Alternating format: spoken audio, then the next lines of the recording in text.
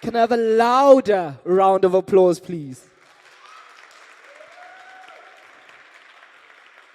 That is still very lukewarm. I got dressed up for you. A louder round of applause. That's what I'm talking about. Good morning, everybody. As was said, as Nono said, I'm Came Deeper. I'm an event host. Trust you me, you and I, on day 3, we're going to be having ourselves a good old time. The reason why I'm using this hand, because I'm right-handed. I hurt myself last weekend, but one thing about me, I will show up. And let this weekend, if anything, let this be a takeaway from this weekend. Show up. This weekend was created for you and I, and the most important thing is, like you all did, was to show up this morning for day 3. So for that, give you guys a lovely and a very loud round of applause.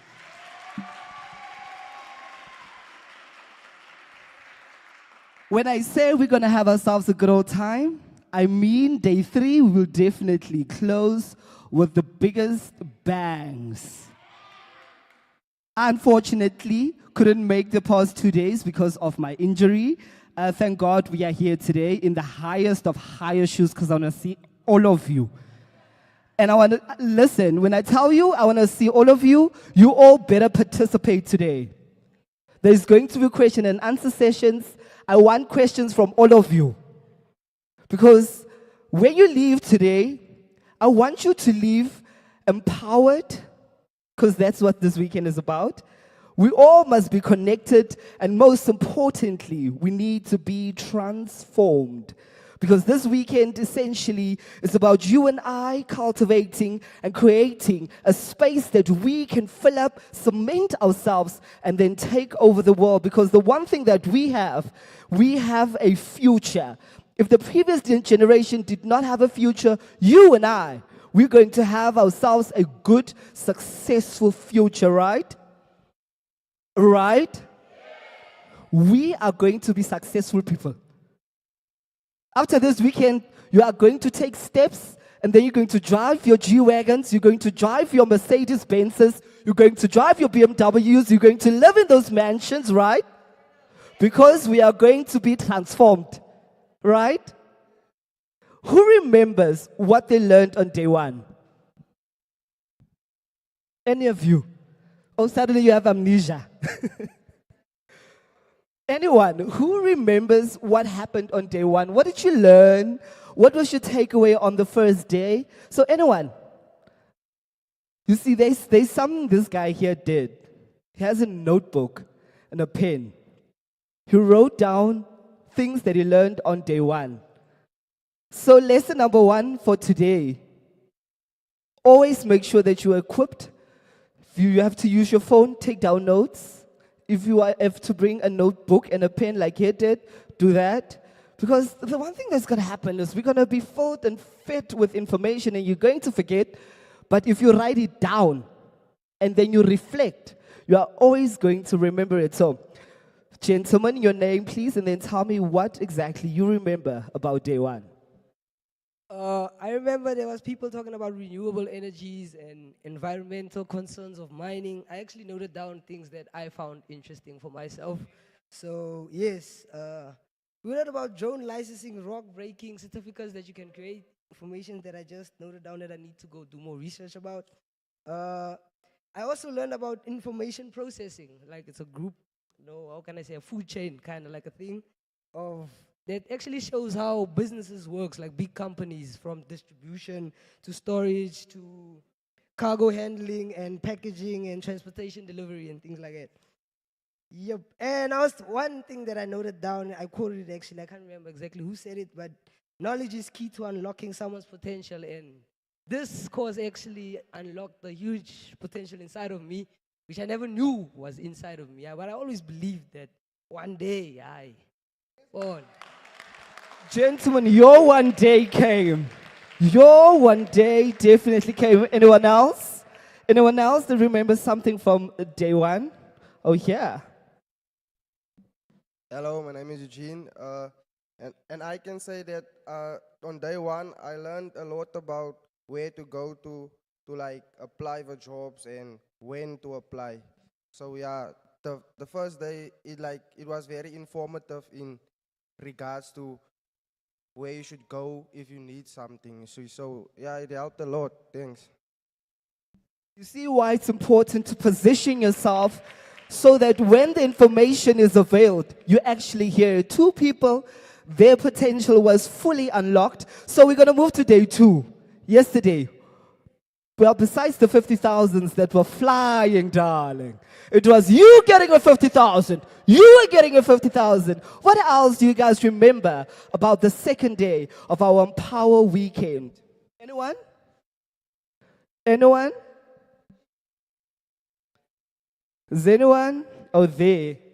I'm going to come to you, my darling.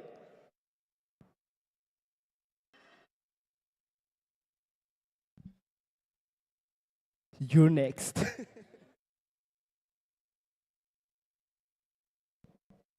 Okay. What I've learned about yesterday is, okay. I'll start from day one. Day one, I was excited, although I didn't get what I was wanting to come here. I But day two, it was more awesome because I I got what I wanted, and yeah, I am satisfied, and I hope that even today it will be much more better, and I am very much equipped with the information I got, and I am satisfied, and I think I can use the information. I can make a great impact. It made a great impact in my life also. Another young person whose future has been unlocked. Thank you to Tita Empower Youth Weekend. Ladies and gentlemen, today you are going to learn so much more. It's going to add onto the information that you have already learned. Let's formally start our program today. It's going to be a very interesting one. You and I, after today, when you pass me in the street, you're like, "Oh, my chummy, day 3 was fun." So I want you to be comfortable. I want you to relax. I want you to not be afraid to ask any questions. The one thing that I learned in school was that there is no such thing as a dumb question. Somebody might be sitting there with the exact same question, but too scared to ask, and you might be the person that gets that person that answer. So do not be shy. Sit back, relax.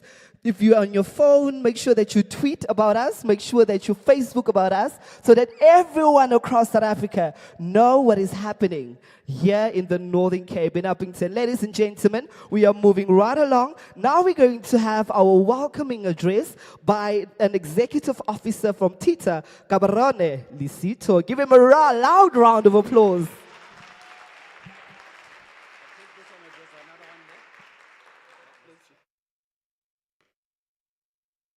Not gonna fall. Yes, thank you so much. Okay, good morning once again. Goeiemorgen, everybody. All right.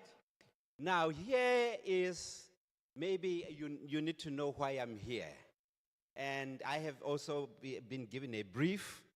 Just like yesterday, I was told to be here for 4 minutes, and I took about 3.5 minutes. So I was given 20 minutes to be here today. But then I came in, I'm listening to everybody speak, and I'm thinking, these people are talking about the things that I'm supposed to talk about. Because I'm here to reflect on the 2 days that we spent here.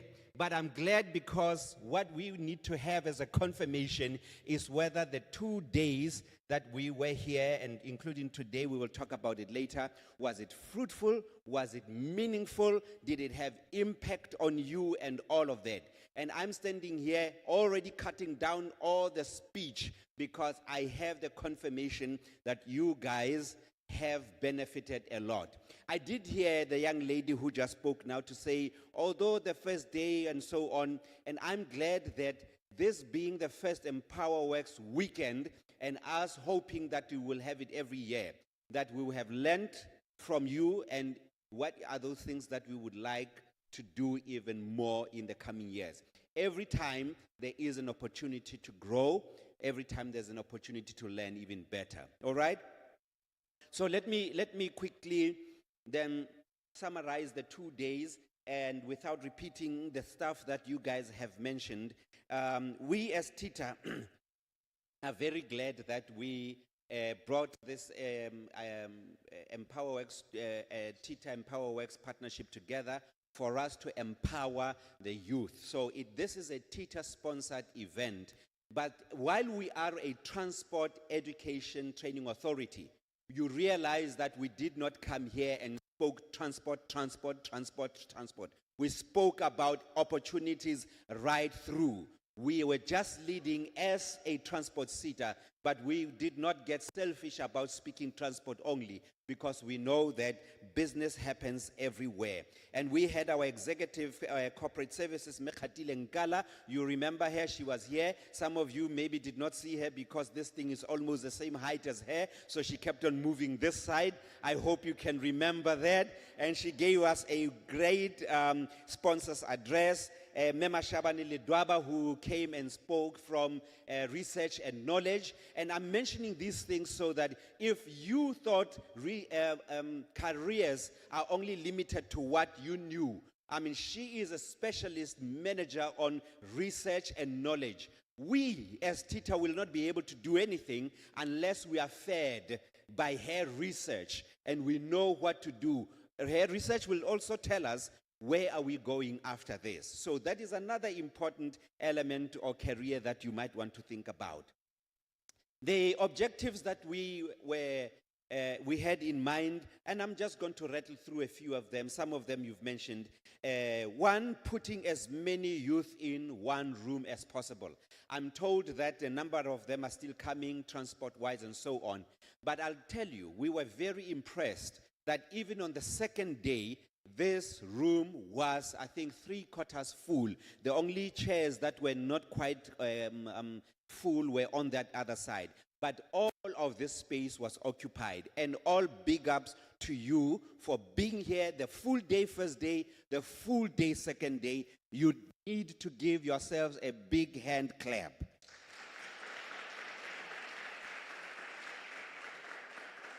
Now, here's another great thing that happened here. I'm sure you realize that you might have gone to a number of youth, either conventions or meetings and all of that. But this was meaningful in at least one big way. That business was here, youth was here, and this was not just talking. Business were connected with the youth. And this is what you guys are going away with. If you are not going to make sure that by the end of today, you have connected yourself to any other business that was here, tips that were given. The biggest aim here was to make sure that the youth with an employment that is so high, you are connected with business people and giving real and meaningful business opportunities. We are going to talk about that later on. Let us move on. But I saw the mayor was here earlier on in the morning. We were having tea with her. I wish she was here, but if somebody can please send a message back to her. Let me tell you something. ZF Mgau as a district municipality and maybe Northern Cape broadly. I have not seen any 3-day event where a mayor comes and sits and participates from the first hour to the last hour for the 2 days up to now, and the third day because I know that she is around. And you need to acknowledge her for that. Many of our politicians, and I'm really saying this on a general note, they appear and they go. They are busy. They appear, hi, speech, and go.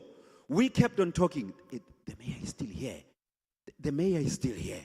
Executive mayor is still here. And she has committed to say, if this is about the youth, because the future is in the youth.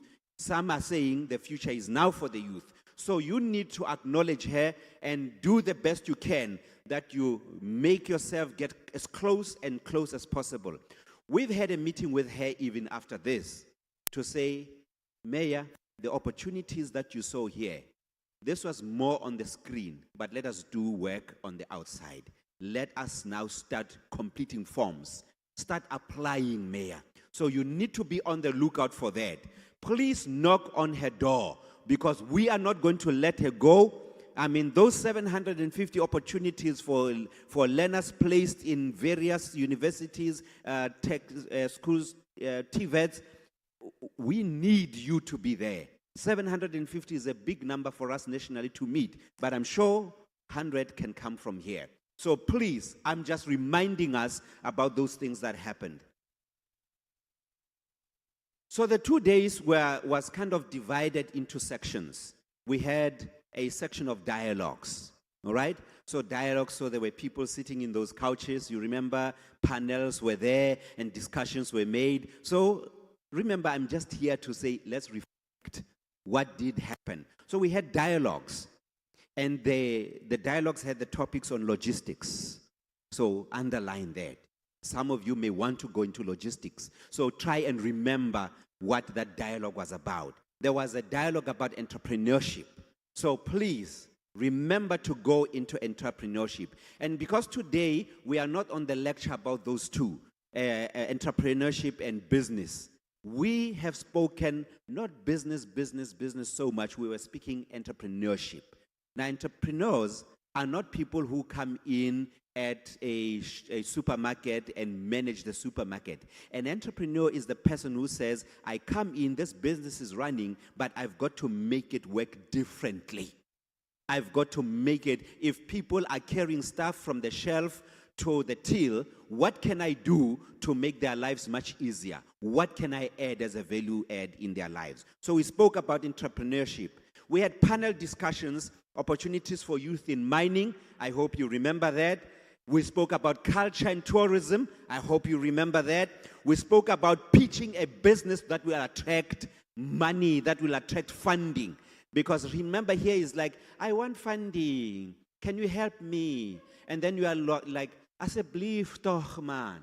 And then we say, no. If you are going to be in business, there's no asseblief toch here. You've got to put your case on the table. You've got to make them believe that if you walk out of there, they have lost an opportunity for funding, so that you turn the things around. You are going there to get the money, but once you are finished, they must feel like, if we don't sponsor this one, we would have lost out an opportunity. That was the part of the panel discussions. And then there was the masterclass portion, empowering tomorrow's entrepreneurs. And these are the people we are talking about. Jobs for youth in the energy sector. You remember there was that portion as well. Jobs for youth in the energy sector. And then the business in a box, where Coca-Cola featured.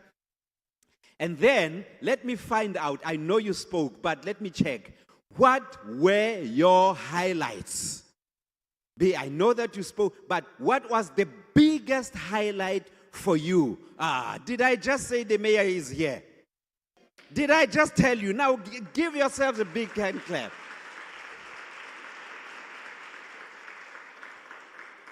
I was just telling them, Mayor, that this is the first time that I've been on an event, let alone 3 days, that the mayor would be present every day throughout. So I'm not going to repeat what I said, but I made them understand this is a rare privilege, and they need to work as closely as possible with you, because you have committed to us that you are not going to let them go until you see that every youth here grabs every opportunity we have. Thank you so much for being here once again. So now I was asking, give me just one that you believe was the highlight for you. Maybe 3 people. What was your highlight? And I'm ready to take my seat. Yes. Entrepreneurship. Okay? And I don't need you to explain, because that on its own, when you go away, is going to take you far, because you can remember, and that's correct, the theme right through was entrepreneurship. Second, yeah, I see a hand here and I heard a voice here. I'm going to come. Yes, sir. Job opportunities. All right? And this was not a talk shop. We spoke about job opportunities. They were placed here. All right? Remember, we spoke that 25 jobs were given on the platform. 25 jobs were given on the platform. And if I'm looking here and I would ask 25 people to stand, it would be at least 1/4 of the people in the room. That must be something that deserves a big hand clap. All right? And the young lady over there, it's your turn. What is it that was significant for you? There's a mic coming to you.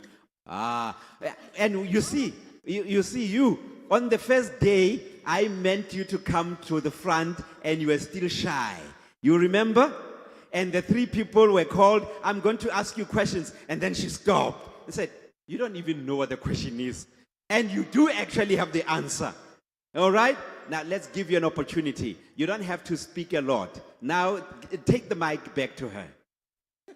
Take the mic back to her. Come on now. Yes. Transport. Exactly. Those are some of the things that we spoke about. And in this place where you have hundreds of kilometers of road connecting between towns, you are not like the Gauteng. Gauteng, I can actually run between one town to another. You can't do it here. So it means transport is key in this place. All right?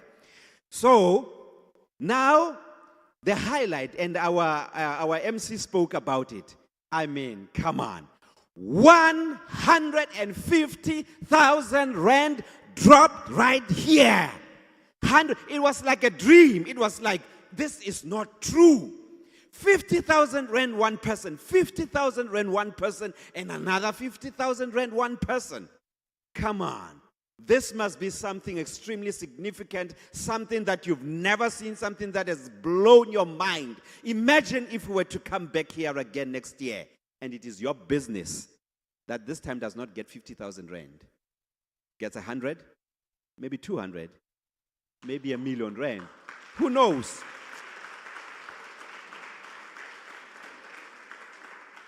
So thank you very much, Master of Ceremonies. I think my time is up for the 20 minutes. I must be at 18 minutes now, so I want to give back the 2 minutes so that I don't take your time. But let's do this. When we came in, we saw people's heads were a little tilted down. Is this one of those? What's going to happen here? But the heads are a little tilted up now. Hopelessness has moved out. People are hopeful, because we were able to show that we are not here to tick the box. We were here to work. So we need you to be as hopeful as you are right now. We have seen you volunteer, and I was impressed particularly by how much I could just lift my hand and the volunteer would run and ask. I mean, there's a volunteer here.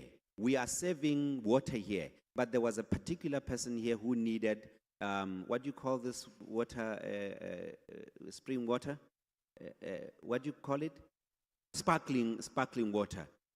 And this young man did not hesitate.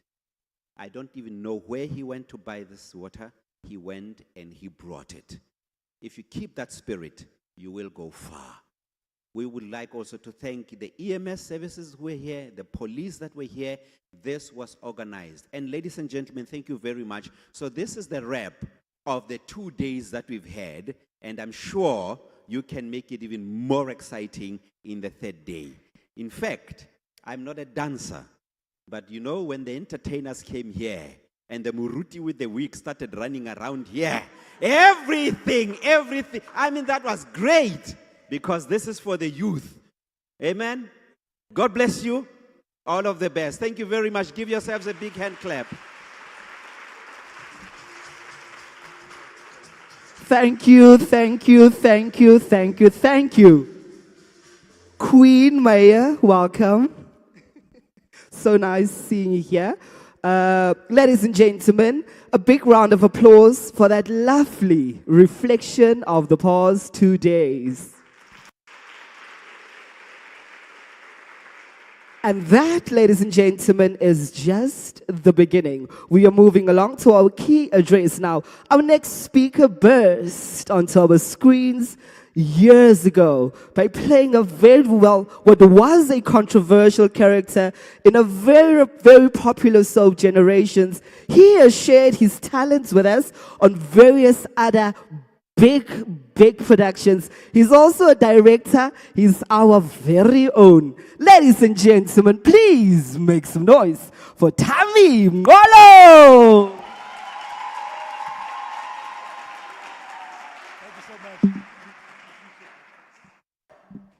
Yo. Hallo. Goedemorgen, hallo, gaan het?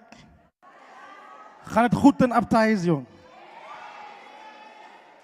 Voor ik beginnen, all protocol observed, as our mayor is here today, I would like to give thanks to, hey, Senzo's a problem. But I'd like to give thanks to our mayor for allowing us the opportunity to have this platform. We'd like to say a very big thank you to Empowa Works for putting together a program that gives so much back to the province. I know, gewoonlijk as goed gebeur in die provincie, gaan het eerst Kimberley toe. As het klaar in Kimberley gebeur het, dan is het klaar. You know, if it comes to Kimberley at all, you know. So we all have the same complaints, but I think it's very important to take note of the privilege that we have with the platform that we've been given here today. I would like to say, first of all, my name is not Senzo. My name is Tamsanga Siluka Zukile Mngolo. But I think it's very important to always remember Senzo. And I'll tell you why. As much as it was a difficult character for me to play, because I'm not gay, you know. Kissing a man every day at work was the toughest thing I've had to do, you know. Stronger. But I think the important part for that, for me, was to make sure that in knowing that I'm an actor, it doesn't matter what character you play. It is about bringing your best foot forward and bringing your best ability forward so that the world may know later on that everything that you are doing is because of fulfilling the potential that you've been given. It's about fulfilling on the talent that the Lord has blessed you with. Because all of the things that we have, those are gifts. The ability to be in this room right now, with the people you are sitting with the influences that have been given to you, with the talks that have happened every day. There are so many other young people who are not here today that do not have this benefit. But with that gift comes a very big responsibility. And what is that responsibility? The responsibility is to take forward what you've been given and make the most of it. Because if you don't do it for yourself, no one will. We can stand here and speak all sorts of beautiful, mooi Engels. Klomp mooi Engels. But what are you going to do with that? It doesn't do anything for you, it doesn't feed you, it doesn't feed your family, it doesn't feed your next generation. There are so many people that have suffered, died, that are not here today. We speak so much about previously disadvantaged. We speak so much about opportunities given in different places. We speak so much about the racial divide between white and black. And this is not a racial argument. I don't want it ever to be, because I don't want you to ever make that your excuse. But we have to acknowledge that that's the truth. What do white people have over us? Apart from the economics of the world, of this country, and everything we have done to get to this place, what those economics has given them is the privilege to have access to information, to have access to opportunities. You can have all the education you want. You can speak the best English you can. If you have no opportunities, you can't do anything with your education. If you have no access to information, you don't know that there are programs that run everywhere where you can apply and get funding. If you don't know those things, you can't do anything with your privilege. You can't do anything with your education. And what does that lead to? Crime, hopelessness, despondency. Coming here with the babalas this morning because last night was nice, you know? So give yourself a big round of applause, number one, for being here today.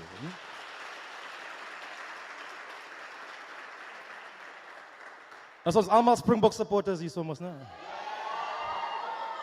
Halala Springboks, halala. Halala Siya Kolisi, halala. And that brings me to my next point. Siya Kolisi stands up as a beacon for so much hope in the country, primarily because of what he has achieved as Springbok captain. And if you look at the history of the Springboks, there was a time when the idea that a black person would ever even go and watch a match, Springboks versus All Blacks, Springboks versus England, was foreign. That would never, ever, ever, ever happen. The idea that someone of the same skin color as me is now leading that emblem of so much oppression and hate before. If that can happen to one person, through the actions of so many before, why can't that happen for you? What I wanted to touch on today was something called imposter syndrome. And imposter syndrome is something that we need to get into because of the privilege you have right now. Because what's going to happen is, if we all do the little bit that we are asked of, through the access to information that we've been given here this weekend, when you eventually get into those offices and those meetings and those boardrooms, you're going to be sitting around people wearing 50,000 rand suits, driving a R500,000 car. His wrist alone is worth 100,000. And you begin to look at yourself and my goed is mos van Pep. And paar van my goed is van Mr. Price. But you are there and you are looking good and you are present. And you look around you. You think, no man, die mens bly mos in Sandton. Die mens bly in Monument Heights daar in Kimberley. Ek is van Pabalelo hier. Wie is ek? And what do? You dim your light. You keep quiet and tell yourself, ek gaan net luister. Ek wil eers sien wat gaan aan. You're in for a shock. Because there's no space for being shy in those places. There's no space for holding yourself back to say one day someone will see my light for me. If you don't bring yourself forward, if you don't show what you are capable of, no one's going to come and have a private conversation with you and ask, Tami, wat gaan aan? I know you have better in you, do more. That's a privilege you have in school. That's a privilege you maybe have as you college to gaan, or miskien university too, if you have that privilege. Maybe someone will speak to you there. In corporate and big money, the bigger the money, the more people don't care. If you have nothing to contribute to what is here on the table, then maybe the next time we have a meeting, you are not going to be there. You think your silence is going to make people think you have nice respect and whatnot. Volgende keer as het weer gebeur, dan word jy weer ge-invite. When I left Kimberley, matric, I'm not going to tell you when, but it's lang al. When I left Kimberley and went to Wits University, my parents were shocked. They wanted me to do law, they wanted me to do psychology. Toe sê ek mos skelm. Toe apply ek vir alles, but the first one that responded was dramatic arts. Sê ek vir hulle nee, die ander twee het nee gesê, so ek gaan nou dramatic arts gaan doen. So I got to university, and for that entire first year, I was shy. The only thing in the back of my mind was that I'm a Kimberley boy. Because ek 'n Galeshewe boy wat niks ken hier rondie, so wil eers check. I don't see what gaan aan eers. Carried on with my life that way. Come to the end of the year. Marks have been given out. Those that have done well are being given little prizes here and there. And some of those prizes are TV work in productions that are happening at that time. Hoe smaak die ene? Ek is nou jaloers. Because I'm looking at these ones that I compete with in class. En ek sê, ek is aan beter as die ene. When he steps on that stage, ek kan hom shake. But whose fault is it?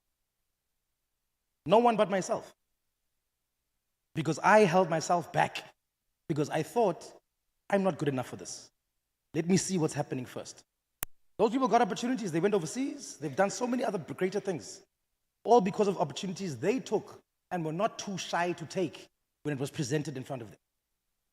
There's a saying that says, stay ready so you don't have to get ready. And what does staying ready means? It means applying yourself and keeping all the information you need at your beck and call, so that the moment you are asked, you are able to respond. So what did I do my second year? My second year, I applied, I auditioned for everything I possibly could. And there were a lot of no's, but there were a lot of yeses also. Because the point in life is not to get everything that you get from here today, go to your first job interview or application for funding when you try next week or a week from now, and they say no, and you say, well, I tried. You can't give up the first time. That's not what life is. Life is a bunch of no's, and eventually getting that one yes that's your pop for life. Because if you get a bunch of no's for a 2,000 rand job and a 5,000 rand job and a 20,000 rand job, but after your 16th attempt, someone says to you, here's 180,000. Is it not worthwhile to all of those? How many auditions have I been to, even to this day, where I wanted a role? As you mentioned, TV, and starting TV, I'm like, I don't want to see them. Because I was at that audition. But many years later, God knows what He has in store for you. Because there came an iconic role called Senzo on Generations that, to me, to this day, I might get irritated that people don't call me Tami when they see me in the street. But the fact that there's acknowledgement, ooh, that's Senzo, it means I did a damn good job with what I did over there. Yeah? And that's the important part. If you are going to leave a lasting legacy in anything, you have to allow yourself to step out of your comfort zone. You have to allow yourself to walk into spaces where it feels like I don't belong here. Where you walk into a room and it's just white people. But waar begin ek nou? No, that's not your business. You say good morning and you carry on with what your program is for the rest of that day. Because if you have something valuable to impart, it will show in your work. It will show in your actions. The biggest rewards in this life that we live are not given to shy people. The biggest rewards in this life are not the people that are sitting at home right now that knew about this program that didn't come. The least you have done is made the effort to say, ek wil gaan luister. Ek wil gaan hoor. And it takes those small steps, a little bit, day by day. When you add on to this information, with going through everything you've been asked to do over here in this past 2 days, and you add on to your arsenal of things. Because that's what life is. You take a little bit of training over here, you take a little bit of experience over there, you combine those things, and you find your true passion and calling, and you find your ways to make money from that true passion and calling. The job world is very difficult for everybody, from actors to artisans to street workers to those in retail. The job market is difficult in South Africa. In fact, in the world right now. We're not the only ones with these problems. I know it feels like it when you are sitting here. But the problems in the job market are everywhere. If you're not going to create for yourself, as in become an entrepreneur, as in become an inspiration to others through what you are able to achieve, you're probably not going to get rich. Do you want to stay at a place where things are just affordable for the rest of your life? Sometimes that's a privilege, right? Sometimes you want to get to just that. But the truth about life is we all have ambition. I remember when I first got my first jobs. And at the time, it was something like 1.8 for the month. But for a 21-year-old, I stomzak. I told myself, if I can get to a place where I just get 2.5. Net 2.5 per month, I'm going to be all right. By the time you get to that 2.5 near man, miskien so 5,000. As I got 5,000 kan kry, I kry die phone, dan kry jy nuwe tekkies, kry jy nuwe plek, né? That's correct. But that's how life is. Once you get to one level, and that becomes your new normal, you want to ascend. You want to get to that next level. Jy moet nooit 'n ryk mens vir geld vra nie. Jy gaan sê jy het nie geld nie. And you don't understand how. You don't understand because for you, hy ry 'n mooi kar, hy bly in 'n mooi huis. As hy nou spurt toe gaan, hy betaal self die bil. But his problems are far bigger than yours in his world. Because how much is his bond in that beautiful house? How much is his monthly payment on that BMW, his and his wife's? How much is that flight ticket that he's using every month? So those things are budgeted for. As jy vir hom nou kom vra vir 500 rand of 1,000 rand, ja, daar is 1,000 rand iewers. But it's got better uses because his kids have to go to these places that he's going to. So hy het 1,000 rand vir jou nie, maar hy het 1,000 rand. Can you blame them? It's about you reaching that level for yourself and reaching a point where you are able to say, how am I transcending from this place here? But if you're going to look at yourself as just a little person from Uppington in the Northern Cape, in South Africa, if you don't believe that that can happen, no one's going to make that happen for you. No one's going to believe for you. I still have ambitions to do far greater things. But to someone that comes from my home province, that comes from my streets, they look at me and say, "Ek wil soos hy wees." And that's a privilege. And that comes with a huge responsibility. What you need to realize is there's someone looking up to you right now. Even though you might not see it, there's someone that looks to your life and says, as ek soos Boeta kan wees, then I can be something in this life. That responsibility is something you take forward for the rest of your life. You are an ambassador for your family. You are an ambassador for your parents, for all of those people that have done their utmost to raise you and get you to this point. This is not to scare you. Don't let this get in your head and say, the problem van die lewe is te veel. This is to tell you that everything is possible through the opportunities that we are given. And never ever put yourself in a position where you dim your own light and don't take up the space that's been offered to you. Because this is what this weekend is entitled to do. Thank you very much for your time.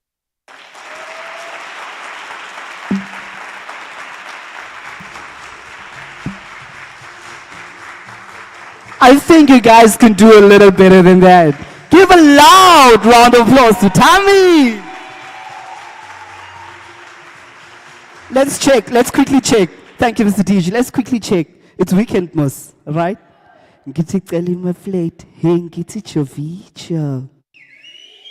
Ah, it's weekend. Ladies and gentlemen, did you guys listen? You listened, right? Now I want to hear from you. Because one thing that we love doing is we love looking at people talk and hearing them, but not understanding what they're saying. Because that was a very important message in there. Now I want to know from you guys, just one thing that you can remember from Tammy's speech. Just one thing. Anyone? We'll start here and then we'll go there. Is there somebody at the back? I'd kind of say in my own words, like, never be discouraged about what anybody thinks about you, regardless of what. You should just chase what you want, and you should know what you want. And move yourself or have a drive in you that's going to drive you towards what you want to do in life to achieve what you actually want for your future, regardless of who or what says. And other than that, when he talked about you can't just go up to someone and ask them 1,000 rand and expect 1,000 rand if you don't know the value of money. And that person will understand, why would this guy come to me and ask 1,000 rand? Why can't he go out and work? That shows that person who owns that money to see, this guy doesn't know the value of money. He won't know. I can give him 1,000 rand now, by tomorrow he'll have nothing because he doesn't know the value of money. Yes. Thank you so much. There was a lady here. If you know the value of money, there's so much that you can do with it, but without knowing the value, you won't be able to use it in the ways or purposes that you're meant. So use your money wisely and never rely on anyone to help you shine or to let you show who you really are. There's another hand at the back. Thank you so much, my lady.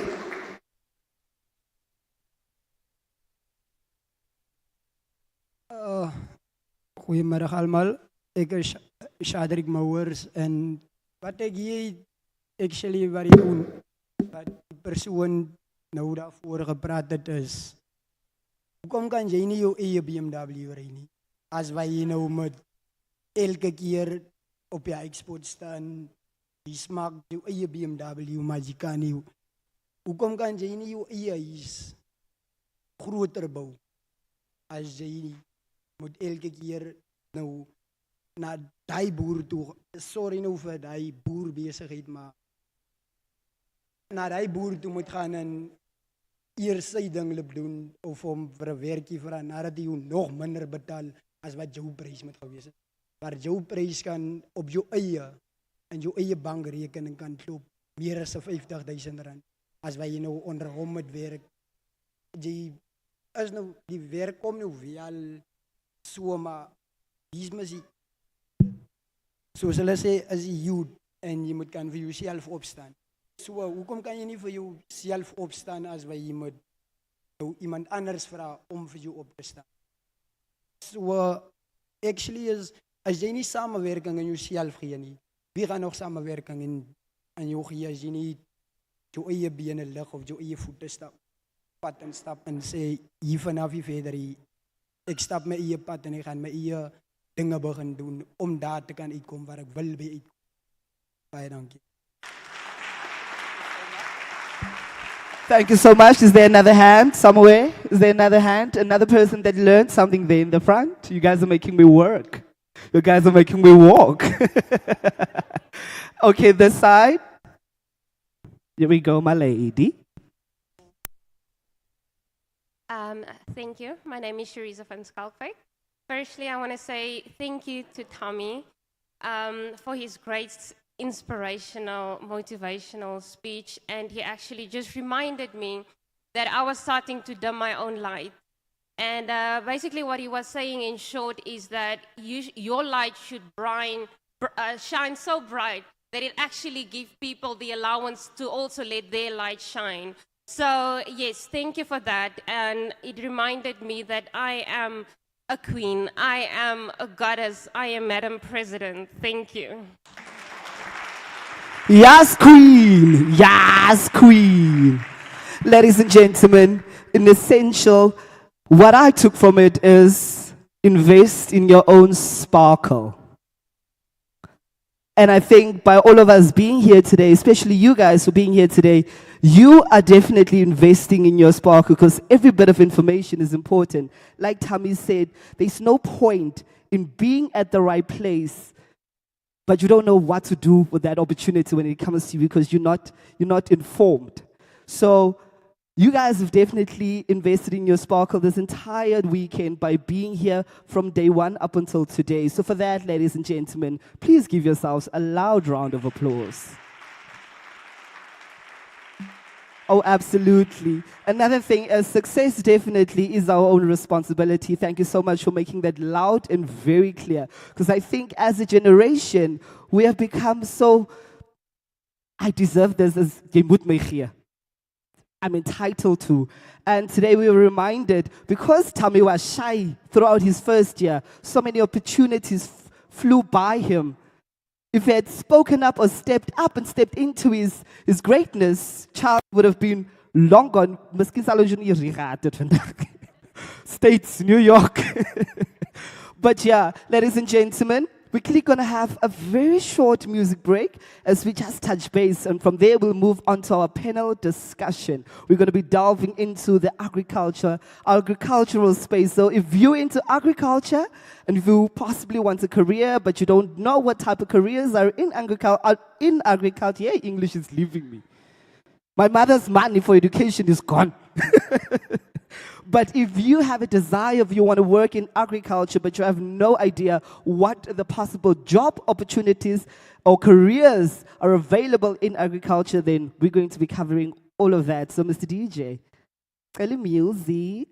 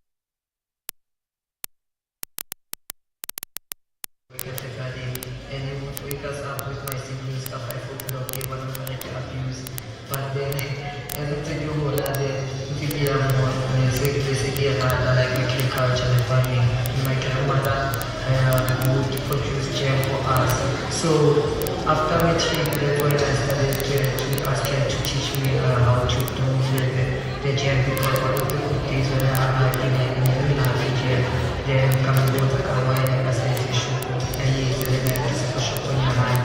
Then she told me, oh, I guess I ate it, and she taught me how to make the jam and the seeds of it. So I improved on it when I took it to our meeting, like followed me, and then I went on the first one, and then using my own method, but I still keeping the recipe the way it was. I came to attend at one point. So when I came to attend, I met those people again, and I was able to be there. Then I updated what I was from which the previous year I met the Dunia thing. So I started to share my story with them, telling them how far I am and then they were impressed. So they once invited me for their session and they also went to 2016. So it was a good session on which it was based on manufacturing. So I had already had the mood to share my story with the people from Soweto, and they even gave me an opportunity to go with them to SABC, of which it was a live interview to shoot, to talk about the event and talk about my products. Also, it was a nice opportunity for me to talk about all the in the big audience of people and get to meet big people who some of them assisted me going further, because sometimes assistance doesn't come in a way of giving. Assistance can come in a way of connecting with another person. The challenges that I had, it was product testing, because most of the people used to tell me, well, you can't get it to make retailers because the product has not been tested and stuff. Then I went to NYDA, so I started to trend on social media, getting a lot of followers and a lot of radio interviews, TV interviews. Then that's when I went to NYDA to attend the business management course. Then during the time that I was attending, I went to Innovation Hub to do the pitching for my own business. Then I got to enter the program at Innovation Hub. So for NYDA, I went to start the business plan. So for Innovation Hub, when I arrived, I was assistant of which the marketing materials, the trainings, the financial management trainings, the food safety trainings, the quality management trainings. So then as they assisted me for Innovation Hub, those trainings, that's when I started to remember, okay, these are the things that I need to do. Product testing, I have to safety in my facility, I have to renovate my facility to follow those standards. So I went on, then Innovation Hub this year they introduced me to Wakanda Food Accelerator. Wakanda, then they started to assist me about how far am I in my business. They also they helped me for the better for my testing. So Sila paid for the payment for SAPS, and the things were the samples were taken for SAPS for testing. Then they paid for the membership for PSA. Then they also assisted me with the barcodes, the GS1 barcodes.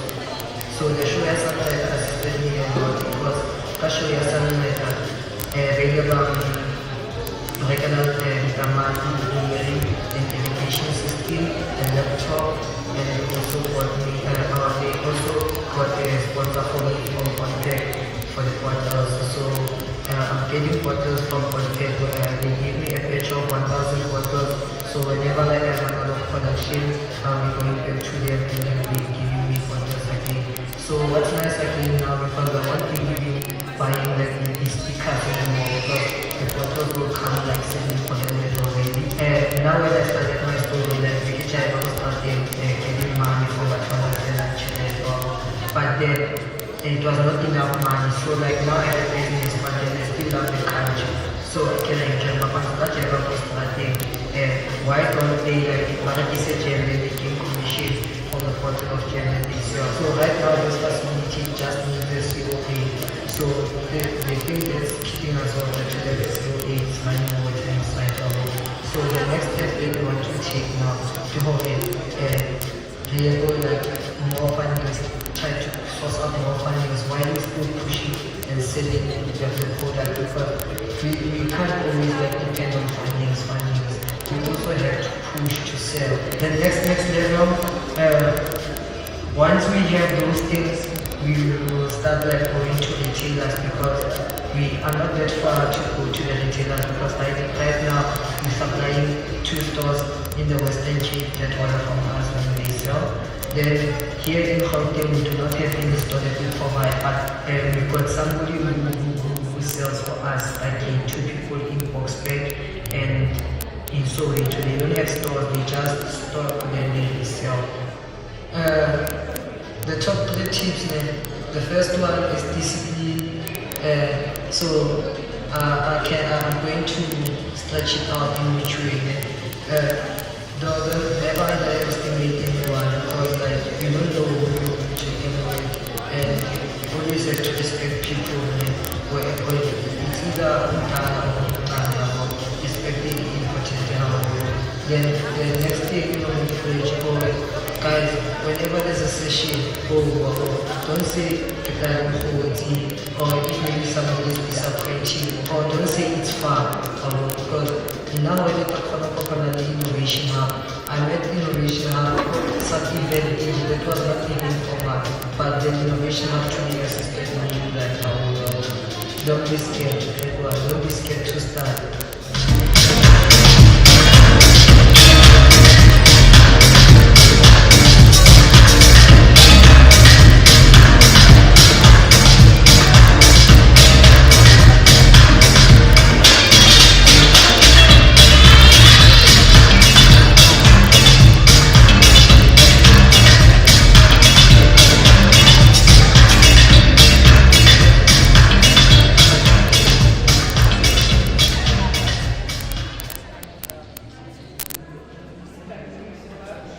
Can I open the sound? Okay. We are getting into our panel discussion right now. So if your friends are outside, come inside because this might be exactly what they need to hear or they want to hear because they might be into agriculture. While you guys do that, remember I told you in the beginning that you must, if you're going to go on your phone, that you must tell everybody that we are here, right? Well, now there's a prize to be won. All you have to do is go into your social media, use the hashtag, that is our official hashtag. It's EYW 2023. The other hashtag is Tita Empowa Youth Weekend. The last hashtag is Inspired, Connect, and Transformed. Use all those 3 hashtags in your post when you let your friends know that you are cooler than them for being here, and you can stand a chance to walk away with a 500 Rand. We all love money, so get posting. Go on your phone and post. The hashtag is EYW 2023. The second hashtag is Tita Empowa Youth Weekend. The last one is Inspired, Connect, and of course, Transformed. Use all those 3 hashtags and you could be 500 Rand richer. Do it for yourself, do it for your pockets. Make sure that you make your pockets grow. Love money, get money, so get on your phone and get that money, right? Right. Ladies and gentlemen, we are moving right along.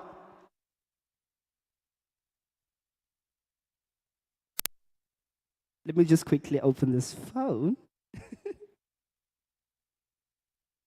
Okay. Like I said, we're getting into our first part of our panel discussion. This one is about agribusiness, career types, and key trends. Now, our very first panelist, who's sitting right here in front looking very dapper, he is Joel Tobias. He's the director at SED Business Solutions. So, ladies and gentlemen, please give him a very warm welcome.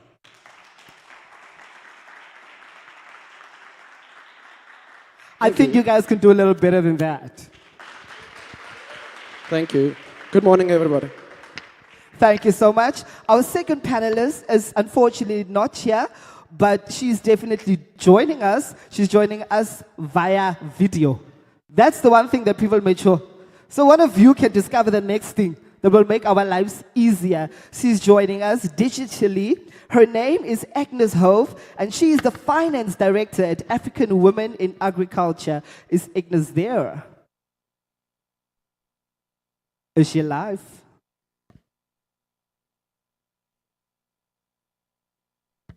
We're just quickly waiting. Oh, there she is. Hi, Agnes. How are you?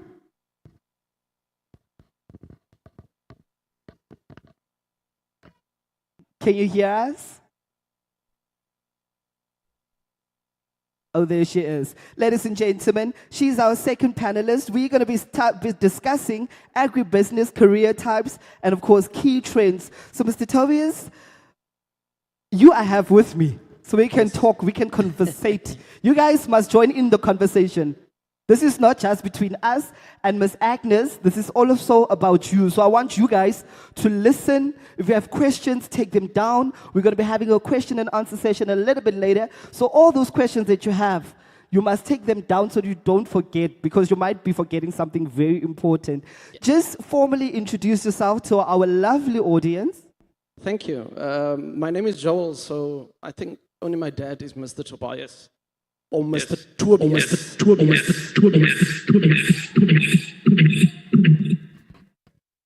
Okay, that's one way to announce it. So I'm actually an accountant by training.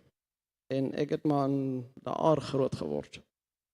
And I ended up in agriculture, so I farm between Kakamas and Kemus. So that's why I came as a farmer today, because this is how we look. So we do table grapes, pecan, raisins. It's a 2,500 hectare farm, and we produce about 293 hectares worth of product. So that's my day job. So I also have some investment in mining. So the difference is, you've got a mining in Daba, it's very lani and very fleshy. When you're in agriculture, it isn't. So that's the one key thing. But we are convinced that purely from a rural point of view, that's really where it is. I mean, most of these guys sitting here grew up in the area, and everybody knows somebody that works in agriculture. So and our reference point is usually a general worker. Somebody that goes, to harvest, somebody that cuts, that's most of the people that we know. So getting into agriculture, when we sometimes do what we call enterprise development, it's at a smaller scale. So you get, for example, guys that buys 100 chicken to produce eggs. That isn't a big business. It takes about 100,000 rand to set up, but it runs for 12 months before you have to replace the animals. There's one project we did in Pofadder. It's about 2,500 hens. So similar, business, but it isn't that complicated. I mean, right now everybody's struggling to get eggs and chicken. So it's a fairly cheaper business to get into. Obviously, at the scale that we are doing it, it's way more intensive, and you need land bank and the IDC to finance it. But I think there's a space for everybody in it, from the smallest guy to the biggest guy. So one of the projects that we're running is somebody that has 1 hectare worth of water rights, but he uses that water to plant lucerne, and he uses the lucerne to feed his animals. So it all depends, I think, where you end up, in the industry and in the scale. But more importantly, you need a passion for it, because, it's not that profitable. But if you do it right industry, right focus, right scale, it can be. So I think that's really the crux of it. It's, I suppose, like most other things in life, you don't accidentally, end up in certain things. You either need to have done it or want to do it, and because it really gets hard. So you need to drive it, and, like our previous speaker said, a lot of people will tell you no, and they keep telling me no. I mean, as I'm sitting here, like I said, I'm an accountant, I have a master's degree, but still, you walk into a boardroom and people are just like, no. But I think build your partnerships, build your presence, industry, and that's kind of how, we are making it work for us. Thank you so much. Do we have Miss Agnes back? Do we have her back?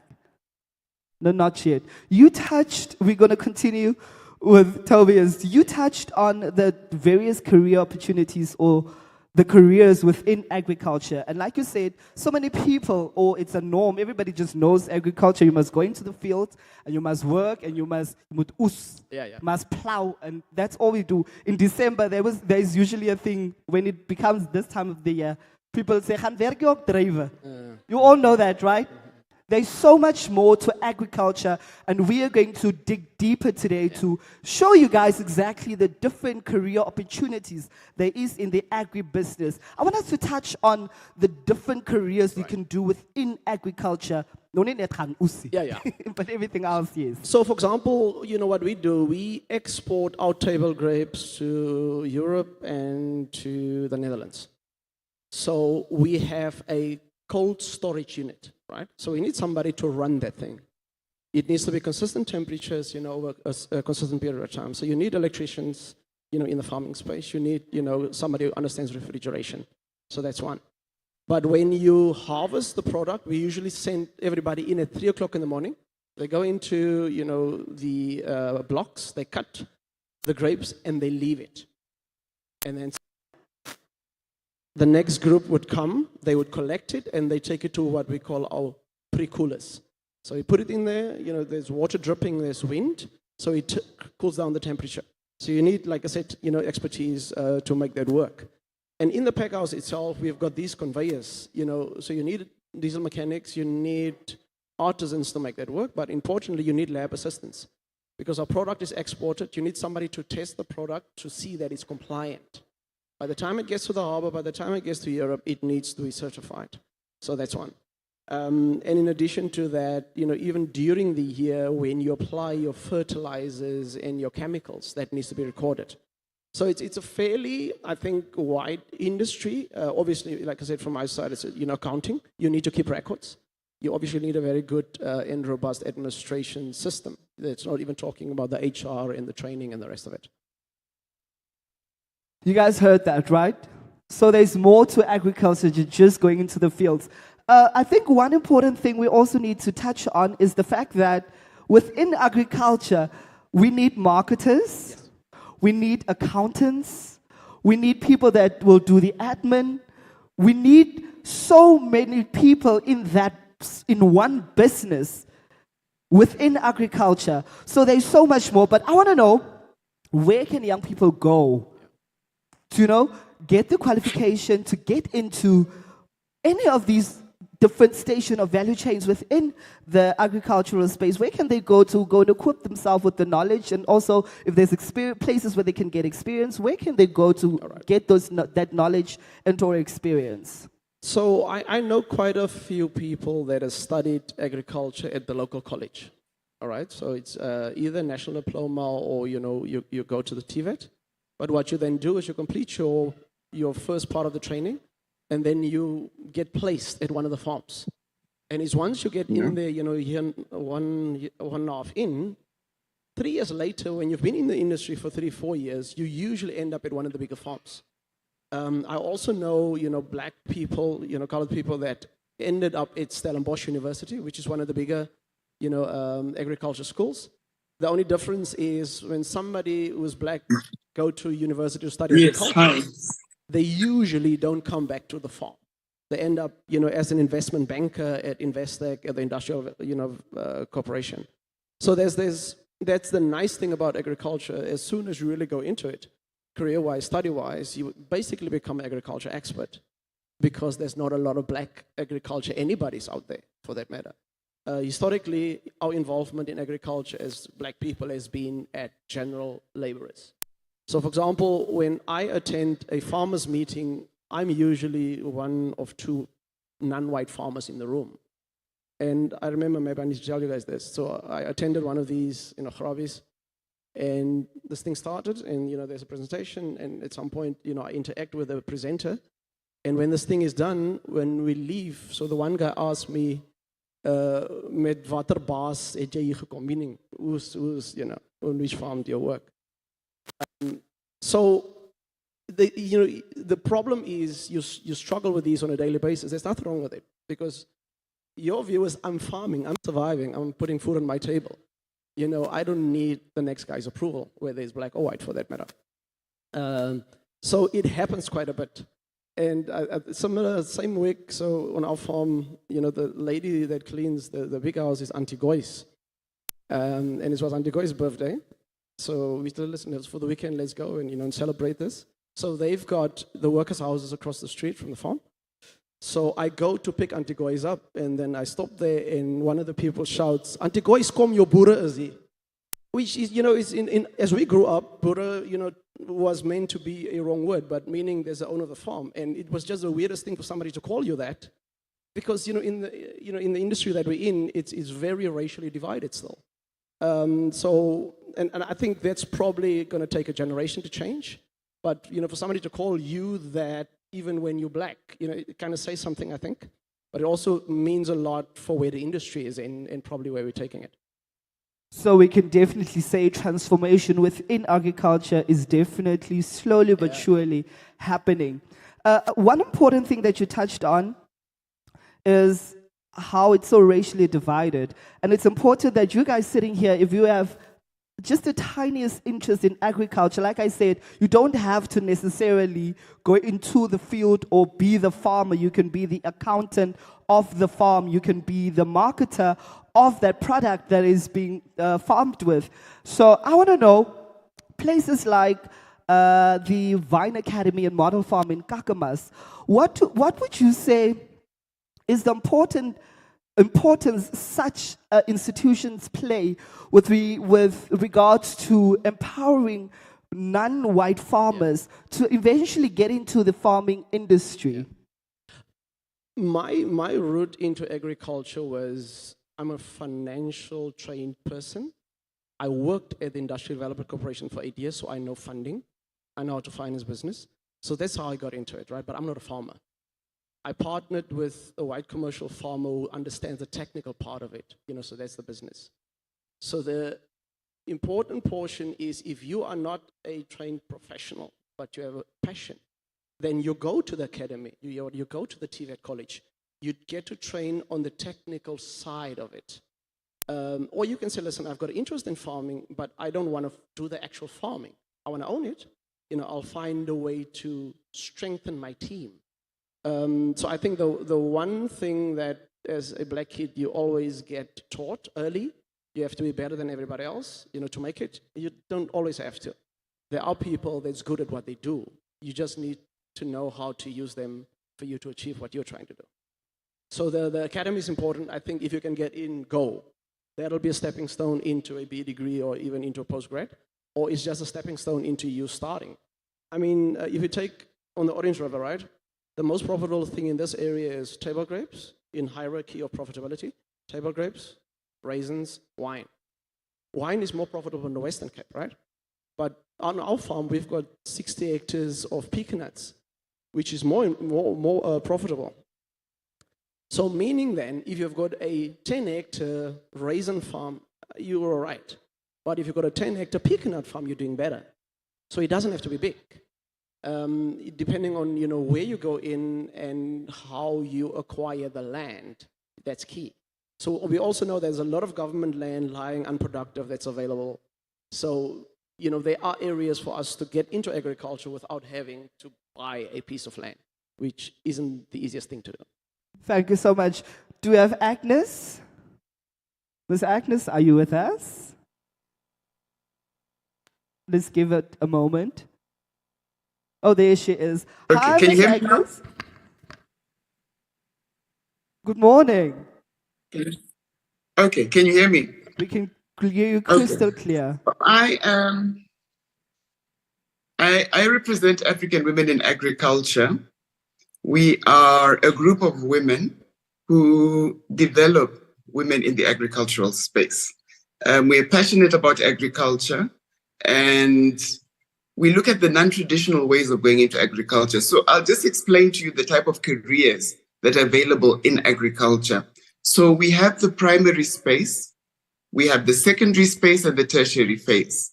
And then we also, I didn't listen to the previous speaker, so I'm not, maybe if I'm repeating what he said, I hope I'm also reinforcing some of the concepts that he's shared with you. So the primary space is where you actually farm. So your gardening, your primary production, So where you go in and you farm your vegetables, your fruit, your grapes for wine, whatever it is, the primary production, which is very hard, labor intensive.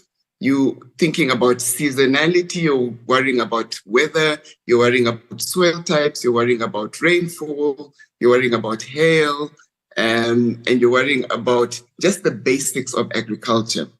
Secondary side is the transporting or the aggregation. So these are people who come and collect your produce and take it to the market. So whether it's a transporter, an aggregator, and in this space also you have people who sell tractors, tools that allow you to produce. So people who sell irrigation systems, people who sell solar at the moment, boreholes, all the things, the fertilizers, all the things that allow you to succeed as a farmer are in the secondary phase of agriculture. Then the tertiary is the people who create produce or products from what you farm. So it's the people who, from the basic level, will make achas, amagwinya at the basis levels, but those who also make flour, mealie meal, who create foods that go into the Pick and Pays, the ShopRites, and the supermarkets that we buy and consume. So there's space at all three levels, depending on what your passion is and what your interests are. But these are underpinned by accountants, by bankers. So if you think about agriculture as an area, and what speciality do you need? So as a banker, you need to understand the farmer. So it's not just any banker that will understand how farming works. Farming is seasonal. Farming has got specifics in terms of there's certain times when you need a lot of capital, and when you make your money, you don't make money until your next harvest. So how do you keep your operations going? So it needs a bit of fancy financial footwork for you to ensure that you're able to keep your business going. Farming, whether it's primary, secondary, tertiary, is a business. You need to be an entrepreneur. So a lot of us think that, oh, the farmer, oh gosh, all he knows is how to dig and how to water. He doesn't know anything about business. But business skills are critical because I need to ensure that I have enough seed at the beginning of planting season. I need to be able to make sure. Oh, we unfortunately have lost my Agnes, and I was getting into it. Who else was getting deep into it? So interesting. Back to you, Tobias, as I hope the technical team is trying to get my Agnes back. I want us to move on to, we all know farming needs to be sustainable because of the changing environment and stuff like that. What would you say our young people need to bring to the table their innovative ideas? Why is it so important for them to really think outside of the box, to come and help us make farming sustainable? I think the critical thing about young people is, one, everything needs to be quick. It needs to be now. It needs to be, I almost want to say, IT related. It's not like, we're farming with the old tractors, back in the old days. So one of the things that we found with the younger people trying to enter the agriculture industry, it is smaller. There's more agro-processing. So, for example, there's one project we did in Boshoff where we turned shipping containers, 3 shipping containers, into a chip factory, where you take the potatoes, you slice it, you pre-cook it, the entire thing. It was about 1.5 million rand. But it's a cooperative of 6 youth, and they're selling their product to the local market as pre-cooked wholesale product to the restaurants, in the catering industry. So it doesn't take that much money to actually get in there, whether it's primary processing or even on the final prepared product side. And I think that's really what young people do, because if you think about it, the older folk, they wouldn't even want to think of doing something like that. But young people are like, we want to do this. We don't have a big building, but we have the passion to get it done if we can get the support and the money. And I think that's one of the things we pick up with younger people going into the industry. I want to stop here quickly before we move on. Is there any of you that have a question? You guys are awfully quiet. Oh, there's a question. Can we have a microphone here? Is there no additional microphone? Okay, fine. I'll move with mine.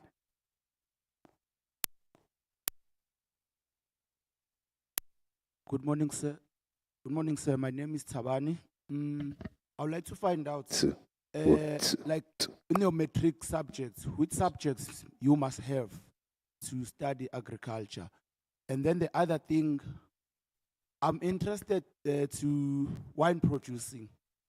I'm in the tourism industry. I'm working for tourism, but I'm interested also in producing wine. Yeah. So where can I do that course of producing wine, or what must I do if I would like to do that to producing wine?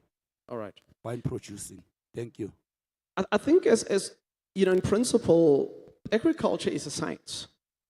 And you need to understand soil types and the rest of it. So they usually require you to at least have maths, you know, and science as a beginning. But wine production, University of Stellenbosch is very good at it because it's a wine industry. There's a lot of know-how and a lot of training in the area. We have had a very strong history on the Orange River in terms of wine production.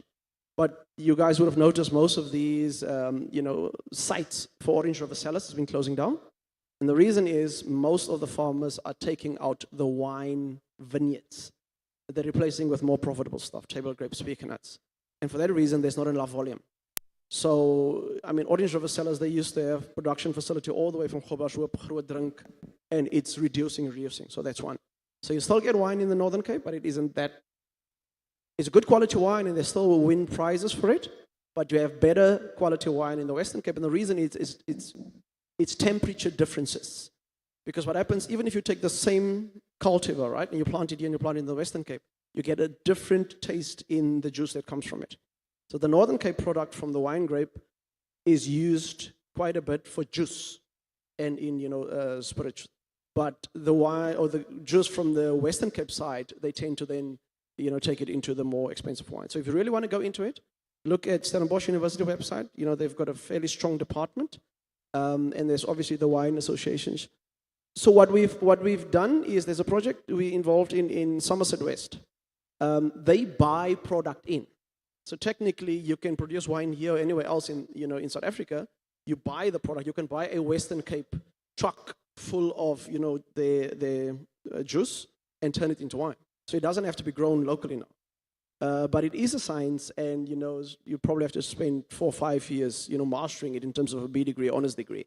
But then you have to get involved as a winemaker at one of these wine farms. It's a very interesting field to be in, and not a lot of black people in it. So if you're interested, I can get you some info, but I'd definitely recommend. It's actually exciting to be in the industry.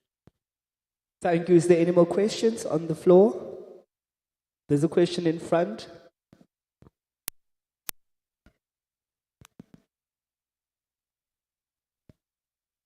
Good day, sir. I actually wanted to ask, what does it take to make the quality of the wine taste more better or unique in a way? So what happens is, back in the day, they used to have these wooden, crates, right? The hout vaat, wat hulle gebruik het. But these days, they use these stainless steel barrels. So depending on the product you want to produce and, the quality of it, there's a certain period of time where it's in the hood and when it's in, the bigger tank. So depending on whether you do a red wine or white wine, it kind of transfers between the oaks and the barrels, and depending on the taste that you want, the different types of barrels, different types of woods, so there's a bit of a science behind it. But they always tell you that the quality of any good wine starts with the quality of the grape. With a good quality grape, good weather, good, processes in terms of chemicals and harvesting, you'll get a good quality juice, and that good quality juice you can turn into good quality wine. But yeah, like I said, it's a very exciting subsection of the industry, but tend to be focused in the Western Cape / area of South Africa. Okay. If you have any more questions, please note them down. We'll be coming right back to those questions. any question, there's no such thing as a dumb question. You might be sitting with the question that your neighbor one needs the answer to. So note them down. We're going to continue. Mr. Joel, I want to know, in the context of agri-tech and digital innovations transforming agriculture, what digital skills and technological knowledge are essential for young people aspiring to work in agribusiness? And of course, how can they stay updated with the latest advancements to remain competitive in the job market? So most farming enterprises are highly integrated to begin with. When people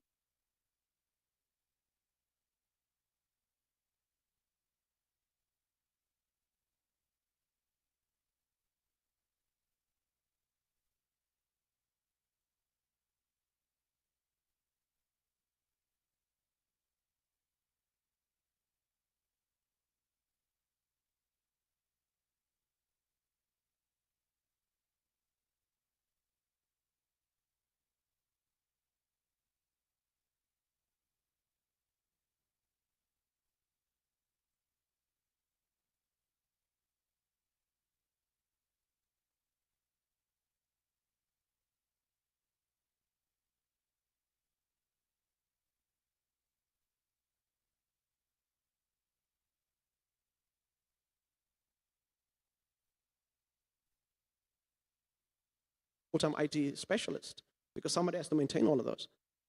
So I think gone are the days when agriculture was, very manual and very basic. It just has gone into a space where, it's just entirely digital. So we harvest the product, we pack it. In the packet itself, right, in the box, there's a measurement tool in the box that even if we put it into the shipping container, I can stand outside of it and I can measure the temperature inside. So I can sit in my office and then I know the shipping containers now left Cape Town Harbor. I can track it. So by the time it gets to the UK, I know this is a week later, right? And usually what happens is the buyer on the other side would open it, and if there's complaint about the product, you say no. But there's a record of the complete cold chain, for its entirety. So it was born out of having to keep complete record to get the product to the market, but also from my operational point of view is if I know where the efficiencies lie in production cost, in cold storage, in quality. So that's for you to manage the product. There's no use. For example, my harvest period in our farm starts end of November. So all my products are in Europe by the time Christmas comes. And then most of the guys go home. They come in January when we start with, with the raisins. So that can only happen if everything happens. So the last thing I want is before Christmas, somebody in Europe tells me, yeah, we opened the crate, and all the, the grapes has gone bad. Because it also happens when it's moisture in it. So it's fairly technical. So there's definitely opportunity for IT specialists, like I said, refrigeration specialists, because it's part of the entire process. Thank you so much. My Agnes is back. Agnes, you there? Oh, there she is. We lost you for a bit, but welcome back. You can continue. Okay, the sound's not very good. I'm not sure. Can you hear me? We can hear you. Okay. This is, we're supposed to use technology to make our lives better, but sometimes technology doesn't work for us. The one thing that I wanted to say, I love the keynote to say, don't dim your own light. And in agriculture, what is your light? It is your knowledge. What do you know? And it doesn't necessarily have to be to do with agriculture. It can be something that is affiliated to agriculture. How can I change the world? We all eat. We need a farmer 3 times a day, every own life. What knowledge do you have? What are you passionate about? What skills can you attain? And where do you get those skills from? And the more, sometimes you think once I go to school and I learn, that's the end of it. But you can continue building on your skills, because your knowledge and your skills are the 2 things that nobody can take away from you. People can take your resources, i.e. your money, your job, but nobody will be able to take your knowledge and your skills away from you. So no matter what it is, if you're passionate about IT and you're passionate about growing flowers in the garden, how do you combine those two to create a career? If you're passionate about cooking, but you're also passionate about growing the stuff that you're cooking, how do you create a career out of that? So use your passions, your light, what makes you special. And I always say to the farmers that we develop, you know, we talk about a cabbage farmer and everybody's like, a cabbage farmer is a cabbage farmer is a cabbage farmer. But when you are a cabbage farmer, what is your special sauce? What makes your cabbage special? What makes your brand of arches special? So for everything that we do, we bring our own uniqueness to it. So when we look at agriculture, you think, oh, it's boring, it's overdone, everybody's in agriculture, it's not glamorous enough. Make it glamorous for you. If you want it to be technical, make it hard. So it's up to you to create your world, to make your light shine.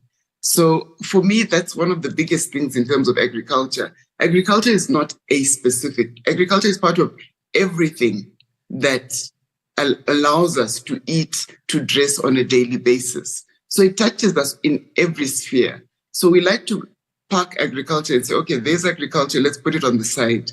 No, it's part of our day-to-day activities. So how can I participate in agriculture? And it's something where the demand never ends. People will always need to eat. So if you're making, I don't know, white t-shirts, at some point, white t-shirts are out of fashion. But people will always need to eat. It's a necessity. It's part of what allows us to survive as the human race. So that's the reason why I'm very passionate about agriculture, as you might see. We grow vegetables. As I said, we develop farmers as well. But we also develop entrepreneurs. And I think before I was cut off, I was talking about how entrepreneurship is so important for agriculture. So you're running a business. So whether it's you're the CEO of your own business. I'm the CEO of Agnes.com. And you're the CEO of your own business. How am I managing that? How am I running that?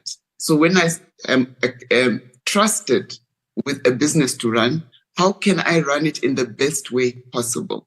And the best way possible means that I'm able to make it profitable. I'm able to pay my workers. I'm able to continue to produce. I'm able to supply my networks. And all those things make it a success.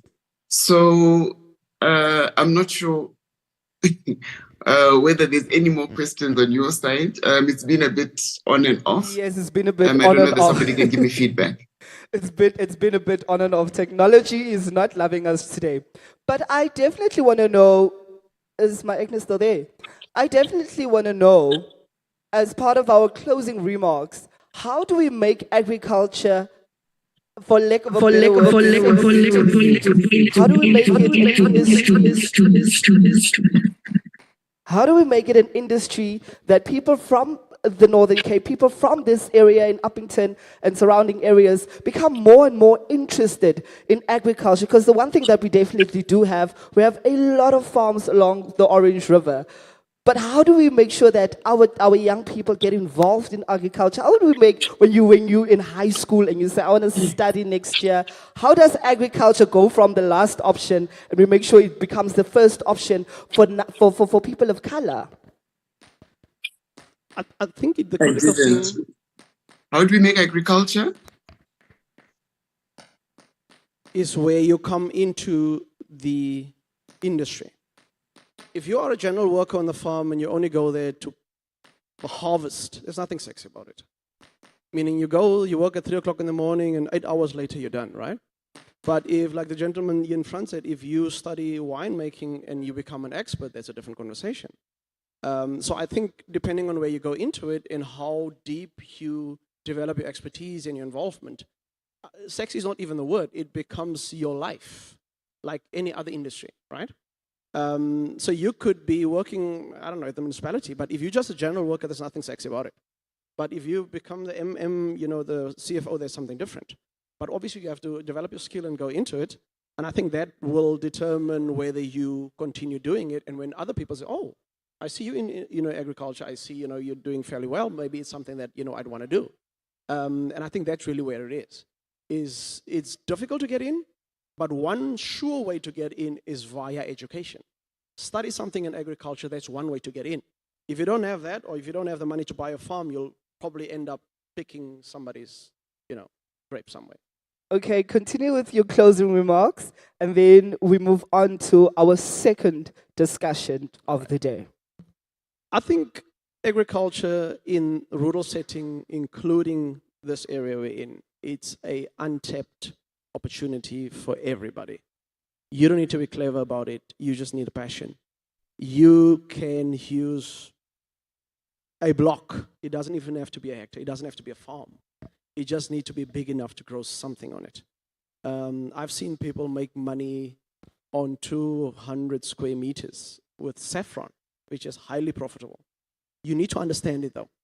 Like I said, I've got a passion for farming and I'm invested in it. I'm not a farmer though, but my partner is.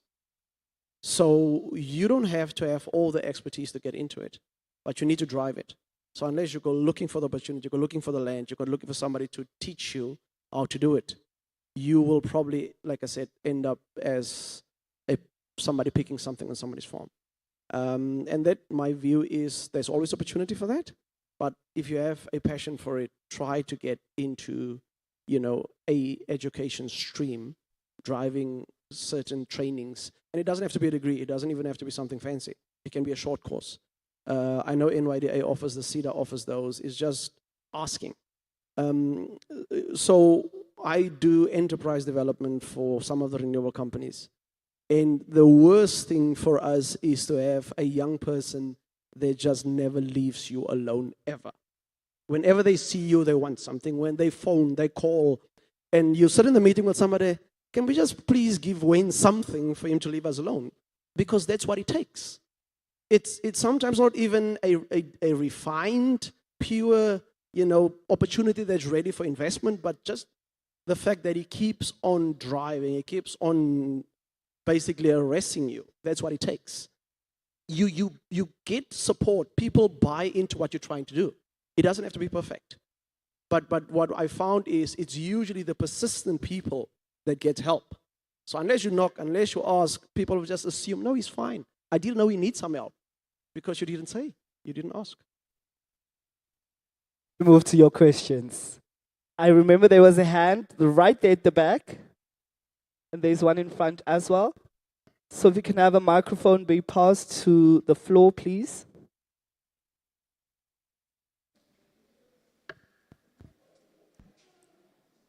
Good morning. Thank you for the opportunity. Sir, I would just like to get into the aspect of land, because if we need to venture into agriculture, it means land need to be available.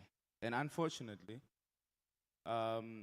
previously I went to the municipality to inquire land, and the answer that we always get is that Dasi Khoronte. You understand? It is frustrating. So I don't know because I know this is an initiative backed by our government, of course, but mostly it is private businesses that is collaborating. So if these private businesses can collaborate with the municipality directly in order to more fiercely try to materialize that initiative to get young people, not really just based on skin color, but young people to get into agriculture, into farming, whatsoever, and then they must make land available. We can't find ourselves having an idea, but whenever there is something that we have to do, there is no opportunity in terms of land. Thank you, sir. Reply? Okay. I agree with you, totally. It all depends what you want to do, though. If you say, listen, you want to irrigate, you need water, then you need land with water to begin with. If you say, listen, I need a piece of land to set up a coop to keep hens, chicken, it's something different. So government, all spheres of government are sitting with the bigger part of South African, land. So I agree with you. It starts at municipality. at the provincial level, rural department, agriculture, public works. They sit with most of the land. Every municipality has a complete register of what's happening in their area. And whether they have it or not, something different, they should. And you are legally entitled to apply for those. You don't necessarily get it, but you can apply. And the municipality government has to take you through the process. It's what they call an unsolicited bid, for some of the properties. So the process has to be a public participation. And then in the end, it goes to council where they say, listen, yes or no, you get your land or not. I mean, we've been through some of those. Alternatively, you can approach the National Empowerment Fund. They've got a structure where you can acquire land with a proportion of grant funding. You can go to the IDC, Industrial Development Corporation. They can assist you with it. SIFA, Small Enterprise Finance Agency, they can also do it. But it all depends what you want to do. The critical thing is, whatever the farming that you go into, for them to buy a piece of land has to produce a return in a certain expected period. So for example, peanuts, like I was referring earlier to, it's a 10-year cycle. If I plant peanuts now, I break even in year 13. My first full harvest is in year 10. It's difficult to finance peanuts from a zero base. Grapes, first 50% harvest is in year 3, you're in full production in year 4. There's all kinds of grapes. Dates, dardles, 10 years cycle. So that's why I'm saying it depends what you want to do. Lucerne, it's a cash crop, but you plant it, it grows for 5 years, right? So the nice thing about Lucerne, you plant it now, by the year end, you're in full production, you can harvest it. So it depends what you want to do and how big you want to go. They are reluctant, when I say they, the funders, to buy big pieces of land. It needs to something that will be able to basically repay whatever money you put into it. If it's too big, it doesn't work. You can scale it up. But if it's too small, it doesn't work either, because then you make nothing of it. So there are ways to get into, but I agree with you. Land is the big issue. To get into farming, any type of farming, you need a piece of land, even if it's 1 hectare. There's a question in front.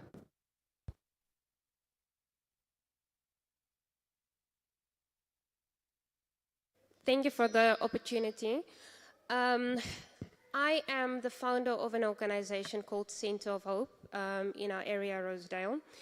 And when I'm in sessions like this, I do not just listen for myself. I listen to take back information and opportunities back to the organization and back to the community.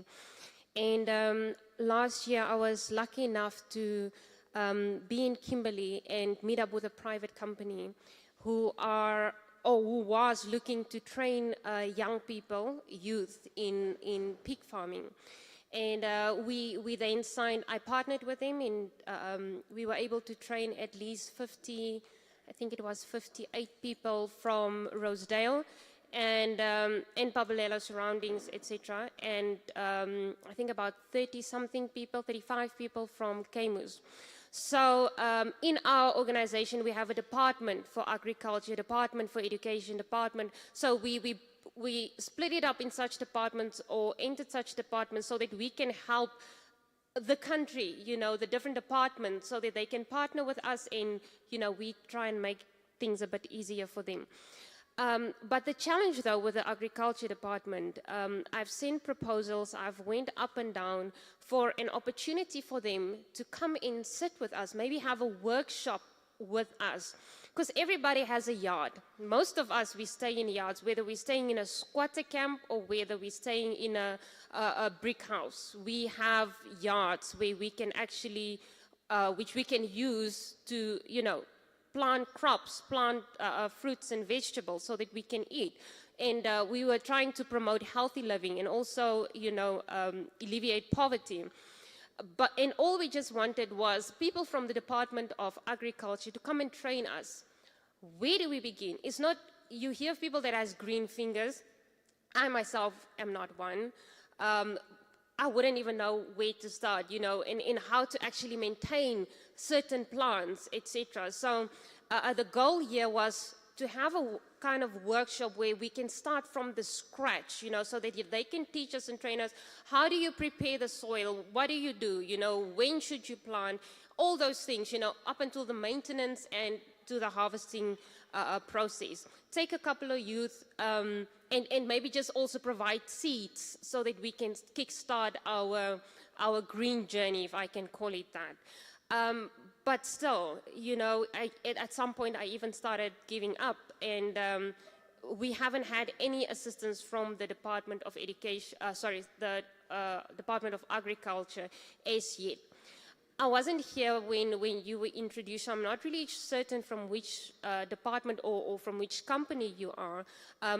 Like the gentleman who just spoke now, I wanted to ask, can private sector perhaps assist us in such a way where they can, if you are a private company who's dealing in agriculture, maybe partner with us to say that, okay, we can afford such training sessions or such workshops, maybe for a week, you know, or 2 or 3 days, depending on how long it's going to take for us to start from that process and get the training up until, you know, we have all the information, so that everybody can start growing crops in buckets, growing crops in their yards, etc., and make use of the soil that they have.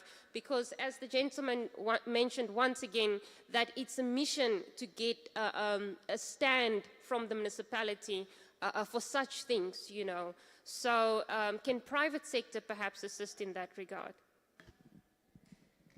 Tell me, your interaction with the department, was it at district level locally, or was it Kimberley provincial? It was locally first, and then I was assisted from somebody in the Premier's office, who also, you know, took my proposal to the MEC, and he also then asked that the MEC requested that I make a list of people who would be interested, you know, to do this training, which I did. It was submitted, and the person tried to follow up with the MEC several times, up until the point where he also said, you know what, I can't seem to get hold of the MEC to sit down and talk about it or follow up on this, and he also even gave up. And then at that time we continued with a project for the pig farming. All right. Yeah. I think there's two things. One, what I found is it's difficult and not sustainable to train people in vacuum. If you train somebody how to establish something and plant something, so unless they have an opportunity to actually plant something, they usually drop out of the program. So what you might want to do is have a chat with the Department of Social Services, because they've got a program that look at livelihoods. So backyard gardens, seeds, you know, that kind of thing. So it's not necessarily just the Department of Agriculture. So I suggest maybe try to get in contact with social services. It might be something that they are very interested in. I also think we are overlooking the value of SIDA in this process. SIDA do a lot of training. And if you approach them to say, listen, we have quite a bit of people, young people, they can give you access to training. So from my point of view is, like I said, we are a commercial farm and we're fairly sizable. We do accommodate interns. So it would be somebody that, you know, completed part of their qualification somewhere and they need practical training.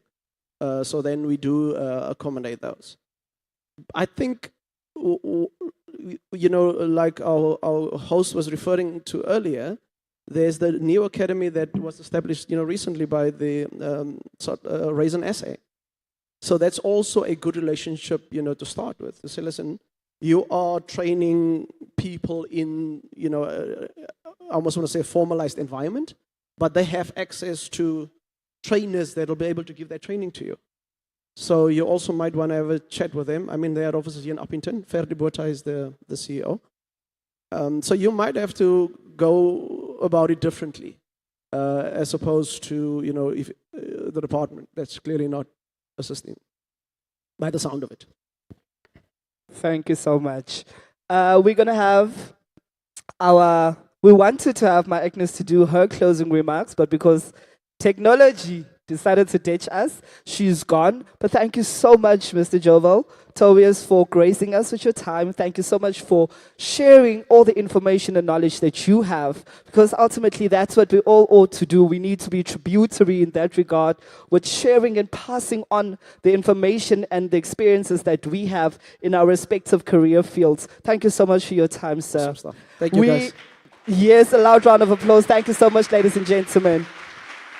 We're now going to have a video about the energy sector. So while that is playing, you guys can go on your phones while listening, of course. Remember to use all those hashtags. The hashtags are EYW 2023, Tita Empower Youth Weekend. The last hashtag is Inspired, Connect, and Transform. Use all those hashtags and share the content, share selfies, share pictures, share videos that you might have taken of our respective speakers.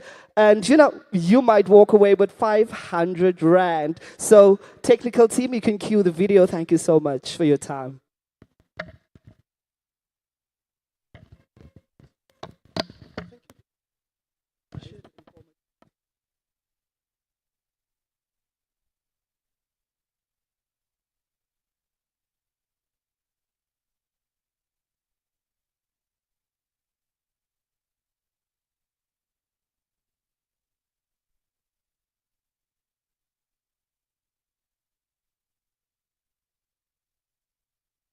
Because it's in the middle of a transition, it's in the middle of a change.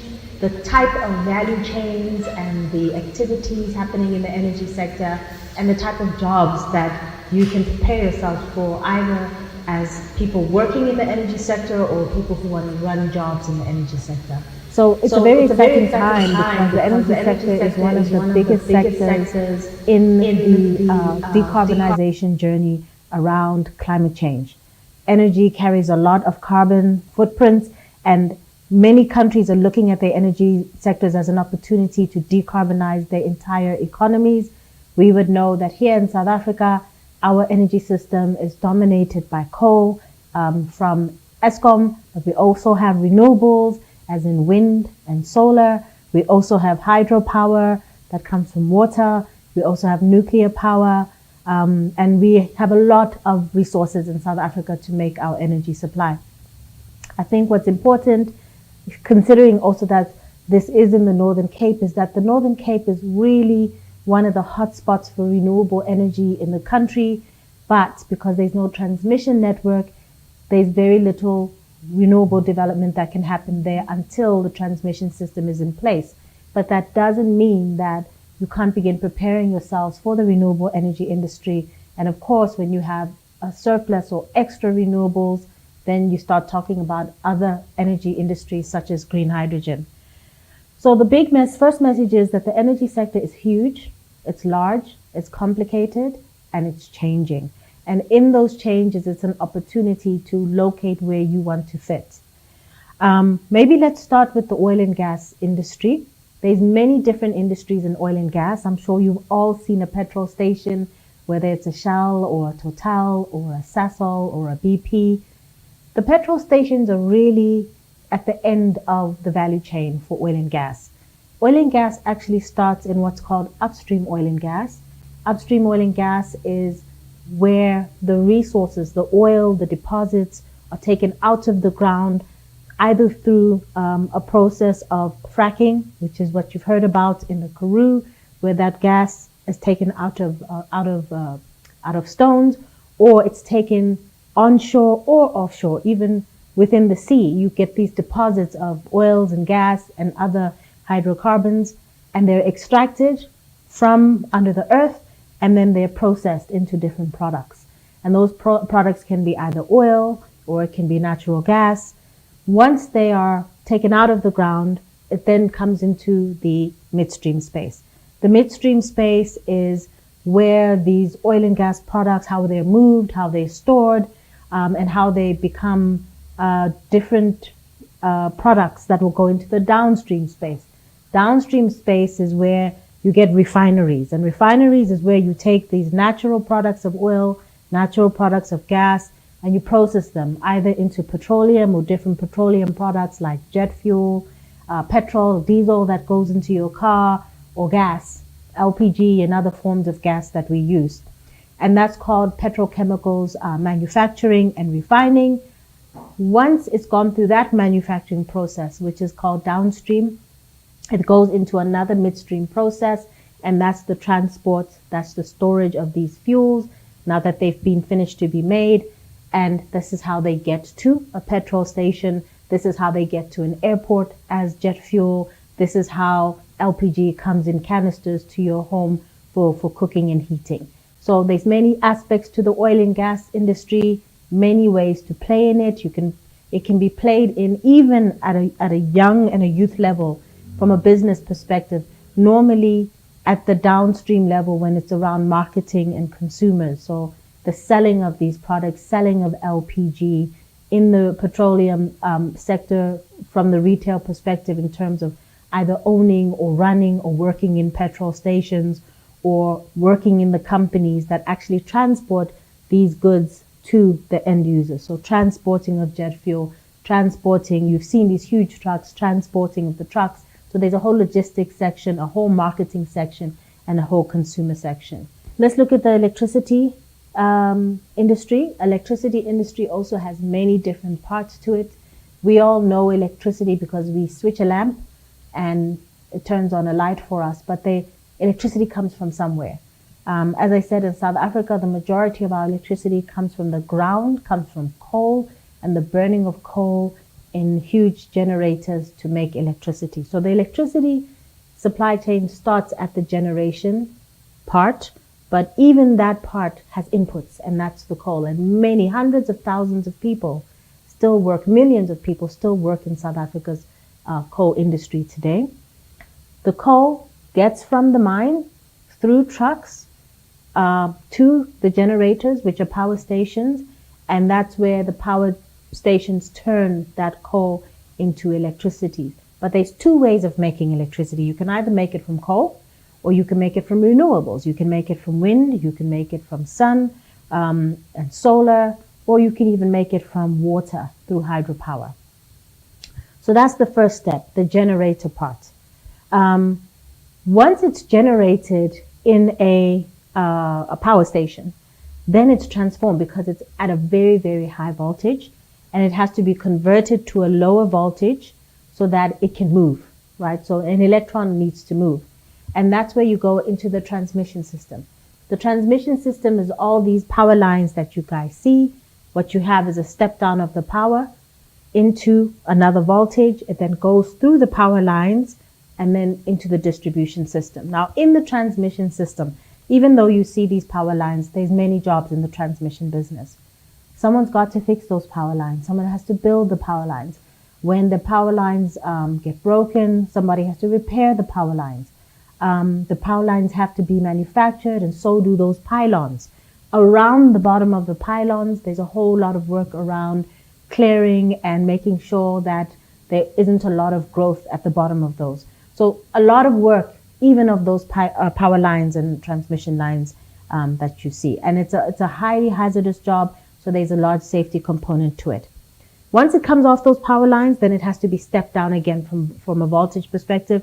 This is where it enters your distribution system. And you should just, when you're driving along the highways, you'll notice that there's two sizes of power lines. There's the very, very tall ones, and then you start getting the shorter ones. When you're getting the shorter ones, you're getting into the distribution system. The distribution system, again, it converts it to an even lower voltage so that that voltage can then move and get sold to consumers and customers. It gets sold at a household level. That's the energy and electricity you have in your house, or the manufacturers and large energy users and companies. That's the energy that they buy. They either buy it from an ESCOM, or they buy it from a municipality, or they buy it from an electricity distribution company. Now, distribution lines are a much lower voltage, but they also need to be built. They also need to be manufactured. They also need to be repaired. They also need to have safety around them. They also, the vegetation around them also needs to be managed. And many of you will know that one of the reasons we have power cuts in the country is not just because there's no power coming from the generation side, but because people are stealing the cables on the distribution and the transmission side. So there's also a lot of jobs around securing and ensuring that there isn't theft of the distribution and the transmission lines and using of that copper as well as those metals in the pylons and in the lines for other uses as well. Once it comes to the distribution system, that's at a voltage that we can all use. And when it comes into your household or when it goes into a business, there's many other businesses there that you can also participate in. Some around energy efficiency, around smart metering, and just around managing power for a company or even at a household level. I do want to say though, remember I was mentioning that the electricity industry and the energy system and energy industry is changing. If you look at the renewables part, this is the perfect time to start developing and training yourself to be part of the clean energy side of things.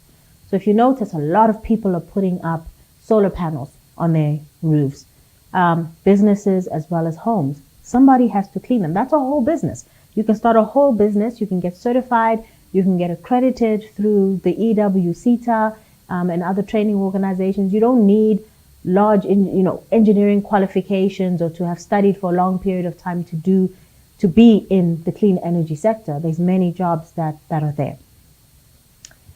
The next industry I want to talk about is natural gas. Now, natural gas, we spoke about oil and gas. You get oil and gas out of the ground, either inland or by the sea or in the sea. But the thing about natural gas is gas can then be turned into gas to power. You don't just use it as LPG for heating, to put into your heater in winter. Some houses actually have gas for cooking, but natural gas can be used for power generation as well.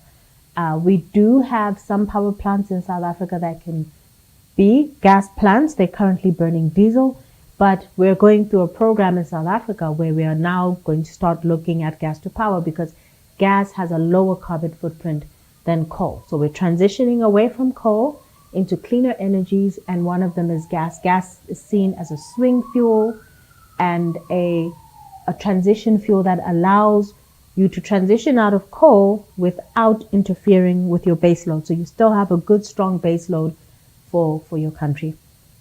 So how does the gas to power work? Again, you get a gas field or a gas well, and there's lots of countries that work with gas, like the United States or the Middle Eastern countries as well. That gas is then processed and then it's transmitted either as liquid natural gas or for large industrial use or into gas power generation, and then it's distributed to residences or to businesses. An exciting thing that's happening in the Northern Cape right now is the green hydrogen industry. And this is a completely new industry for South Africa. Last week, Cabinet approved South Africa's green hydrogen commercialization strategy. And what is green hydrogen? Green hydrogen is essentially taking spare renewables, using technology such as electrolysis, and turning it into hydrogen. And then hydrogen can be used for many things. It can be used for agriculture, it can be used for power, it can be used for decarbonizing energy in difficult sectors such as transport and industrial applications. So the Northern Cape through the Bochubai project is one of the places where South Africa wants to kick off this green hydrogen industry. Green hydrogen is seen as by Europe as one of the things they want to start importing from developing countries, and the Northern Cape is actually going to be one of the heartlands or hydrogen valleys for green hydrogen in South Africa. So that is something that's happening in your province, happening now. There's already been talks with Namibia about learning and sharing around what's going to happen around green hydrogen. And so developing yourself in the green hydrogen industry is going to be a good pathway for you, not just for South Africa, but if you want to work in Namibia as well. And then one of the few areas, and this is my last industry, because there's so many industries in the energy industry, but one of the few that we talk about is called waste to energy. And that's actually biomass. And what that means is you can take organic waste, and we all know we have a problem with landfills and waste, but that can be turned into power and into energy. So it's about collecting our waste. Some people actually build power plants, biomass plants right next to landfill sites, or they collect all the organic waste, they take them to collection centers, and then that is burned to create biogas. It's a waste to energy conversion, and you can have a byproduct either of power or fertilizer for your agricultural sector. So some of our problems we can actually solve in South Africa by making them energy. We can make our waste into energy. And that's some of the spaces that you can look at as young people, especially if in your communities there's a waste problem, is how do we turn our waste into energy? So probably if I just wrap up, I want to talk about what are the jobs available to young people. Maybe I need to start at where the majority of the jobs are going to be, especially in this changing energy sector. The majority of the jobs are actually going to be in the distribution and logistics space around these clean energies. Then there's a lot of jobs that are going to be in manufacturing, so in building these power plants, building clean energy projects, building wind farms, building solar farms, building gas to power plants. And then another big area is biomass. So this waste to energy space creates a lot of jobs as well. And then, the lesser amount of jobs as you go all the way to natural gas. And that's because at natural gas, it's a very high technology, high skilled space. And so you need to be a lot more developed technically and have a lot more skills to operate in that sector. But if you want to come in at the entry point in the energy sector, coming in at the distribution, at the marketing, at the logistics space is the easiest to come in through. So what are the type of future jobs, current jobs that we're seeing, especially in this clean energy transition? We're seeing solar panel technicians, so people who install solar panels, but you also have solar panel cleaning and maintenance people as well, who are responsible for repairing and maintaining solar panels. You have drone engineers. Now this is very exciting because drones are used in the transmission space, distribution space, as well as in some power plants to really understand the difficult data around these power plants. And you can literally be sitting in a room with other drone engineers, and you can be looking and assessing what's going on there from a drone. You don't actually have to be at the plant. You get operators of these energy plants, sustainability supervisors, because of course the environment is still important for all of these installations, recycling plant technicians, environmental scientists, and then of course people who work with smart networks, smart grids. Probably my last few words is to say that there's 6 areas where you're going to find jobs, and think out of the box. Use every opportunity, all your networks, and organize yourselves as young people, because there's resources out there for training and development. There's resources out there for businesses, SMMEs as well, in environment, in energy, in manufacturing, in retail, construction, and material management in the energy sector. So good luck as you work with the energy sector. There's so much opportunity here. It's good to be organized amongst yourselves and to approach all of the resources that are available to you as young people to go in either as jobs or either in starting your own businesses. Thank you very much.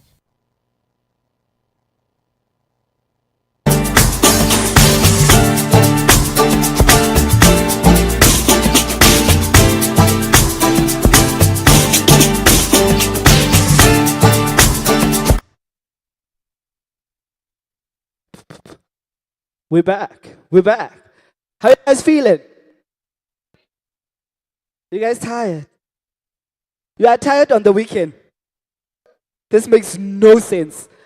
Are you guys still with me? Are you guys here? Are you guys not sleeping? Do you guys want money? Do you guys want money? Oh, they back. They back. Must I bring DJ Maporisa?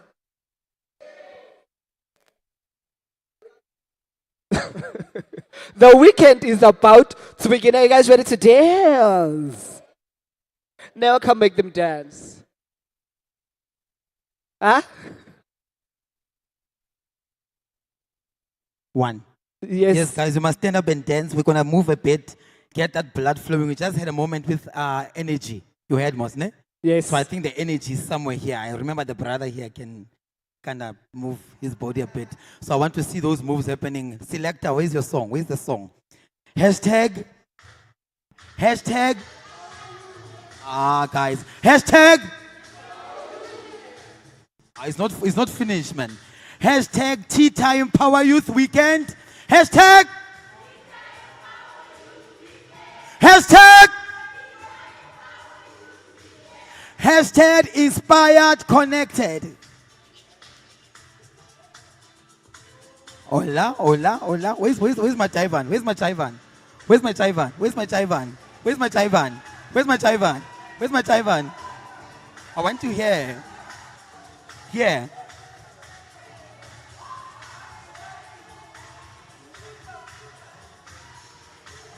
Aye, yeah. Aye, yeah. Aye, yeah. Aye, yeah. Hola, hola, hola. So he's the only one who can dance. I know, man. Someone can dance here. Come on, go and dance. Come on here. Aye, yeah. Aye, go.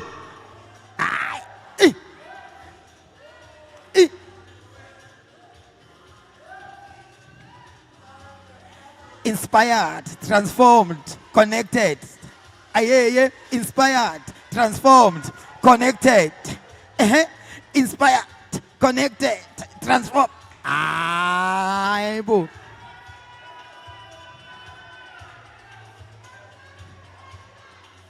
Ayoba. Ayoba. But I want, where's the dancers, man? Come on now. You are dancing there? I want to hear. I want to match Ivanas. You can dance. You can dance.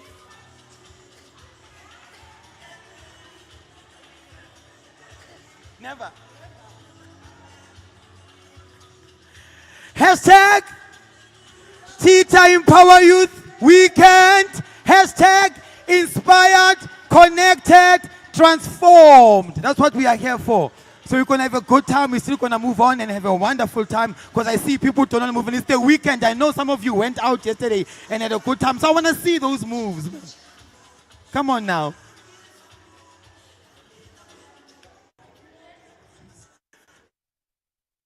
I want to see those moves. Where are those moves? No. Yes. Come join me. We'll make them party with us. I'm very persuasive. Yeah, I know. If you guys don't party, you won't get lunch. I know you want lunch. So you must party with us. But I want us to take them back. Are you ready? Mr. DJ, you ready? Let's take it way back. Remember when, well, some of you won't remember because you weren't there. But let me tell you. Let me tell them. Our parents, if you remember this, our parents used to do, everybody saka, saka. Now I want you to get up and do that with me. Come on, get up, man. Come on, get up. I don't be lazy. Uppington. Come on. Come on, guys. I know you do this when you Come go out of here. Come on. on, stand up and let's have a good time. Come on. Don't be shy. Don't be shy. Come on. Get up. Get the blood flowing a bit. Let's get the blood flowing. To the joints there. We've been sitting down too long. My selector, let's go. Everybody saka. Everybody saka. Everybody saka. Everybody saka. Everybody. In heat. I saw you in. Come on, guys. 1, 2. Everybody saka. Everybody saka. Everybody. Okay, now we bring it to our times. New generation. I hope I don't fall and break my ankles. New generation. They used to go, everybody saga, saga. We don't do that. My selector, let's show them the voucher. Hi, we must do the voucher. We must do voucher. Hey, 1, 2, 3, voucher. Hey, 1, 2, 3, voucher. Come on. Hey, 1, 2, 3, voucher. Hey, 1, 2, 3, voucher. Hey, voucher. Hey, voucher. Hey, voucher. Hey, voucher. I can still old now. Thank you, my selector. Now, if you go to church with your mom, you know once they go, hey, no, yana.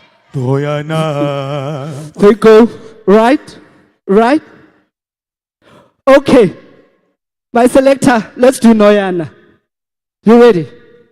I know, are you ready? I'm very ready. I'm always I know is ready.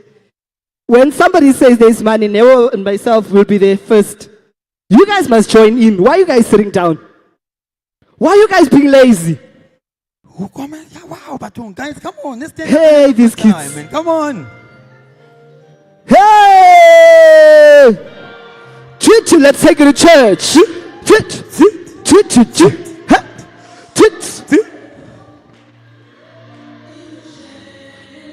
Let's take it to church, my people. Me.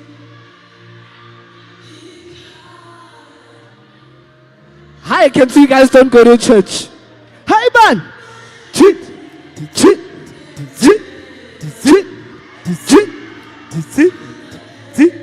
Hi, Bo, Pastor. Hey, Pastor. Hi, Bo.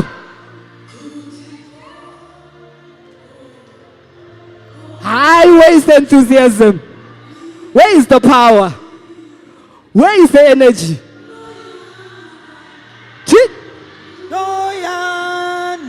I know you know it. Come sing with me.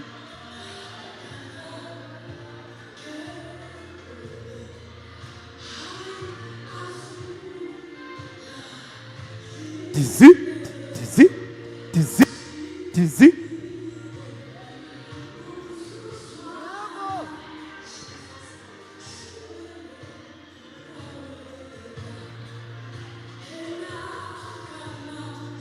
Hi, Bo.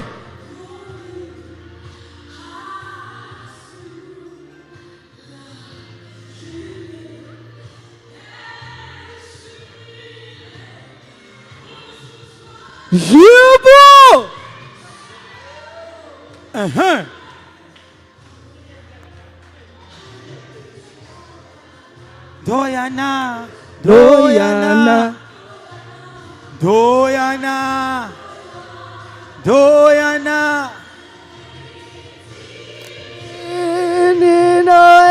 Doyana. Noyana Pezulu. Hi, Bo. Doyana. One more time. You.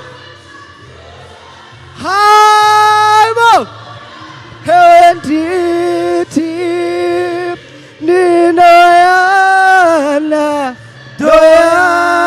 Thank you, Mr. DJ. Thank you, Mr. DJ. How you are alive? They are now alive. So this was some church. This one. Yes. Yeah, I can see them. The voucher was not working. That the voucher was not working. We had to bring in the spirit. But now from the spirit, I'm not my parents. I'm not my mom. I'm not sure about you. But they used to. Me, I'm a robot. Mr. DJ. Robot.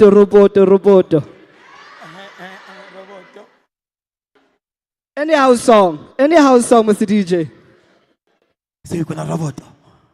Robot. Must I give you? Must I teach you? Yeah, teach them. Show the robot. You want to learn? Yeah. Here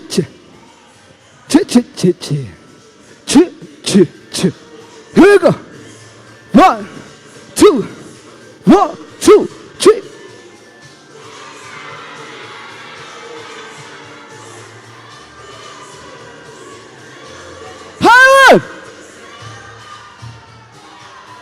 Now I want to see you do it.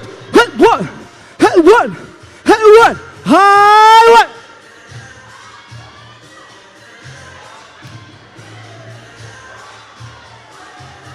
High one. High one. High one. High one. Humba, humba one. Humba, humba one. Humba, humba, humba one. Aibo, aibo. Aibo. Aibo. One, two. Aibo. Oh man, give him a round of applause.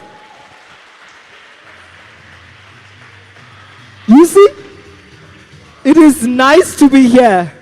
Yeah, that's nice. Gomonate gore man. Gomonate man. It is nice to be here. Right? Have you guys been using my hashtags? Hashtag?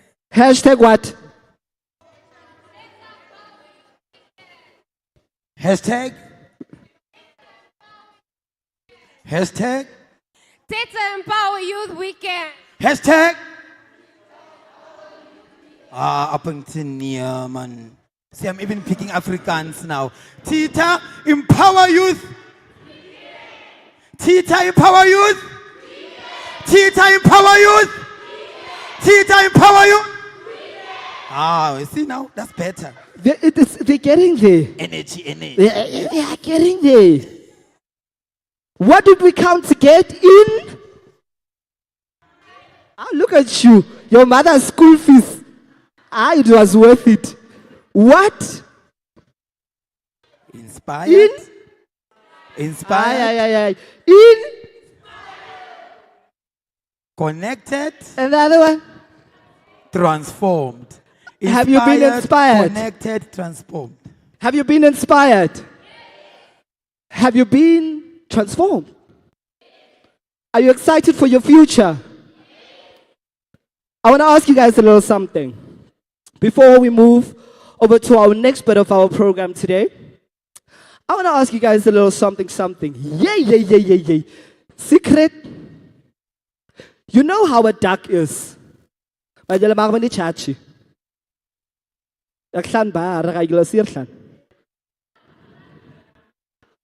judge me. But you know how a duck is? Like on the water, they look like they're gliding, right? You understand fair. When you just see them gliding on the water, underneath, problems. They're busy there. But on top, they look like they're gliding. That is me right now with these shoes. It looks like I'm gliding. But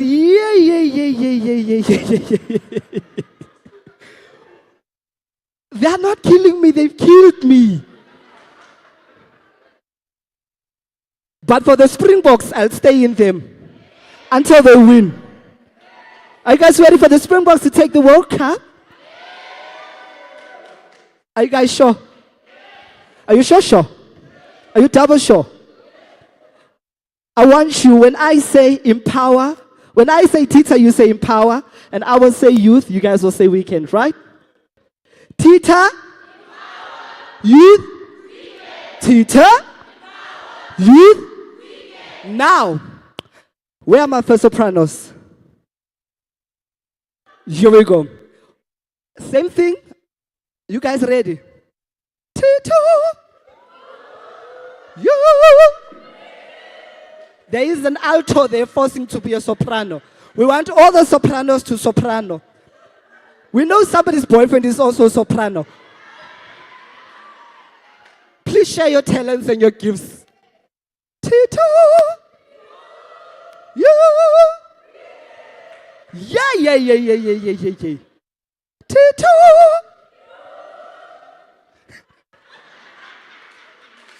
Now, must fire you pace. Peace. Tita. Youth.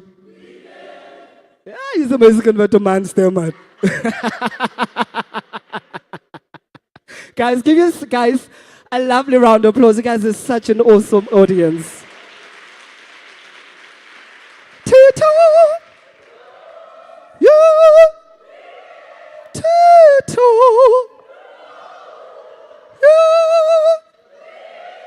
Tita Youth. Yeah. You guys are with me. I love that for ourselves. But now we're gonna get serious. We all have relaxed now. We've stored the information that we've received since this morning. That lovely speech by Tammy, our guest, Mr. Joval, and my Agnes, all the questions and contributions you guys have made, we all have locked and stored that information away, right? Now we go to our second part of our discussion. Ladies and gentlemen, please help me. Sorry, this thing of thinking you're young. In my mind, I think I'm a 2000. But the truth is, now we're not going to expose my age. Please behave. We're going to get into our second part, which is about mental wellness. Very important topic, very important a topic that we need to discuss because it's such a taboo topic, especially in the black communities, of the people of color. So open your mind, take it all in, listen attentively, because who knows, you might be suffering from some sort of mental illness or disorder and you have no clue because we've called it all sorts of names. Our parents have probably told us a stoordai of whatever, and meanwhile you've been very sick and you've allowed this very, most importantly to our topic, you've allowed your mental illness to derail you from going after your future. So I want you guys to really sit back, relax, take it all in. We've had some fun, but now I want us to really pay attention because this topic is very, very, very important. Now here to do our, my eyes left me, I'm sorry. Here to give our opening address, she is a director from FAMSA Uppington. Ladies and gentlemen, I hope I don't butcher your name. Joanne Fraser. Jeannie Fraser. You see I butcher people's names, I'm sorry. Ladies and gentlemen, please give them a loud round of applause.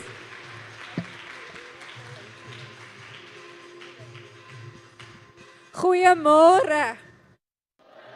Ja, ek hoop dit gaan goed met julle.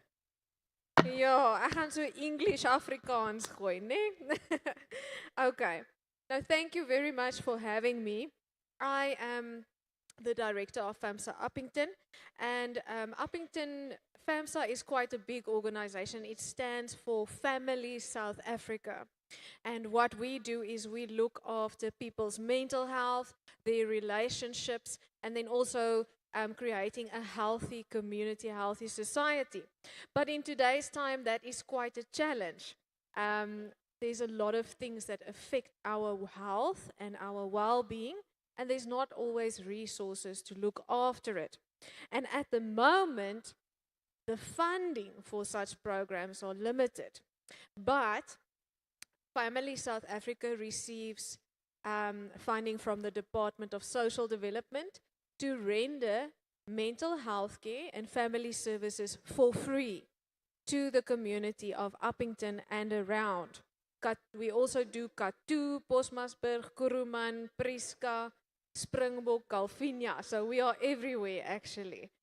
So I'm going to share with you today a few things about health and wellness, but this is not for people who have a mental illness or have serious problems only. This is for everyone. So listen very carefully, because if you take in what I'm telling you today, it is going to change the way that you manage your own life. Your emotional intelligence is sometimes much more important than any other aspect of your life. You can be a genius. You can have all distinctions for your subjects. You can have a doctorate degree. But if you don't know how to deal with people, if you don't know how to calm yourself before you go for an interview, for a very important job, if you don't know how to treat your colleagues nicely, if you don't know how to manage your marriage one day, that education is not going to mean anything to you, or it will limit what that education means. You can have all the money in the world, but if you're a terribly rude human being, you will be alone, right? And what does that money really mean then if you don't have people who love you to share it with? So listen to what I'm saying to you, because if you are equipped to manage your mind, your soul, your body, and look after it, you will have a life of quality. If you are not able to do that, you will have things for a very short period. And it will come and it will go. Opportunities will come and it will pass you by again. Okay. So I'm going to share this with you, but before I do that, I want to connect with you. And how I'm going to connect with you is I'm going to tell you a little bit about myself. I grew up, my father and my mother worked for FNB Bank, so we were not poor, we were not rich, we were kind of an average family, but we moved around a lot. In order to survive, you have to do a lot of things. My parents had to do a lot of things to survive, to maintain the family. So we moved around a lot. And for a child, moving is very traumatic. I don't know if any of you have ever experienced that, just moving to a different house or moving schools. So for a child, that is traumatic, but we have to cope. That's life. At some point, changes happen and you have to cope. So that happened. And then my father was in the military before he married my mother. So he had trauma, right, from the military. So when he was under pressure, he became aggressive. And he didn't mean to. We loved him. We knew he didn't mean to hurt us or hurt my mother or always be in a bad mood. But he was. And we were scared of him, right? We were afraid of him. And my mother always just tried. She was so busy trying to keep him happy that sometimes we were just, left to kind of figure things out on your own. And luckily, at some point, my grandmother came to live with us, and she basically raised me and my sister. And now my sister was completely the opposite of me. I was the outside child. I would always go and run and climb the hills and ride my bike and be fine on my own. My sister was an indoor child. So she just wanted to be inside. So we were lonely. We had a lonely childhood, actually. Our parents were busy and we had our different personalities. And we grew up, and then we moved to Pretoria, from Bloemfontein to Pretoria. And when we lived in Bloemfontein, in Pretoria, which was completely different. I couldn't go play outside because it's not safe. You couldn't just climb on your bike and ride. My parents were too scared to let me walk past the park alone. And they really protected us. And then the first time, I was 15 years old. First time I went out, I snuck out of the house, actually. I snuck out because my parents didn't want me to. I went to a party, and when I was at the party, there was people there, and they attacked me. They robbed me, right? They robbed me, and they just treated me badly. I was badly injured. But now I was too scared to tell my parents that I had snuck out of the house, and I had been naughty. So I just kept it to myself. But through the years, with everything that happened, and I didn't know, I was only 15, I actually got more and more unhappy. I was an unhappy child at that stage. And then at one point I got so unhappy and I just couldn't see the point of life. Going to school, coming home, going to school, coming home, what's the point? I tried to commit suicide at 15. So my parents were devastated. I went to the hospital, my parents were devastated, this child, and naughty child. And at that point was a turning point for me. Luckily, I was in a position where there was a social worker and a psychologist who came to speak to me, and they were able to educate my parents about this is what's going on with your child. And they were able to help me. And in the end, I survived, and it took a while, but I was okay. And now I'm happy. Now I can manage my life, right? But if I had succeeded at that stage, I wouldn't be here today. And today I'm quite proud to say that because of what happened to me, I wanted to help other people who were in that position of actually being depressed or their trauma not being handled, getting to a point where you say, I'm so depressed, I want to kill myself.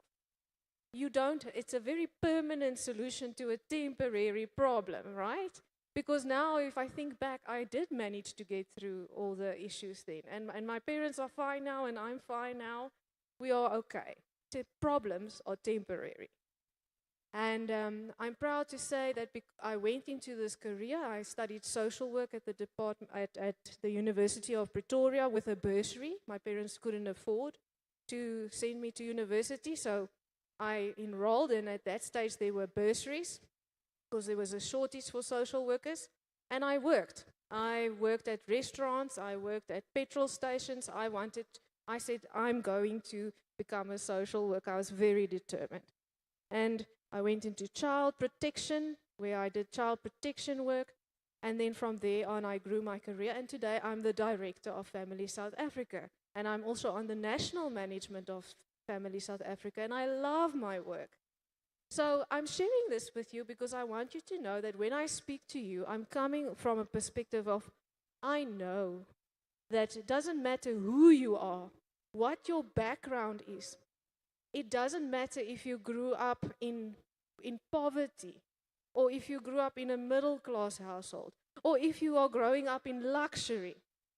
Everyone at some point in their life feels overwhelmed by their circumstances, or out of control, or scared. And if you are able to manage that, and managing it sometimes means help, asking for help, right? If you are able to manage yourself and your abilities to cope, you can overcome anything. And your life can still be turned around and become something maybe different than what you thought originally, but good. And every experience that we have shapes who we become at the end of the day. So let me tell you this very important thing. About 2 years ago, I was the Employee Assistance Program practitioner at Sishen Mine in Katu. So it was my job to look after the well-being of the employees, and I was very busy. I saw about 150 people a month that came there for sessions all the time with me. And I realized while I was there that even if you are earning a salary that we can't even imagine, even if you are highly qualified, you need balance in your life, right? Okay, so I'm going to tell you a story now. If we take what they were saying about agriculture and having a piece of land, and if I can just get a piece of land, think of your life as a piece of land. Imagine when every person is born, you are given a piece of land. And that piece of land is all you get. And everybody gets the same size. That's your life, right? And what you do with your piece of land is all you have to show at the end of your life. When you die one day, what you did with your life will be all that's left. Okay. So, as you grow, people invest in your life. Your caregivers teach you things. You go to school, you get taught things. You plant those seeds in your land. And some people get more investment, and some people get healthy investment, and at some point you get unhealthy investment. There's some weeds growing there, right? Okay. But when you move out of your childhood into youth, into adulthood, you have to invest in your own land. And everything that you do, every information, just being here today, is investing in your land. You are maybe, let's imagine you are building a house for yourself on your piece of land and a driveway, and you're putting a fence around your little yard that you've got. And now there's crops growing from your education and from what your parents have taught you. And if you are smart, eventually you might think, okay, I want these investments to grow, so let me put irrigation in, and it can water itself, it will keep growing. But I still have to keep my house clean and make sure the roof is not leaking. There's always work to be done on your piece of land. But sometimes someone will drive by, because remember, your neighbors also have their piece of land. Everybody has their piece of land. And one day, someone might come by and they see, oh, okay, there's nice crops over there. Those look like export grapes. And they are jealous, maybe, or whatever the situation might be, or reckless. And they're driving with their bakkie, and they come and make donuts there in your crops. Yeah, you know what donuts nuts are? Do you know what donuts are? Ja, nee, hulle kom maak so daarso in met hulle bakkie daar op jou. En hulle verwoes. They destroy all the hard work that you've put in there. And they've driven over your fence. And then you get there and you say, oh my goodness, this person just came in here and destroyed my life.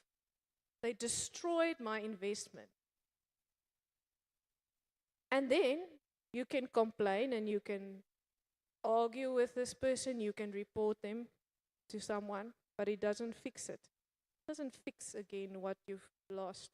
The only person who can fix that is you. You can accept, okay, this thing happened. I can't make time go backwards.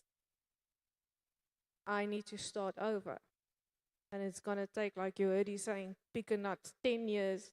It's going to take a long time for these crops to start growing again. But the longer you wait to rebuild, the longer it's going to take for you to start reaping the rewards again. And it's the same with your life. Sometimes people come and destroy. They really hurt you. They steal from you. You are so angry. In my life, I know I built 10 years on a marriage, and my marriage failed. I divorced. And I was so angry. I thought, it's so unfair that this thing happened to me. I worked hard on this marriage. I imagined the future. And it was over. And then I was there, sad, for like months. And then I thought, okay, well, I can't just stay here in sadness. I need to rebuild, start over. It's okay to start over, right? So same with your life. Maybe your parents hurt you. Maybe you've been left. You've been abandoned by someone. Maybe you lost a lot of money. Maybe you lost an opportunity. You didn't do as well in school. You couldn't get into the university you wanted to go to. You didn't have money to go and study. There's things that's going to happen that you are the only one who can fix again. You are the one who has to say, okay, I accept this has happened. Ek moet nou oorbegin. Nee. Okay, maar dis moeilik. Dis baie moeilik. Die ander ding wat ek vir julle vinnig wil sê about this piece of land. You have fences around your land for a reason. Okay. To keep people out who are not investing good things into your life. And that's difficult. Remember I said everything you do, you are either investing in your life or you are taking from it. Sometimes taking from it means helping other people. You see your neighbor, you're looking there over the fence, you see, oh, those pipes have burst. Now the water's not watering their crops. And you want to go over and help. But actually, you were busy doing something here in your own life. You were busy with your crops. But now you're going away from what's going on with your things, going to your neighbor, telling them and helping them fix their problems, spending time there, and when you get back to your place, it's dusty and the crops are dying and things. You can't be angry with your neighbor then. It was your decision. You didn't have something to go and invest there. You can only help other people around you when you have your things in order and extra. Nee. Otherwise, you're stealing from your own life. Just like, and sometimes people around you need help, that's true. But you got to really think, am I stealing here? Or am I allowing someone else to take what I can't afford to give? Because fixing that is going to be your problem. You can't be angry at the person, right? So why am I telling you this? Think about who you allow to invest in your life. You are not going to take advice on how to build a house from someone whose house is falling apart. You take advice from someone who has got their things in order. So there's 5 people. If you want to succeed, if you want to be balanced and supported, a business coach will tell you there's 5 people that you always need to have in your support network. The first one is a mentor. Okay. Someone who's going to guide you to become the business person or the professional person or the human being you want to be. Okay.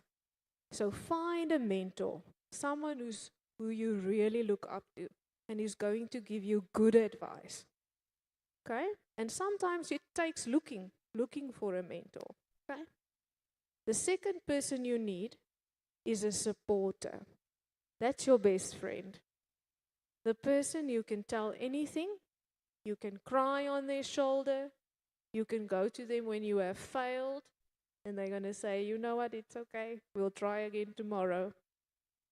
That person who's there no matter what. The third person you need in your network is a fan. That's the person who supports you no matter what. Even if you're going in the wrong direction, they're saying, woo, go. You got this. They're the person who says, you're doing the wrong thing, but I'm with you.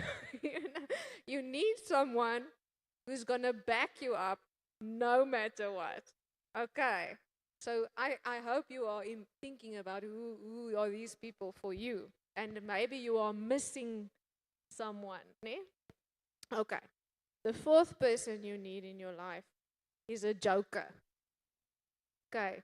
Humor always helps when you start taking life too seriously. Okay. Problems are temporary. They're going away again. So you need someone to remind you of that. You were on your way, you tripped, you fell. There must be someone who's going to say, I'm going to post that on Facebook. You need that person, okay? And then the last one, very, very important, the devil's advocate. Ne? The person who's going to ask you the difficult questions and who's going to argue with you. Okay. That person is you're making a plan. You say, I'm going to do this and I'm going to do this and I'm going to do this and I only need to do A, B, and C, and D. And then that person will say, did you think about, where you're going to get this? Or what do you think your mom's going to say about that? Or they might say, is that university really the best one for you? Because I don't think you're going to get in. Right? So you need that person because that person challenges you to think of other solutions. That person grounds you. When you are up there dreaming and in dreamland, that's reality talking.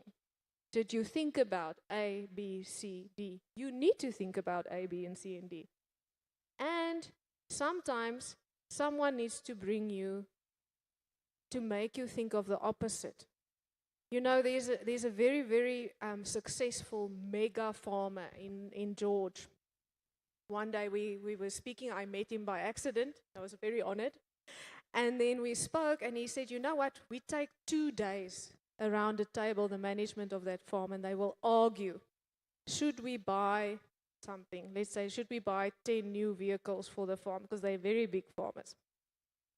Then they will argue to say, yes, we need the vehicles for 2 days. Is it worth spending this money? And when they finally reach an agreement to say, yes, we're going to buy Toyotas, the next point on the agenda is to say, let's talk about why we should not. Okay, because if you think about the opposite, why should we not think of it from both sides? You come up with a solution that is the most effective. Okay, so you need that person. The other thing you need to know, when you've got that support system in place, is that thinking about your farm again, the best thing you can do for your neighbors, the ones around you, is to keep your farm in order. If your farm is looking good, they don't have to worry about you. They don't have to take from their place to give to you. And that is doing the people around you a favor. So, it's okay to be in a position where you need help. But think about where you ask for help from. Sometimes it's not money that you need. Sometimes it's easy to go to the person with money and say, I need more money, and I need more money, and I need more money. But sometimes you need a person who's going to say, hey, when are you going to start getting, bringing your own income in? Maybe you need to manage things a little bit differently. So look for a mentor, look for a person who's going to ask the difficult questions. And it's good when the same person doesn't fill all those roles for you. Get different perspective into your life, because it's your responsibility to manage your life in the good times, in the difficult times. And if you were listening to me today and you are worried, you know what? I don't think I'm managing my life well. I don't think the examples I've had around me is helping me. I need to broaden my network. You can call FAMSA. Our office is there in Robinson Street, here in Uppington. You can make an appointment. It's part of our job to help with these difficult things to navigate. It's not always counseling for a terrible problem, and I don't know. Yes, we do that. But sometimes being in a place in your life where you have to make choices is already very stressful. And sometimes you just need another person to listen, a neutral person who's going to say, okay, let's make a plan together. And that's okay. That's also a reason to speak to someone. And social workers are very good at problem solving, not just at telling you what to do. We can also listen. Okay. So feel free to come and see us. There's also opportunities with us. We take volunteers, right? And then we take the volunteers for whatever position. And then we help you, we give you some skills in terms of maybe if it's admin or community work or training opportunities. And then we go a mile with you to say, let's look for you for more opportunities. I know from the contacts that we have, because we have employee assistance programs at 20 companies, some of which are very big mines, Anglo-American, Asmang, those kind of mines. They send their communications to me, say, we've got these bursary opportunities. Don't you know someone who's going to make the best of this opportunity? So come and engage with us, volunteer volunteer work while you are still figuring things out is a fantastic way to build your skills, to get to know the right people, and also your emotional intelligence, learning to work with different kinds of people. So feel free to come and join us and to participate. But manage your life only if you can afford it, right? Only if you can afford to take away time from the other things that need your attention. Okay. So, do you feel that this information inspired you to transform certain things in your life? Okay. And now I see how the wheels are turning. That's why you are so quiet. I can see it's happening. So that's good. We just had to plant the seed. Your brain is so amazing. It's going to look for solutions to these things that I brought up. Okay, so thank you very much. That is it from me. Are there any questions? Am I doing your job now? Okay. Are there any questions? Okay. Do you guys know how to reach FAMSA? Yes, I hear yeses and I hear no. So let me tell you quickly. There's a Facebook page, FAMSA Uppington, right? Or you can write down my number, 066 121 4627. And you can, if you call, you can just say, I saw you at the Empowa Youth Weekend. I will know where you are coming from. Okay, and we can talk. All right. Thank you very much, guys. Enjoy the rest of the day.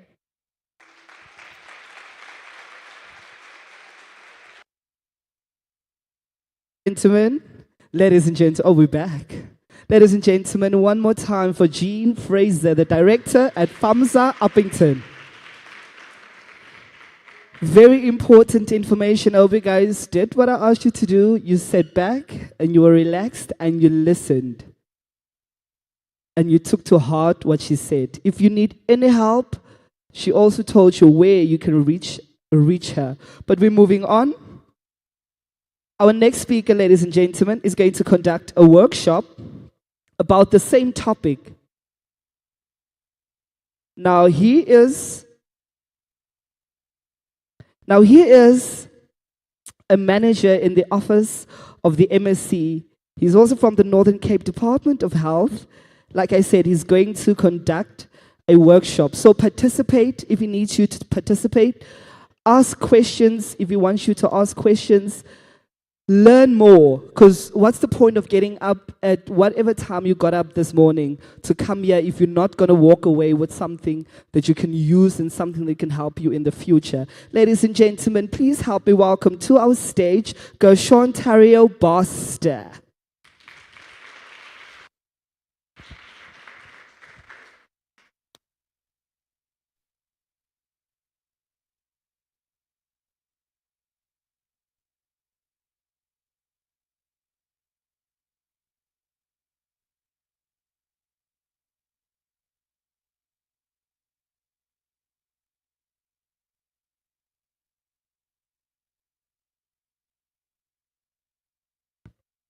Baie dankie programdirekteur. Kom ons gee die programdirekteur 'n lieflike hand klap.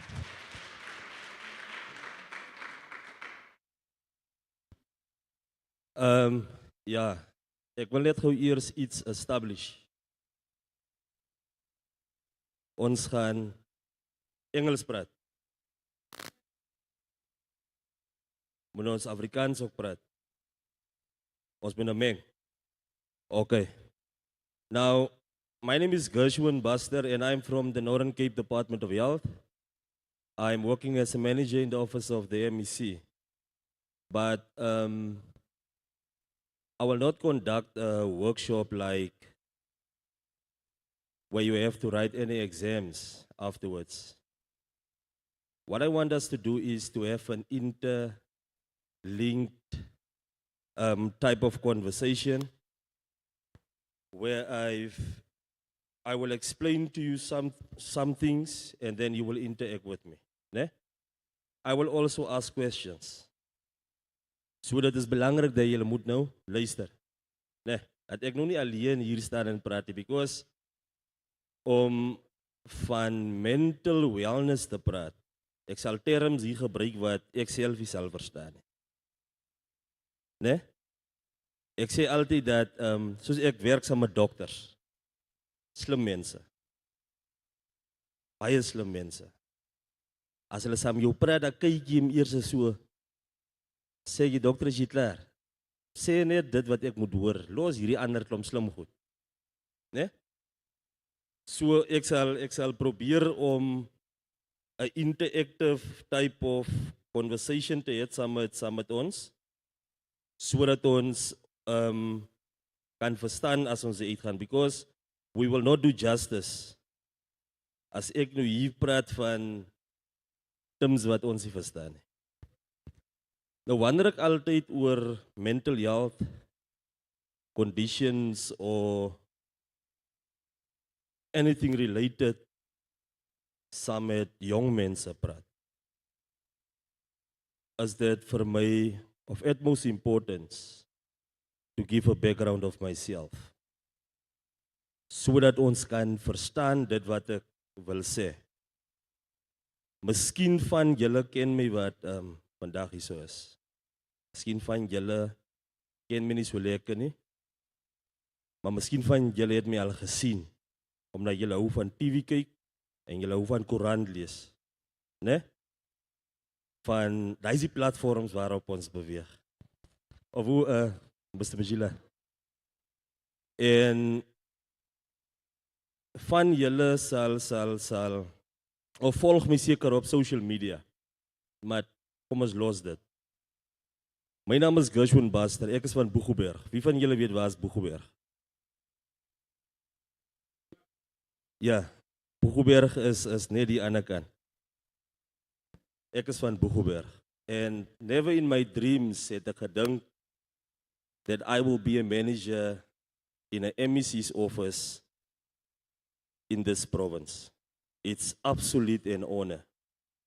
During my interview with the SCBC earlier, they posed a question to me on what is it that I can tell young people that will inspire them, sodat ons kan uit die omstandighede uit kan kom waarin ons vir ons bevind. And my answer to the question was that as a young people you need to be inspired. You must be project driven and you must be someone that is interested in what is happening around you. En ek dink dit is uit absolute, wil ek sê, nuuskierigheid uit wat ons vandag hier so is. Maar dit is omdat ons belangstel. Ne? Dis omdat ons belangstel. So daai is klaar een van die maniere wat my collega vroeër ook gesê het oor hoe ons mental wellness kan toepas. Nou, my topic wat ek moet oor praat is mental wellness en well-being. Dan moet ek praat oor die verhouding tussen unemployment en mental illnesses. En dan moet ek praat oor burgerskap in 'n nuwe wêreld, né? Citizenship in a new world. Why citizenship in a new world? Citizenship in a new world because we are faced as young people met allerhande klompie goeders. Toe ek nou ry vanoggend hiernatoe, you will notice that I have a few gadgets. I have my cell phone, I have my laptop or notebook, and I also have an iPad here with me. Now, as a young man self, en ek is nou baie jong. Ja, ek is my ma se droopram. I'm youth. Ek het nou die dag nog 'n jaar. But as a young mens, het ek gewonder, hoe sal die gehoor lyk met wie kom praat ek? Now, I've asked myself these questions. Will it be appropriate to use my iPad? Must I use my laptop? Of moet ek nou vir my fancy hou en net my phone gebruik? Because as young mense doen ons mos dinge anders. Nie waar nie? Hier kom staan ek nou hier met 'n groot stuk laptop, dan dink julle, Here, ek kan die nie die iPad. You understand? Nou, ek het 'n mental condition klaar op my geplaas op pad hiernatoe. Julle hoor wat ek wil ek sê. Jy wonder, Here, moet ek nou hierdie t-shirt aantrek of moet ek nou 'n hemp aantrek? Wat gaan nou pas by hom, die tipe tekkies of skoen? It's mental conditions wat ons self op ons sit. Colleagues. Dit is die challenges van die lewe of van die wêreld daar buitekant. Wat laat ons preempt. Ons dink vooruit. Wat sal gebeur? En ek is bly hier so baie dames. Ek is getroud, by the way. In my vorige lewe was dit vir my moeilik om te try. Julle weet wat is try? Try is wanneer jy jou hartklop uitpraat teenoor iemand wat jy like. Jy beloof of jy vertel hom van die maan, die sterre, die son. Nou my gunsteling engel was altyd, ek het 'n vy gebruik. Julle weet wat 'n vy? 'n sappige vy daar bo in die boom. But hoekom sê ek dit was vir my moeilik om te try? Dis hoekom ek het seker 2 of 3 vaste verhoudings gehad toe trou ek. Because ek hou nie van teleurstellings nie. Ek kan ook nie maklik vir iemand sê nee nie. Ek gaan jou liewer die antwoord hê. Because nee klink vir my te hier is te julle weet wat wil ek sê. Nou dit is een of ander soort mental condition daai. Verwerping. Né? So kom ons dink 2 keer man as ons weer vir 'n jong man wat moeite gedoen het. Hy het hom opgesit, sê nee.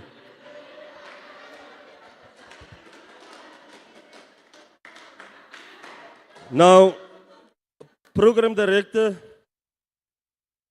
thank you for the opportunity and allow me to extend warm and revolutionary greetings to all of us here present.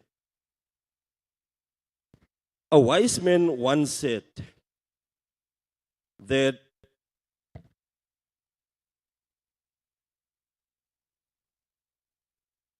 die omstandighede waarin ons vir ons bevind is 'n direkte weerspieëling van besluite wat ons self geneem het.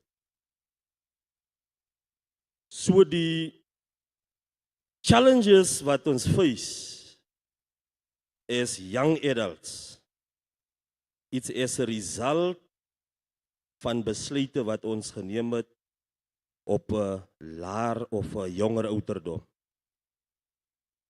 En dit wat ons beleef gaan determine die type of world wat ons envisage om in te wees. Burgerskap in 'n nuwe wêreld. Daarom wil ek hê dat ons moet dink as an individual, as Gershwin. The type of society I want to live in. En what contribution sal ek as Gershwin maak om daai world of future te skep? Julle is nog saam met my. Because soos ek vroeër gesê het, we are confronted with all sorts of difficulties. And the question remains, what type of community, region, province, country, and world we envisage as young people to live in. I can say the following without any disclaimer, that almost 90% of not all of us was al iewers in ons lewe gekonfront met 'n mental condition. Ons was konfront met 'n teleurstelling van watter aard ook al. Ons was konfront met bang wees vir die interview waarna toe we gaan, vir die omstandighede by die huis, is daar brood as ek nou uit die skool uitkom, en of het ek geslag. Daarom commemorate ons Wêreld Geestesgesondheid maand in Oktober om bewusmaking te kweek rondom mental health. Daarom sou u gesien het die afgelope maand en weke het die Departement van Gesondheid met partners soos FAMSA programme gehad om mental health 'n global priority te maak. Maar ek dink ook dat ons gaan nie justice doen as ek nie vinnig die twee terms aan ons miskien net moet verduidelik, because by ons is almal is miskien lekker bo nie. As jy iemand sien wat net so halfie reg kykie, dan vind ons ook sommer uit die ene, hier's 'n probleem hier by hom. Né? Nou, dis die diskriminasie wat ons van praat. Teen mense met mental conditions or disorders. En partykeer hoe die lewe daar buite vir jou aanvaar, gaan bepaal hoe jy deel met jou mental disorder. Jy kry anxiety, jy kry verskillende personality disorders, jy kry al die klomp siektes wat saamgekluster kan word as mental illnesses. Daarom het ek gewonder toe ek die eerste invite kry, ek moet oor mental health praat. Nou mental health is wanneer jou geestestoestand alright is, op die oog af. Jy is, daar is nie matatas met jou nie, jy is goed. Dan is jy mental health, is mentally alright. Die probleem, as jy nou afwykings het, dan noem ons dit mental illness. Né? So dit beteken jy het een of ander soort afwyking wat is as gevolg van unemployment. Because unemployment, sê ek altyd, veroorsaak depression, anxiety disorders, en meeste van die disorders, schizophrenia, het 'n direkte verhouding met substance abuse. It is interlinked with substance abuse, drug abuse, alcohol abuse. Because laat die dag nou vinnig omgaan, gaan jy potjie domino's loop speel of duise loop skiet. Daar kom iemand hier met 'n lekker koue dingetjie. Die koue dingetjie lei na 'n koue dingetjie toe. Later kry ons, jy het nou 'n rooklusietjie, né? Hier kom 'n lekker okkepyp. En ons laat loop. Ons weet nie is 'n mixpypie. Ons weet nie is 'n mixpypie en ons weet nie met wat is hy gemix nie. Gaan jy huis toe, jy sien nou net snaakse goed. En dit is omdat jy werkloos gewees het, wat jy betrokke geraak het aan die goeders. Ek probeer nou die Engels wat daar geskryf is vat, laat ons hom verstaan. Ek praat ons kroektaal. Hierdie ernstige woorde maak selfs my ook deurmekaar. So, die type of world wat ons envisage is die type of world wat ons vir onsself moet skep. Because ons het hierna toe gekom met 'n verwagting glo. Ons is nie maar net hier om te kom eet en al die lekker goed te geniet nie. Maar dit is om inligting te kry om onsself te equip om 'n beter iemand te wees as ons hier uitgaan. As government, sê ons altyd, government kan nie alleen werk skep en werke gee nie. Ons het jong mense, ons het mense nodig wat out of the box kan dink. Because some of ons kan entrepreneurs is, some of ons het bright ideas om 'n verskil te maak daar waar ons vandaan kom. En ek glo dis hoekom ons hier is, of was die afgelope dag. En ons het iets gekom kry hier. En ek hoop nou nie is nou net ons wat pryse gewen het wat nog hier is nie. Omdat ons die pryse wag het, né? But allow me also to say dat ek het vroeër gesê dat 90% indien nie almal van ons was op een of ander manier gekonfront met die mental issue wat ons hiervan praat. Because almal van ons is mentally ill. Jy het net daai ding nodig om hom te trigger. Né? Jy het net daai dingetjie nodig om hom te trigger. At a very young age was ek by 'n gevangenis gewees. Was klein gewees, nie so klein nie, maar klein. En ek kan mooi onthou, daar was vir jou 'n geremoer toe ek daar gewees het. Sorry, julle. Sorry, ek hoop ons word opgeneem het. Maar daar was vir jou 'n hele deurmekaar besigheid. En later so deurmekaar het ek gehoor hulle sê hy's prisoniere besig om uit te breek. En u sal my nie glo nie. Daai het jy maar net 'n bietjie suikerwatertjies gekry. Ek kan nie dit vat om naby 'n gevangenis te kom nie, because daai prentjie, daai geraas speel hier in my agterkop. Ek het een keer geprobeer hierdie hunting te gaan doen saam met die manne. Hy wat julle so koud kry, dan skiet hulle die bokke en die goed. En wat nou sommer daar gebeur, ons as jagters weet wat word daar gedoen. En toe ek wakker word, toe sien ek hier staan iemand bo aan my met net so 'n groot gun. Jy sal nie glo nie, ek weet nie, maar ek het af van hy bakkie af gespring, ek het begin hardloop en hulle het my agter 'n bos gekry. And it was because of a visit wat ek gedoen het by die polisie of by die plek, toe ek nog baie klein. Nou ek het gedink, ek het gedeel daarmee, bakantie nie. So, van ons wat hier sit met 'n ding wat net nodig het, hy moet getrigger word.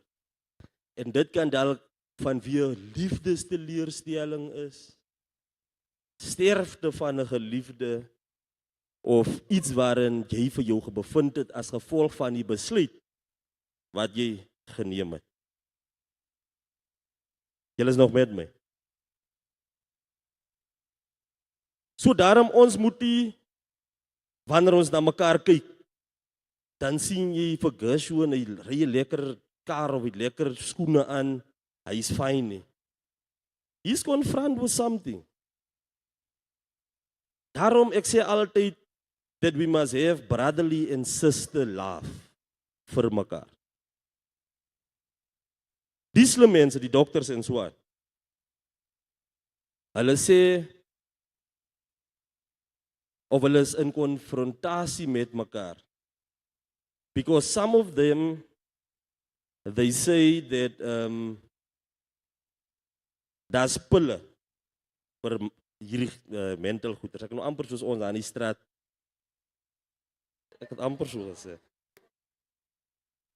En dan sê party van hulle, daar is die pille nie, né?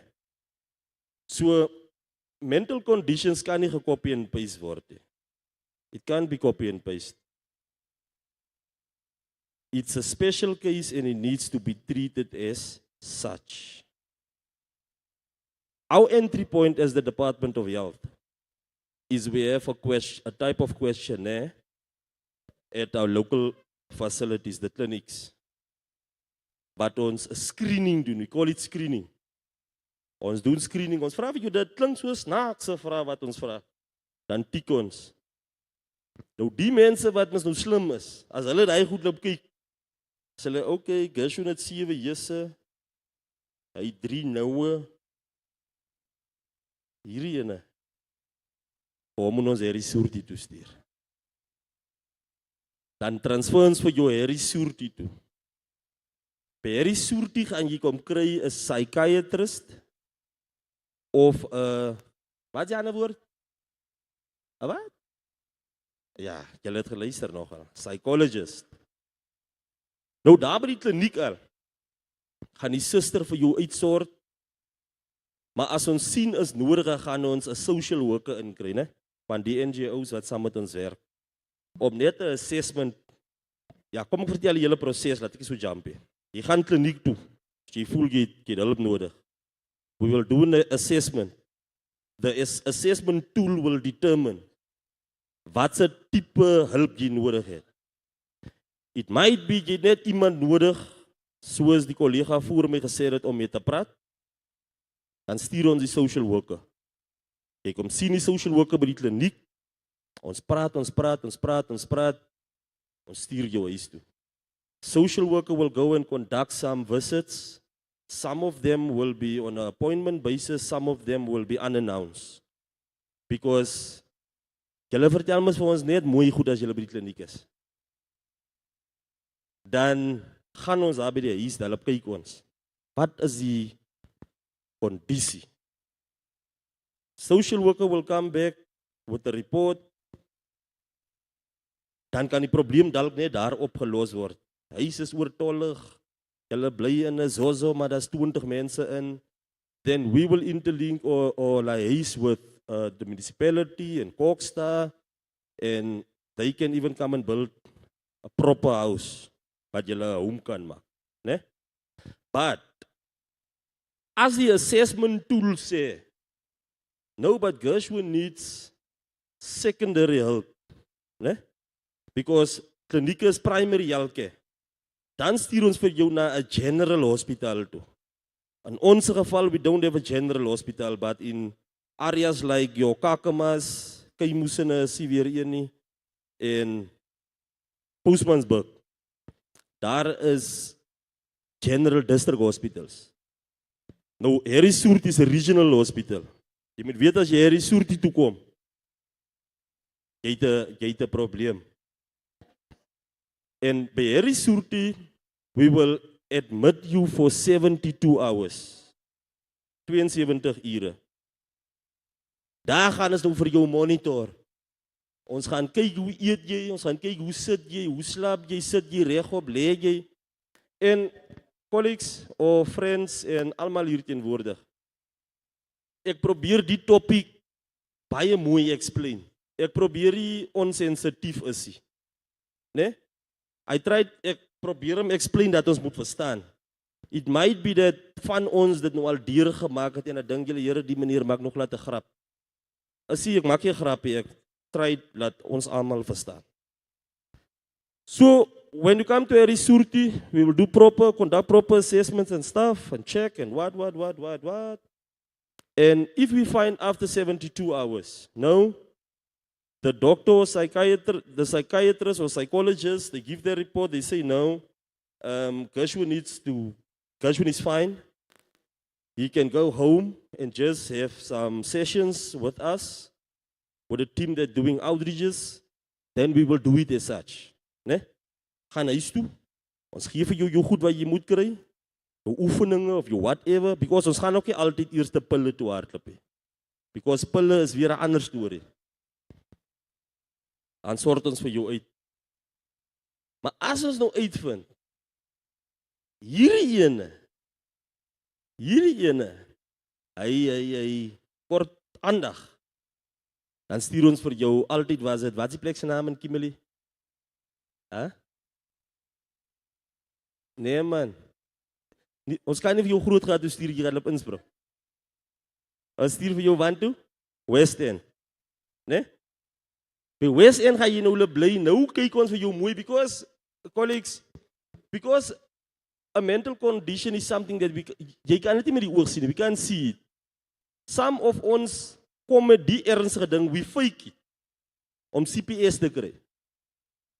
You know what is CPS? CPS is the SASSA grants. Some of our patients, colleagues, they do it.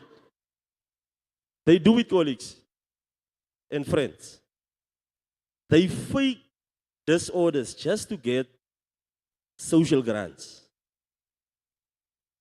Crazy tweede social grant, dat sien jy nee, hy is no good. Nee? So we will send you to West End if needs be. But ons het 'n splinter nuwe mental hospital. Nou, julle moet ook worry, julle moet watch. You will see that there's some colors. There's the mental institutions are sometimes baie colorful. Het julle al gewonder hoekom? Huh? Sê gou vir my. Wie van julle kan vir my sê waaroor is dit altyd so colorful?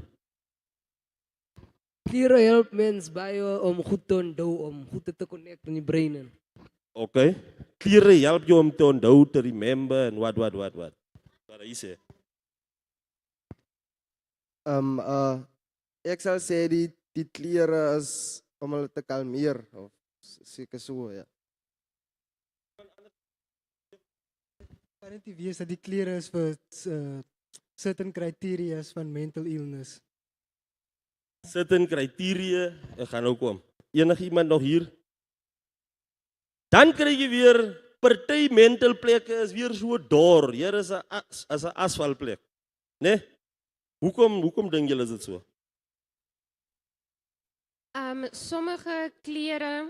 Sommige klere skep 'n sekere atmosfeer en dit skep 'n sekere mood, dit skep 'n sekere gevoel. So sommige, soos die ou nou genoem het, kan vir jou kalmeer en sommige klere trigger weer sekere goed in jou mind en so dit afhangende van seker watter toestand jy is, wat werksaam met jou gaan hulle nou vir jou in so 'n area dan nou sit. Yes. Enige iemand anders? Nou, when we deal with mental wellness, there's no right or wrong answer. Né? Because ek het nou gepraat van hy teleurstelling. Wat ons altyd sommer hier met die voet skryf. Né? Dan weet jy nie wat hulle doen hy mannetjie nie. Of dame nie. But almal van ons wat nou gepraat het, praat die waarheid. Of ons is baie na in die waarheid gewees, of ons het die waarheid gepraat. Maar ons het die waarheid gepraat. So, you will only understand once jy in die situasie is. Julle verstaan? All these scholars, each and every one of us will have our own interpretation of it. Ne? But we will understand it best once ons in die omstandighede beland. En ek glo nie een van ons wil in die omstandighede kom nie. Because ons was al gekonfront saam met so 'n tipe van situation waarby iemand in 'n disorder lê en ons het dit snaaks aangekyk, né? So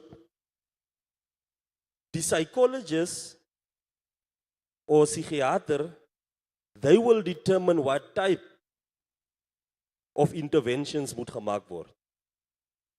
Because julle gaan nou sê, as ek nou sê, as jy julle, die meneer het gelieg, hoekom is hier so val, as jy nou daar kom? Of jy sê, die meneer hy het die waarheid gepraat, hier is al so klomp klere, wat se goeders is die?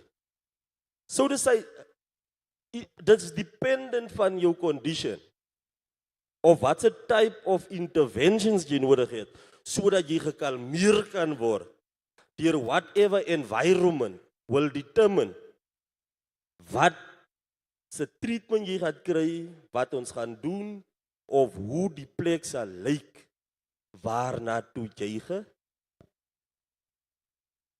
gevat word. Nee.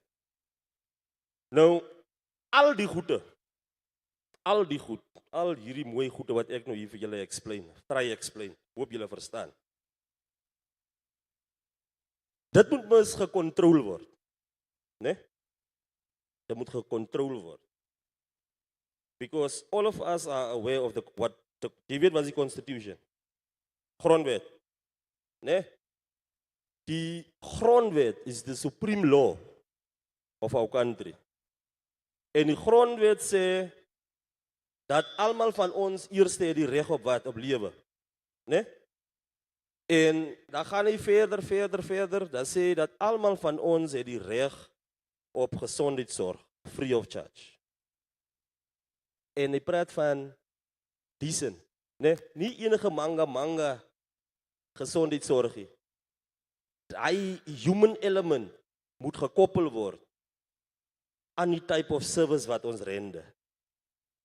So jy moet met absolute dignity gebehandel word, van die kliniek af, Harry Soortie, tot binne in West End.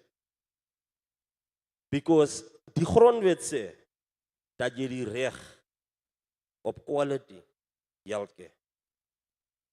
Nou, omdat mental health so spesiaal is vir ons, het ons nog die Mental Health Act. The Constitution is supreme, but you have the Mental Health Act, wat deal met die specifics. Wat vir jou sê, hoe moet jy getreed word? Hoe moet jy wat gedoen word? Hoe moet jy die moeds en die moenies?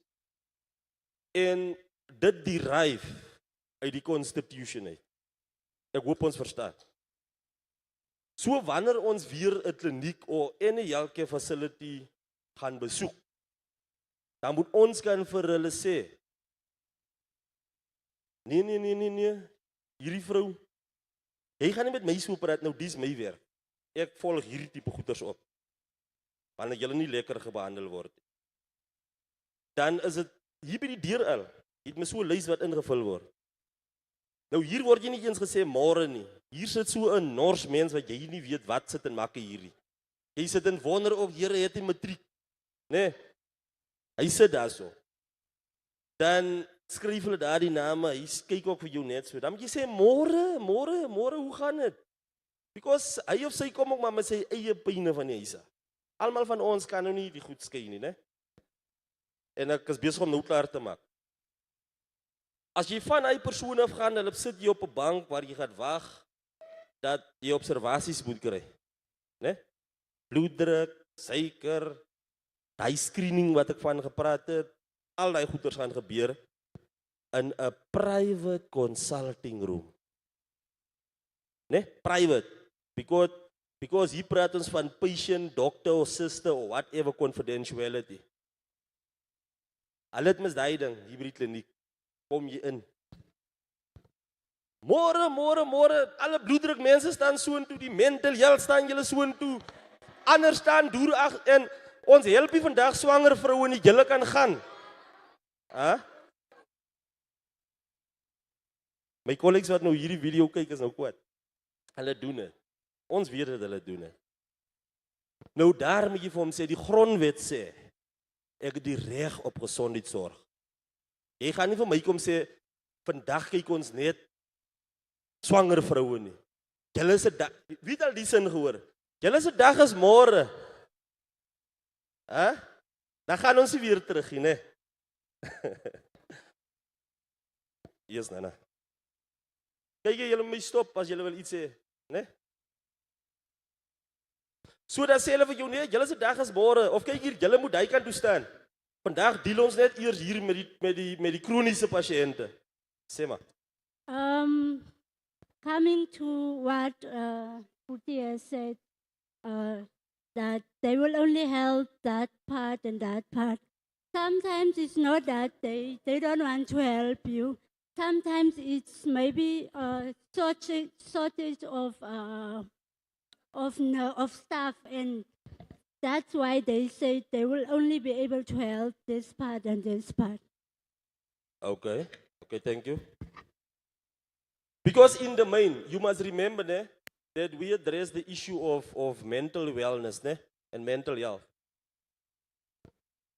Die voorbeelde wat ek maak, it's om vir julle te demonstrate hoe maklik 'n mental condition getrigger kan word. Né? Wanneer? Nee, kom ek verduidelik die hele storie. Ek sal nou respond. As part van my explanation gaan ek jou antwoord wat jy nou gesê het, né? So wat hulle doen? Hulle sif vir ons so. Nou kom het, hulle sê nou nee, is vandag net swanger vroue. Ek is nou nie swanger, ek gaan huis toe. En ek het nou kliniek toe gekom because ek wou graag die screening gekom doen het wat hulle hiervan praat. Because ek was in hierdie situasie wat my nie lekker laat slaap nie, ek is nie sharpie, ek wil gekompenseer word. Nou gebeur het, omdat hulle swanger vroue help, gaan ek huis toe, dat beteken ek is 'n lost case, ek word gemis. Né? He's by the way unemployed, dan kry jy nou iemand die op die pad wat besig is met iets, en jy join sommer. En dan gebeur het nou dat hy probleem wat jy het, erger raak, erger, because a mental condition is nie vandag, hier is jy sommer nou, ek begin 'n slat nou hier stoel, Dis over a period of time. Escalate, tot die bomle bars. Nee, nou jy moet vir hom baie mooi sê, nee, hierdie vrou. En dan kom kry jy as 'n administrative mens, of hy vra sy my hier vir jou, al hier by jou leer, as jy jou leer trek. Wat maak jy? En die constitution sê jy die reg op privaatheid mis. So, ek wil afsluit. Wanneer sulke goed gebeur, al leer jy net hy ding vandag, dan moet jy die mense sê, nee. Die grondwet sê, ek het die reg op quality healthcare. En quality healthcare beteken, dat ek moet reg ontvang word, ek moet privately what you call it word, observasies, en hier binnekant by die observasieplek, daar gaan hulle vir jou sê, by watter stream, ons praat van streams in idle clinics, by watter stream jy moet gaan sit. In die klinieke ook, het ons, klinieke is gekalkoud, soos 'n roubord. Wat wys rooi is mis nou dies wat hier met die stretcher inkom, oranje is die wat ek, jy sien hom, nee, hierdie ene lyk vir my, jy wil uitpas, kom jy. Dan kry jy groen, is die spanne wat maar net kom, om sy treatment te kom kry, en of, is die spanne wat ledig is, wat maar net rondgeloop het. Nee? En by die facility kom siek raak.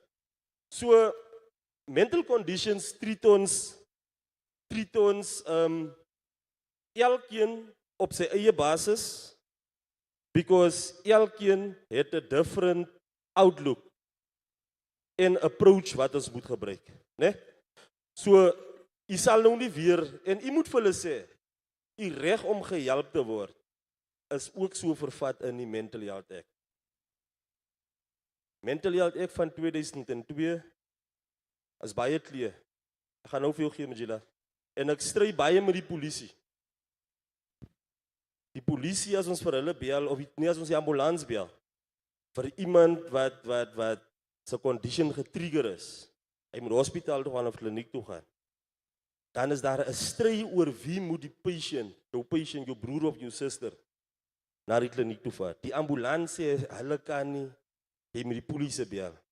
Die polisie kom, dan sê die polisie, die is ons geval. Hierdie is die mense se geval. Nou die Mental Health Act sê, beide die polisie en Department of Health are responsible to transport patients with mental disorders. Die polisie moet hulle se goed wat hulle geleer het by die college kom gebruik om vir jou te manhandle, om vir jou by die kliniek te kry. Maar in die proses sê ons jy moet die dignity van die persoon laat verslap. Dankie. Net so op 'n ligter noot, man. 'n ander groot man sê, jy weet, normal, abnormal. Ons is almal mal. Verstaan jy? Yes. Net so op 'n ligter noot dat it's also individually that the decisions that you take determines your condition as well. So as moenie net altyd dat jy moet getrigger word in, as jy net die besluit kan neem, of normal of abnormal, maar mal is ons almal. Dis net die besluit.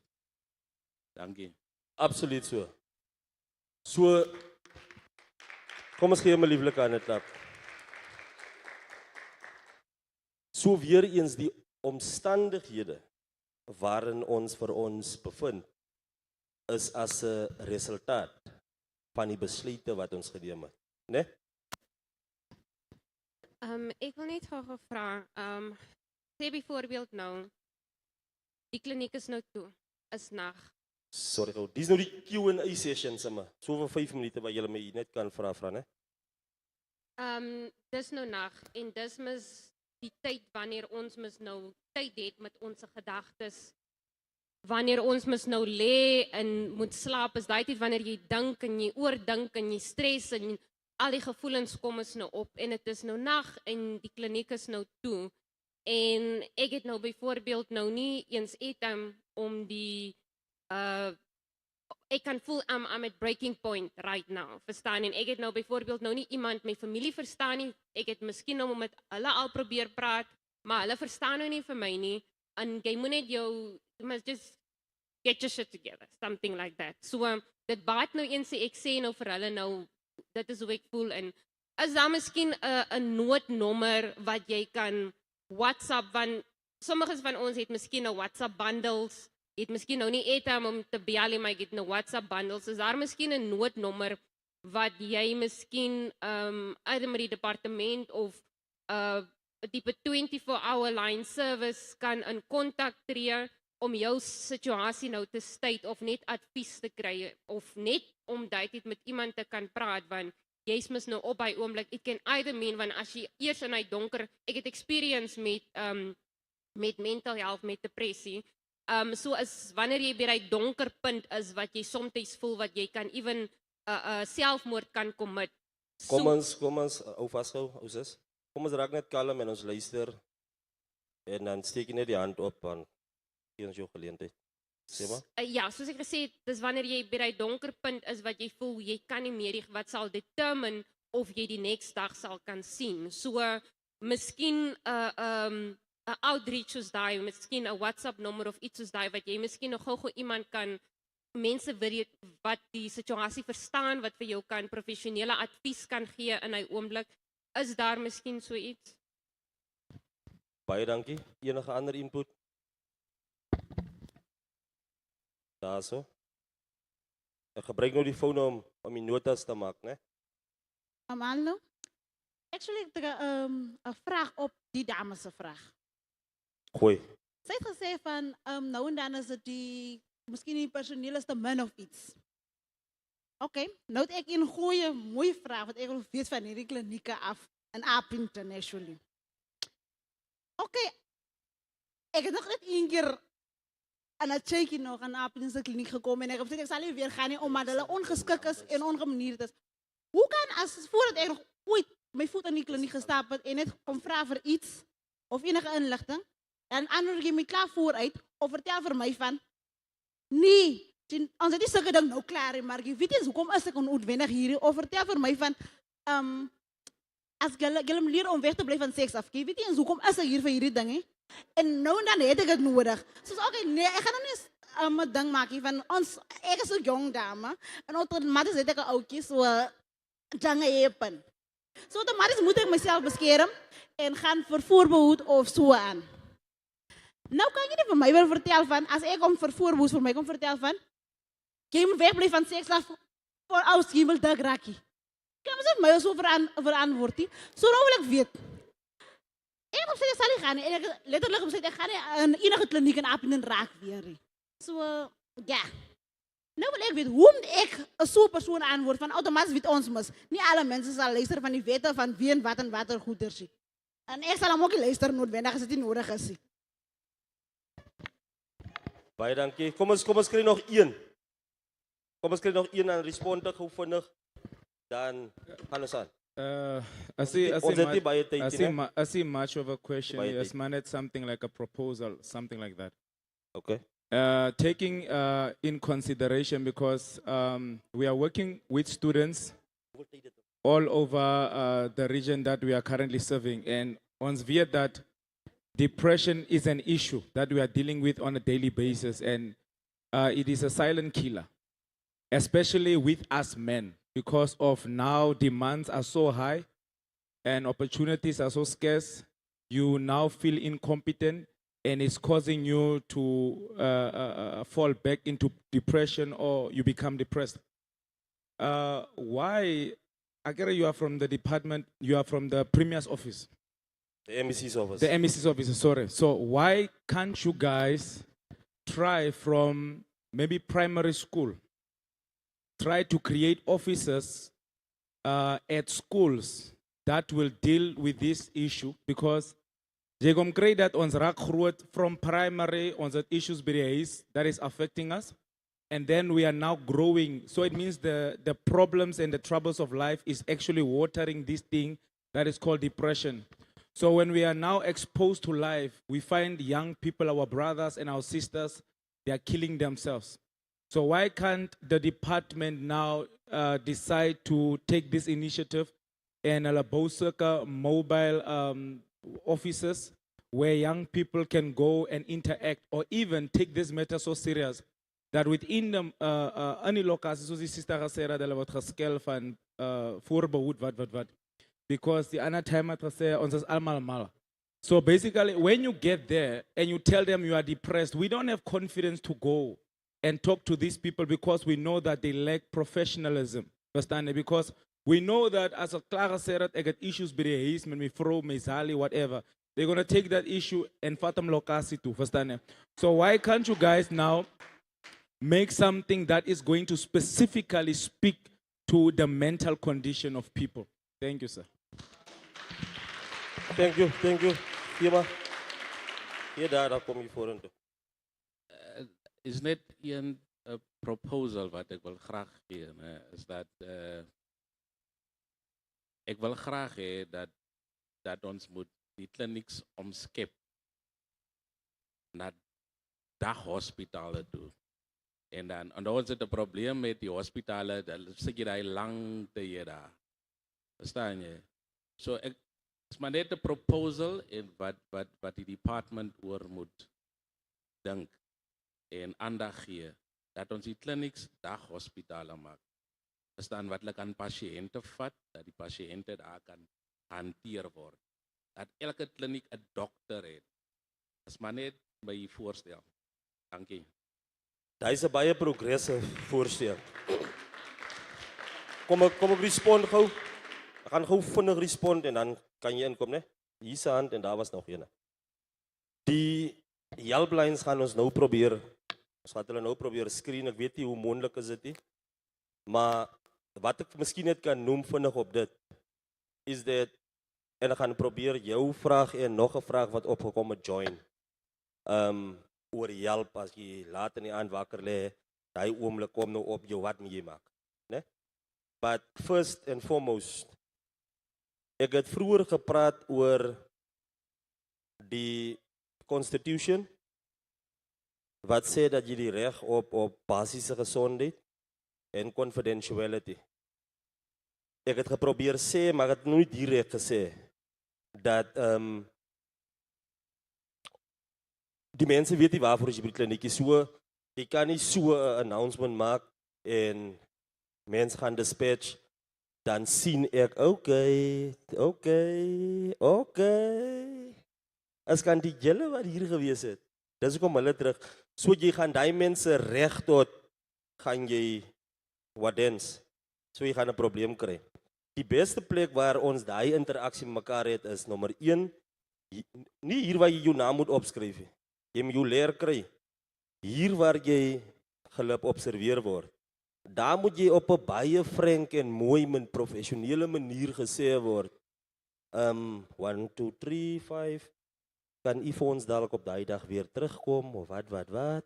Maar as u voel dat jy daar, nee, ek wil met 'n professional nurse praat, dan sê jy, nee, mevrou, ek wil by suster uitkom.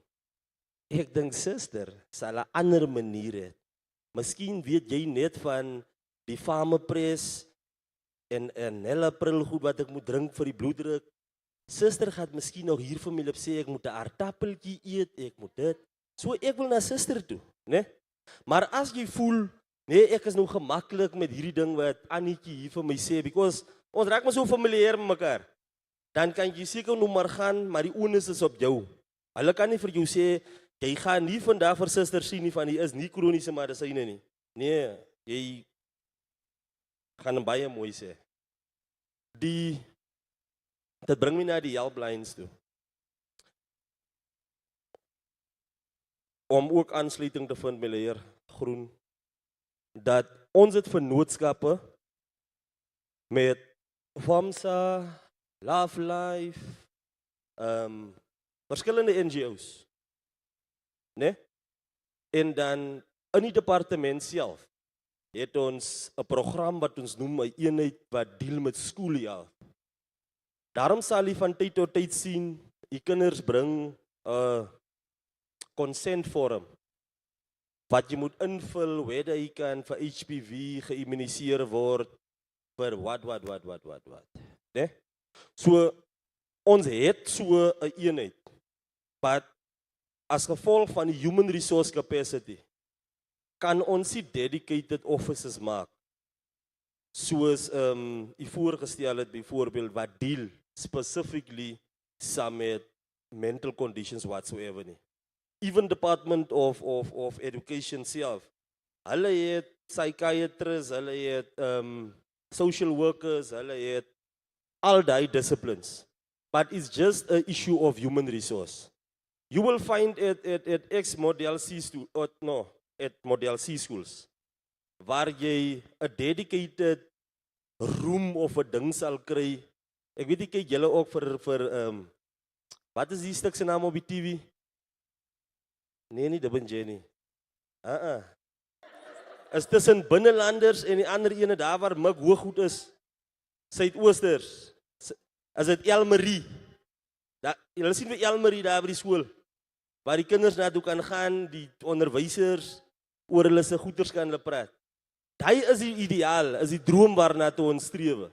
Elke skool moet 'n social worker daar hê. Jy moet nie nog vir meneer March of 'n Gorba bel en nou hoor jy meneer Majila, hulle is nou in Kakamas met die kar, daar sien nou 'n kar. Ons soek dedicated homebodies. En daarom, as deel van die presentation, ek het nou agtergekom, hier's baie van ons wat interesse het in dit wat ek hier sê. Ek kyk mens vir julle in julle se gesigte. Julle knik die kop en ek sien hy belangstelling. Ons het sielkundiges het ons nodig. Psychiatrists het ons nodig, social workers het ons nodig. Né? Kyk na die premier se bursary fund wat uitkom. Apply vir hy bursaries. Currently ons as die department, ons train net EMS personeel, sisters, en ons stuur vir julle Cuba toe as julle moet dokters raak. Ons train nog nie in die field van psychiatry en psychologists nie. Maar as almal van ons aan hy velde kan gaan, my ma hoor my, as ons terug weer kom, dan gaan julle hoor, ons het 'n change gemaak. Kyk hoe vinnig. Ons het nog so 5 minute. Goeiemiddag. Ek wil net vra. Volgens op die grondwet van menseregte, gaan na verantwoordelikheid maar ook saam, né? Sê weer? Met die regte gaan ons verantwoordelikheid ook saam. Baie belangrik, nee. Yes. Nou, hoekom kan mense by die kliniek nie hulle verantwoordelikheid nakom nie? Die personeel? Yes. Okay. Die reg wat ek het, die verantwoordelikheid berus nie op die volgende persoon nie. Die verantwoordelikheid berus, gaan jy hier was 'n hand iewers. Die verantwoordelikheid berus by my. En ek maak nie verskoning vir die gedrag van die personeel van Department of Health. Ek het reg in die begin gesê dat jy die reg om met dignity getreed te word. Niemand moet vir jou nyatsa as jy by die kliniek kom nie. Jy moet in lyn saam met die guidelines getreed word, en as jy voel jy word nie reg getreed nie, bo en behalwe die helplines wat daar is om te help te bel as jy in 'n probleem is, né? Daar moet, as jy inkom by die kliniek en jy kyk links, dan moet daar 'n komplimente en wat se boksietjie is. Nou weet ek, jy dink en jy sal sê, hulle maak aan vir hulle self oop, gooi hulle die goed weg. Jy dink so, né? Nou, ons het kliniekkomitees wat die MEC so 'n maand gelede geappoint het. Ons het hulle geen dak in alle distrikte. Die kliniekkomitee voorsitters is noodwendig mense wat uit die gemeenskap uitkom. Hulle het die sleutel van daai bokse. Hulle maak hy bokse oop saam met die suster van die kliniek, en hulle stuur daai complaints beide vir die distrik, ja, en hulle stuur dit vir ons na die provinsie toe. Now, in most cases, is councillors ook involved by die kliniekkomitees. En as hulle councillors, as hulle nie hulle se ding hier by die kliniek of hier by die distrik reg kry nie, dan gooi hulle daai complaint direk na my toe. Ek het 'n open profile op Facebook. My naam staan nou nie daar nie. My naam is Gershwin Buster. Julle kan my Google of search. Julle gaan my kry daar. Daai nommer wat daar verskyn is my nommer. Is nie ander mense nommer nie. As jy 'n complaint het en jy voel jy wil hom nie by die kliniek ingee nie, you can stuur dit direk na my toe, né? En ons gaan af deal met die issues. So in the main responsibility, rights comes with responsibilities. Die responsibility is op jou as die persoon om seker te maak dat die reg van jou tot volle uitvoer kom en jy moet nie laat jou reg subsidized word nie. Vinnig. Vinnig. Yeah, I actually got now 2 questions. Goeie. First one is that it was basically from one of his questions when he said with the male depressions and everything. But basically, I have done a few of my own researches on this, and with some of the mental problems that some males or anyone basically face in the school times when you're a teenager or kid, even in primary, it's not necessarily the school that can help it, because not all the teachers are professionally trained to handle that. There are schools that are trained to handle that issue, and not all the schools can actually apply that. Even if it's in the suburbs or in a small town, not all the schools can, which comes back to the disorders you've mentioned.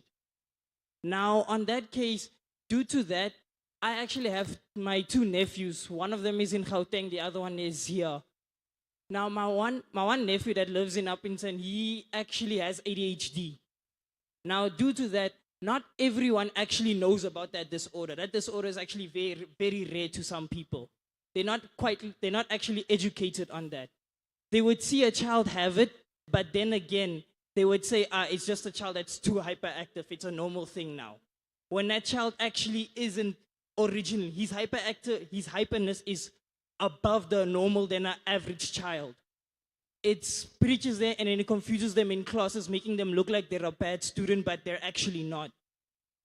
And also, not all the pills that they provide for ADHD helps them actually. It calms them down, but for a certain time. That pill doesn't actually strengthen him, it just calms them down to a certain extent. That thing can wear off probably in the next 12 hours, and then that kid is back to being the hyperactive child you know now.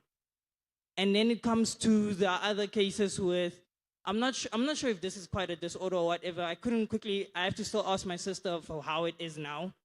But basically, in the schools that he is now in, he's actually trying to figure out they're trying to find out how can we help him, because it sounds like he's slow because he's only 4 now. It sounds like he's slow, but he's not. His problem is speaking. He can't form his words correctly. And that falls under for both of my nephews.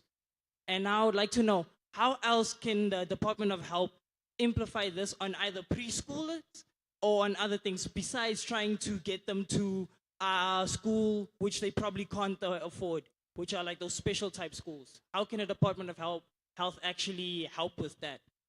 Thank you. Kom ons vat gou die laaste hand. Die laaste hand, ek probeer push na ons tyd. Yes. Even het gevra.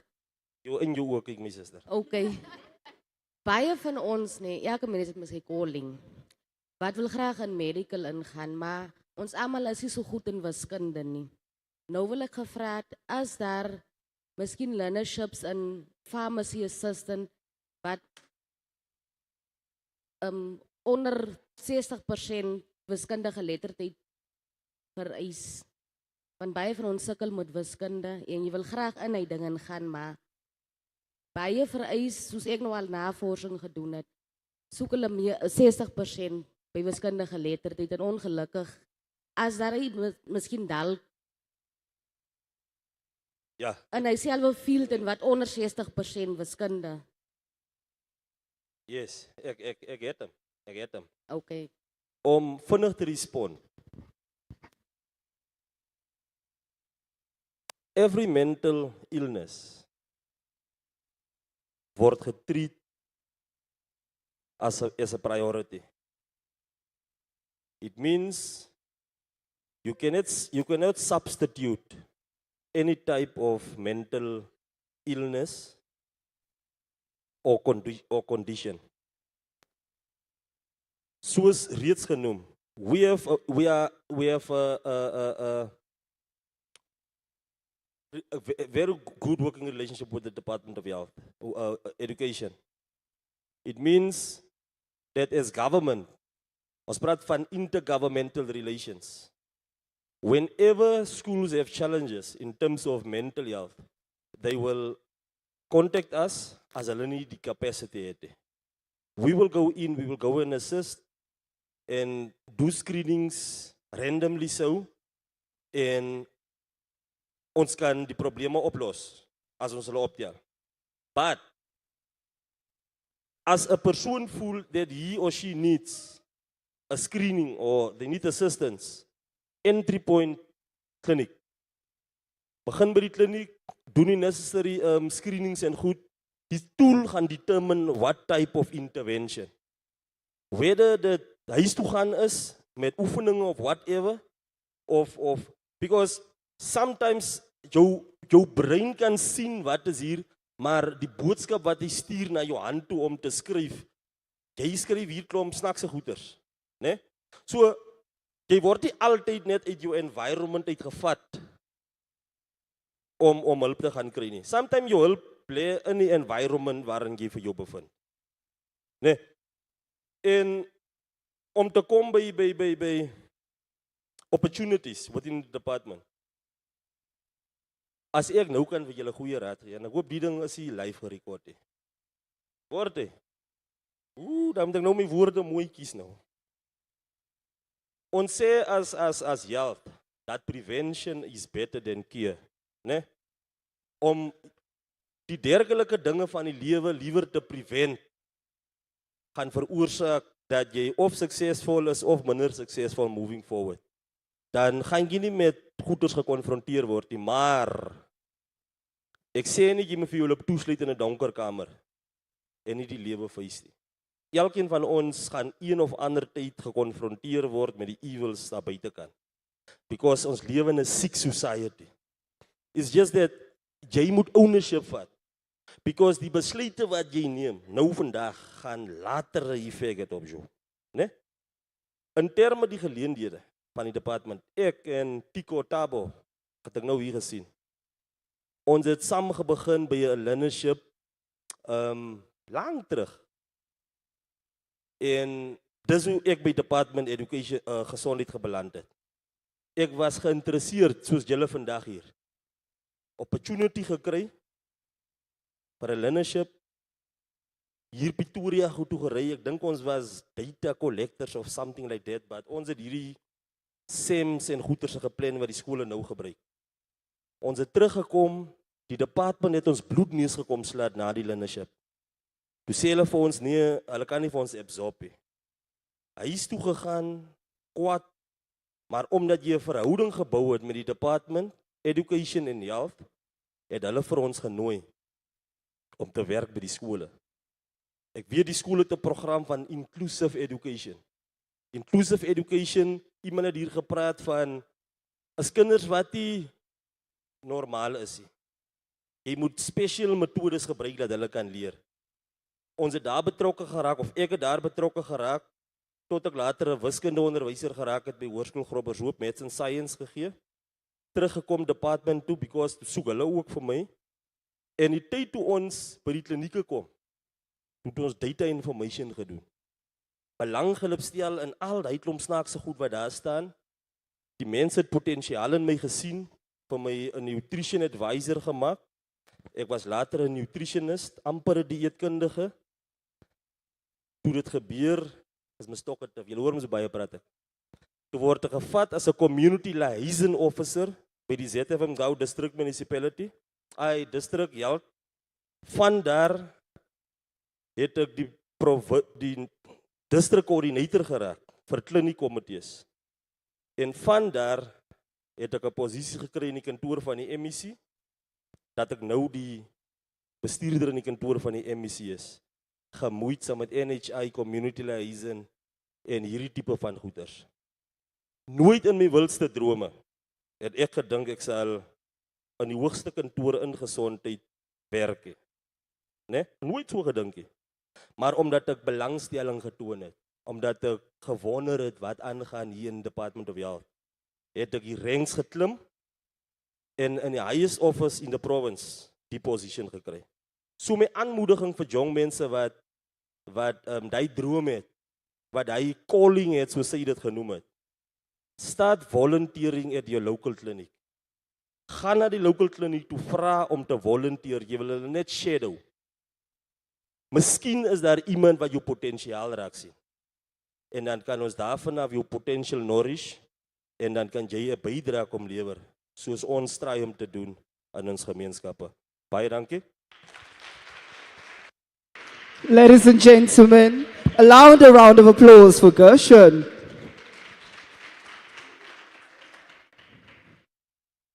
Gershon, before we let you go completely, I'm trying to flip the script because I said then I was wondering if I can actually also ask a question. We'll share the mic.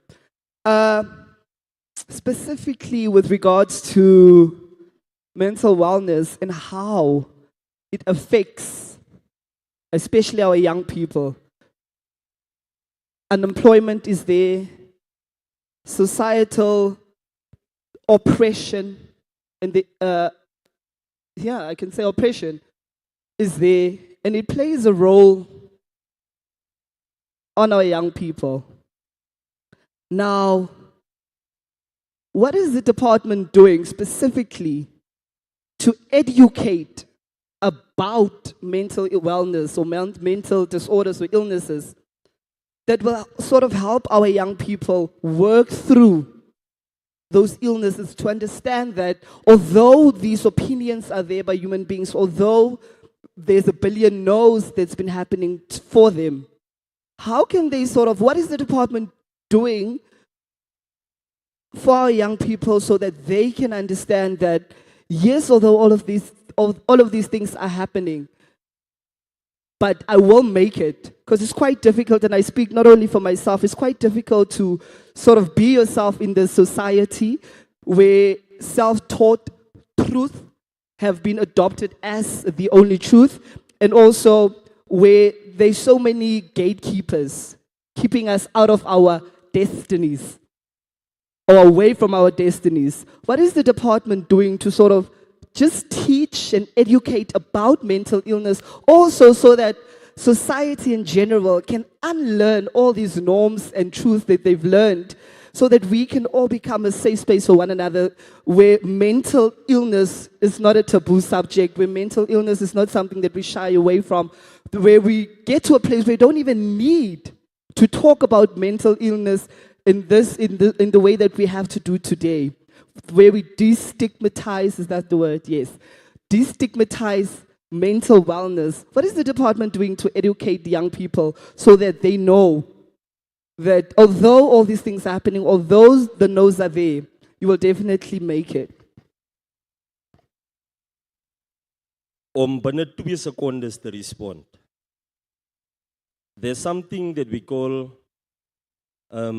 psychosocial behaviors what translate na our actual behavior on a day-to-day basis. Now the question is, what do we as a department do to prevent or to curb?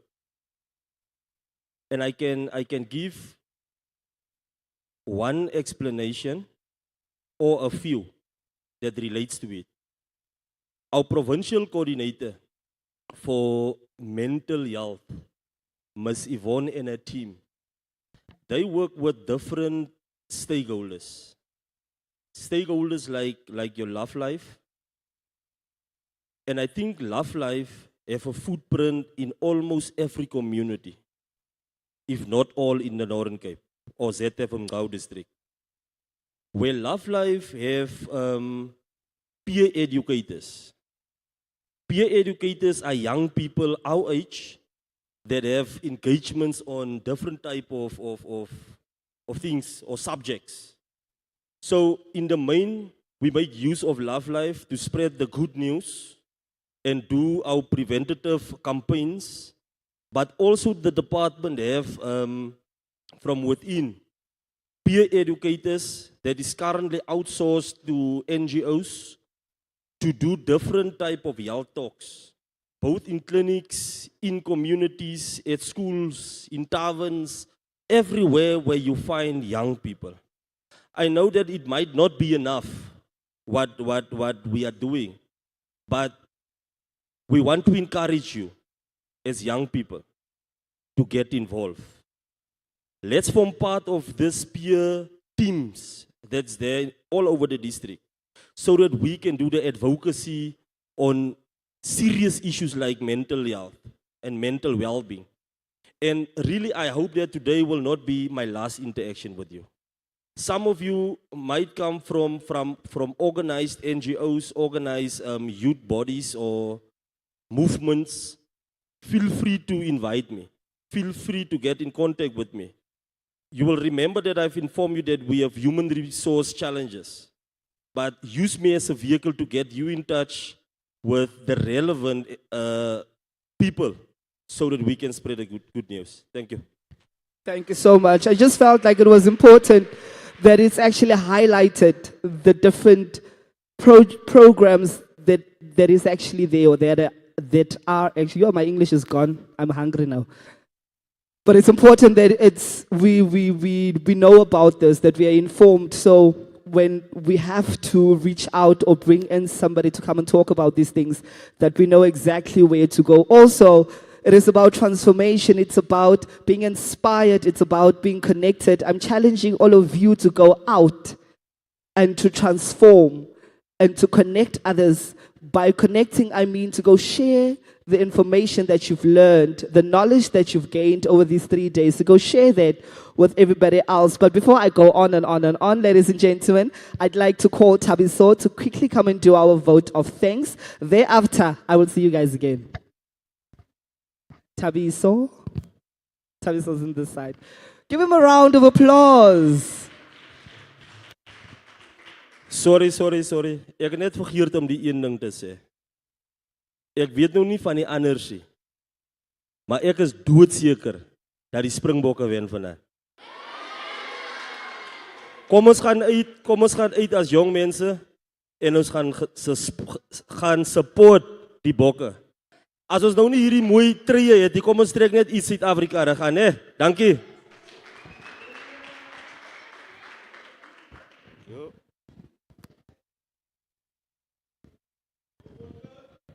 Good afternoon. I suppose now I'm the guy between you and lunch. I hope I don't keep you any further. Ne? My job today is very simple. Is to give a word of gratitude on behalf of Tita. But what I would like to start with is something interesting or something very simple that we as a people, we as a youth, it's something that we should live with. I'm going to say it in Afrikaans just to see if my Afrikaans is a bit touched up. Die gelukkigste mense het alles nie. Okay. The most, my Afrikaans is not good. But it means, what I was trying to say is the most luckiest people don't necessarily have everything, but they make the best of what they have. The reason we stand here as Tita is to bring that hope, that awareness to you that for a fact that you still live, you still can wake up, you can still dream. That's what we might all have, or that might be the only thing that you have. It is not the end of the world. That's where you can begin. So in my start tool, I'd like to thank people who made this possible. First of all, my thanks goes towards Empowa. The reason for that, Empowa had a vision of empowering youth, and they wanted to run this program all around the country, and they approached us as Tita and showed us this program, and we were happy to be aligned with and run with it. So on that note, I'd like to give us a great applause to Empowa for the great thought and vision of empowering the youth of South Africa.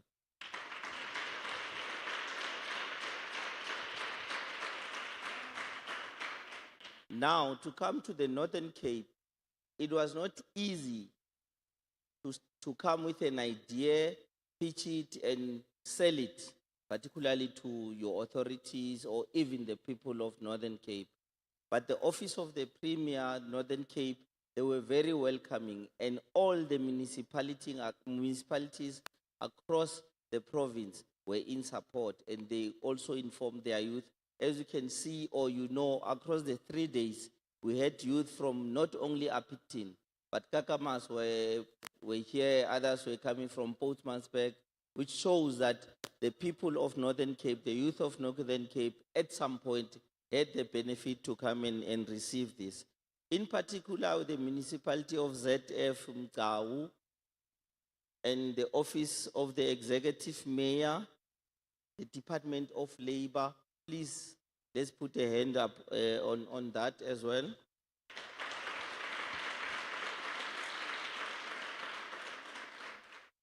And we also had other supporters. We had to sell this to our private sector as well. You saw Standard Bank was here. There was Evotel was here. Those are private operators in our communities. For their interest in you, they also have to take interest, your interest. What is that you need? How they can service you? And they had a lot of questions that came across from the youth. Some, I think, they were youth. Evotel was put to task to say, you have network problems in some areas. What are they doing about it? I had those questions, and they wanted to know about particular issues when there's load shedding or areas where there's no electricity, which shows people also want the benefits. They also want to be close to technology as much as possible. It is important, we as organizations that push youth development, when we talk youth and youth opportunities, youth must be also able to connect to those. Data is very important. Network connection is very important. To make a phone call to apply for a job or a learnership or whatever it might be of a benefit or need, it is important that you have all the tools. So to have Evotel here and the people like Standard Bank, can you please also give a hand of support and congratulations on that. We've had also, like my predecessor now, we've had a range of speakers. These are people who made time to come and stand here. Others came as far as Kimberley, others came as far as Joburg. I mean, we saw who's now a director and actor, and a director and actor, is from your community, but he doesn't reside here anymore. But he came all the way to say, I want to be in support. So also let's give our hand to those speakers as well who made their time, because time to them is an investment. Time is money. We had supporters, we had ladies who've been here from day one. They even asked us if they can leave. We've had our ladies from emergency services. They've been in the uplands, they brought their gazebo, they've been here. And they've always been waiting. They are the last to leave with everyone. They don't leave until people are leaving or the program is done. They cannot say, they did not say once, they are tired, they need to go, they have. But it doesn't mean they didn't have any places to go, but they felt they needed to be here and they wanted to be here, and that is a support. Thank you for that. Thank you, man.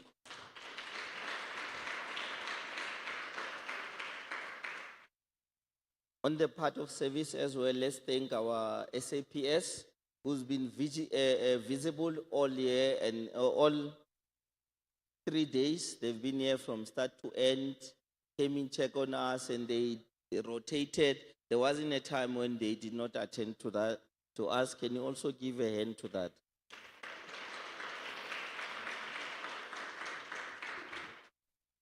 here is the best service I like. Actually, this is what my warmest regard and gratitude goes to.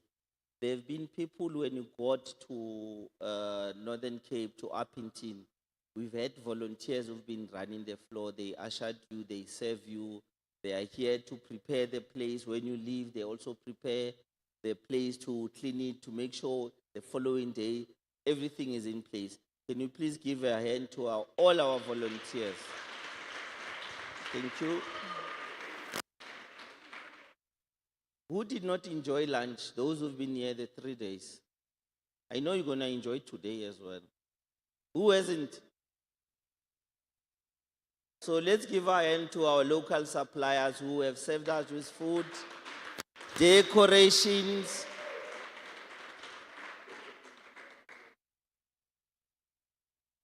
Now to Reverend Johan Julius, who has opened a venue to us and say our church is available, our hall is available. You can come use it to serve the youth of Uppington.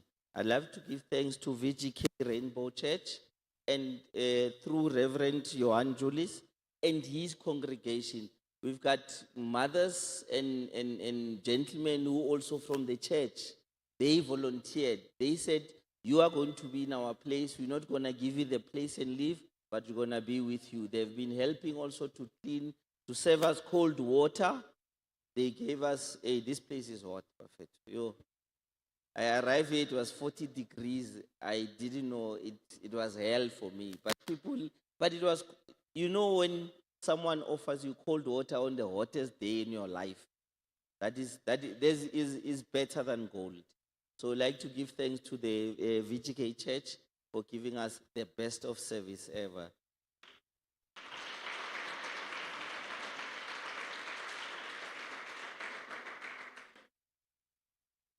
The SABC, Kimberley, they drove all the way. They've been here the first day.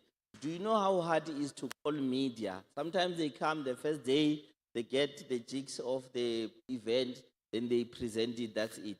SABC has been here every day. They've done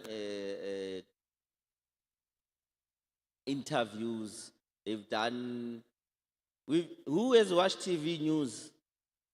Some of you were on TV. I saw that lady was on TV as well, and some that are not here. SABC was there for you. So let's give a hand for our broadcasting for being here.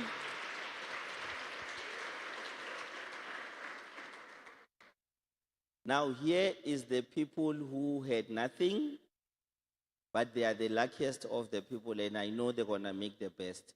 I want you to give a thanks, a greatest applause to the youth of Northern Cape, in particular Uppington.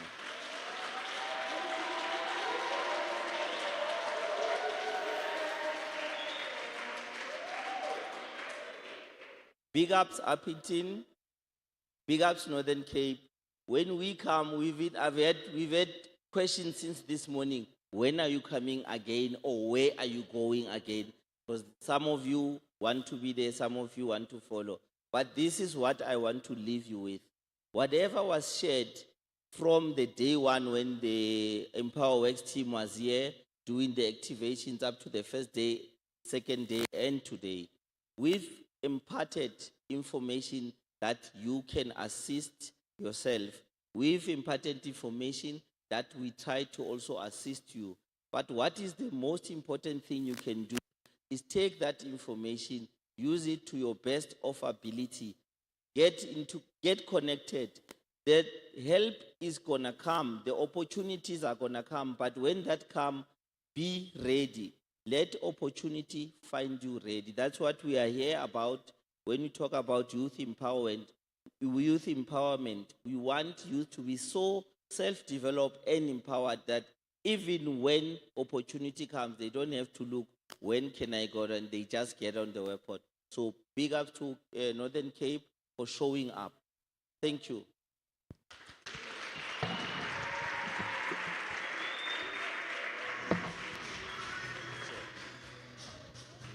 A big thank you to Tabiso. Now from myself and Neo. Are we partying again? I'll give it to Mr. Patty himself. Away, are we all here? Ons is almal hier so, né? Jy weet mos die tyd is verduiding. Machankura time. Where's my selector? My selector, what is that song? What is that? Machankura. You remember we were running a competition, ne? You remember we were running a competition? The competition is you post, you hashtag,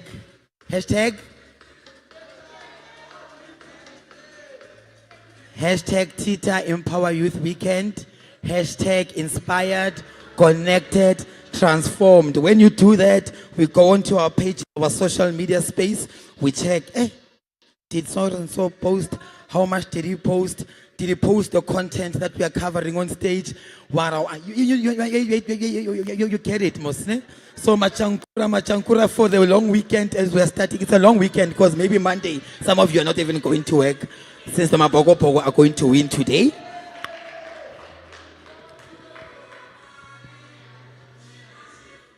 Mali.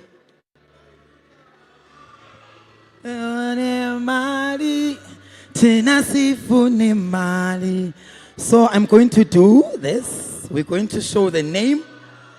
We're going to show that name. Actually, how many of you posted? How many were following our page?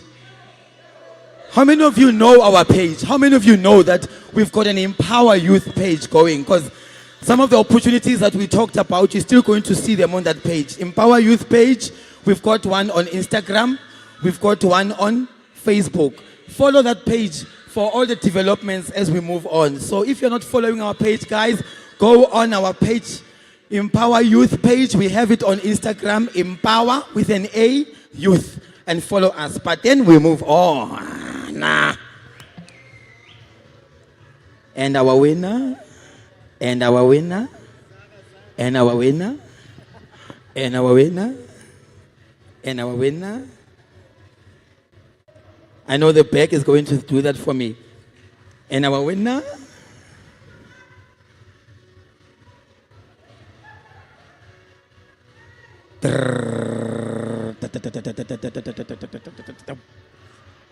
It's coming.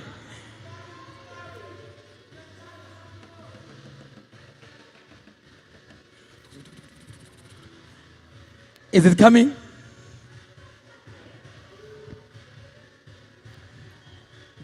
Impact.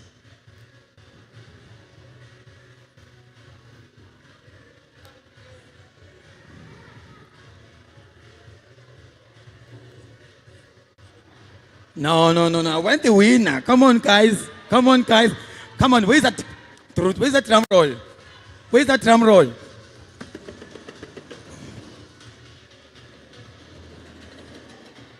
And our winner is, I'm definitely going to call the winner because my technical team is not getting there.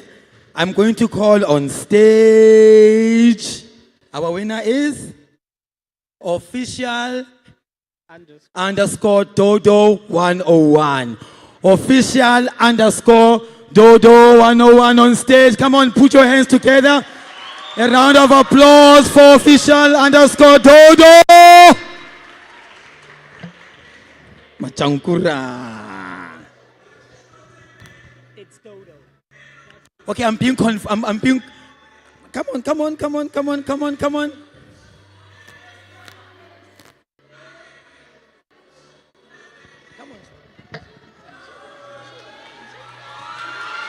Yeah.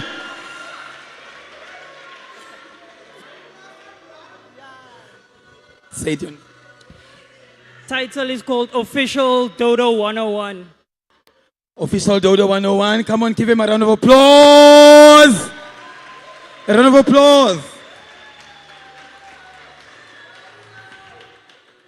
So follow us on our pages. All these topics that you heard here, you are still going to see them. We are posting from now on. There's many things that we've posted. Just keep on following us on our page. Moving on. I want to thank this beautiful soul here for a wonderful job. Well done today, how you handled us, how you took us through all the topics made us aware of the things that are happening in our space. For us, it means a lot. And thank you for today and all that you've put together for us. A round of applause for our MC, guys. And once more, I want to thank the team that just stood here before us. I want to thank Tita for all that they do, for pulling together with us as Empowa Works to make sure that as we travel across the country, as we travel over into all the provinces, we're able to touch lives, we're able to connect, inspire, transform the lives of the young people like we did for Northern Cape. So I want to thank Tita for everything, for the little that they do, up to the major things that you will not be able to see. But every single part that you see here, Tita had a huge part to play in it. All the little things that you see outside, Tita has a big part in playing in that. So I want us to just put our hands together for Tita one more time.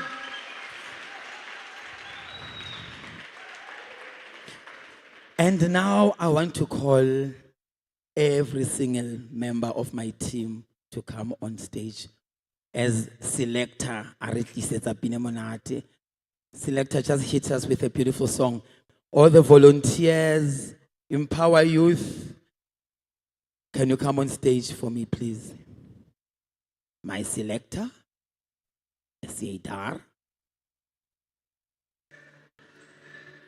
Can we get all our volunteers outside to come and join us on stage?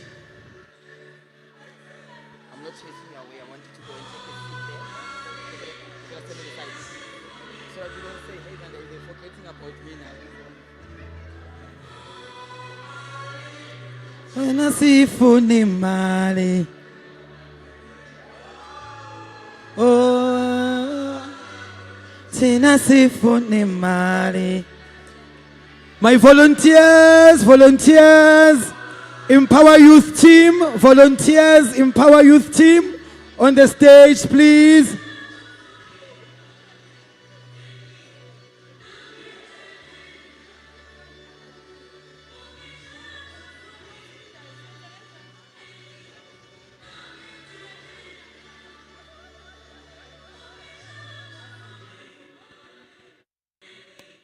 Is that Alma Lisa? Are we all here? I hope my team is all here.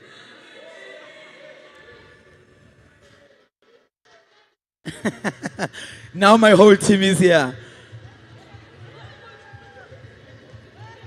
My volunteers. Allah, Allah.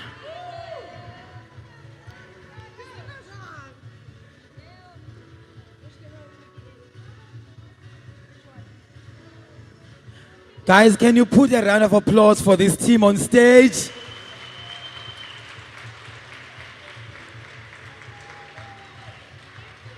I want to first and foremost thank the volunteers. I want to thank the volunteers for making sure that we pull hands together with Empowa Youth, and make sure that this is a success. I also want to thank two people. They are not here right now, but I want to just thank the visionary behind Empowa Youth and Empowa Works as a whole. One day, I hope when we come back here, you will meet this amazing gentleman. His name is Mr. Masiza. He's the one that has made sure that everything has come together as is, that I'm able to stand here today and be able to provide what I can for my own space. I want to thank our head, our leader, Tomisile Leroux.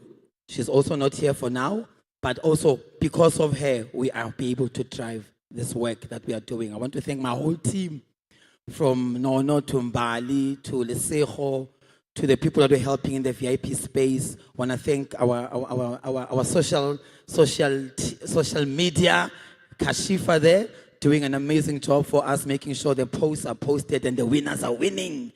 And beyond that, I want to thank Northern Cape for welcoming us and giving us an opportunity to give back to young people and making sure that we transform, inspire, and we bring change in this space. One more time, a round of applause for all of you. And we hope that next time we come in this area, you will be part of us to celebrate. We'll be serving lunch. We'll be serving lunch. I know most of you are now. Yeah, let's buy a hunger. So we'll be using that exit. You'll be guided out, and you're going to have enough today. There is enough. Do not fight. There is enough for everybody. And we're going to have a party. Let's have a good time. Thank you, everybody. And we out. We out.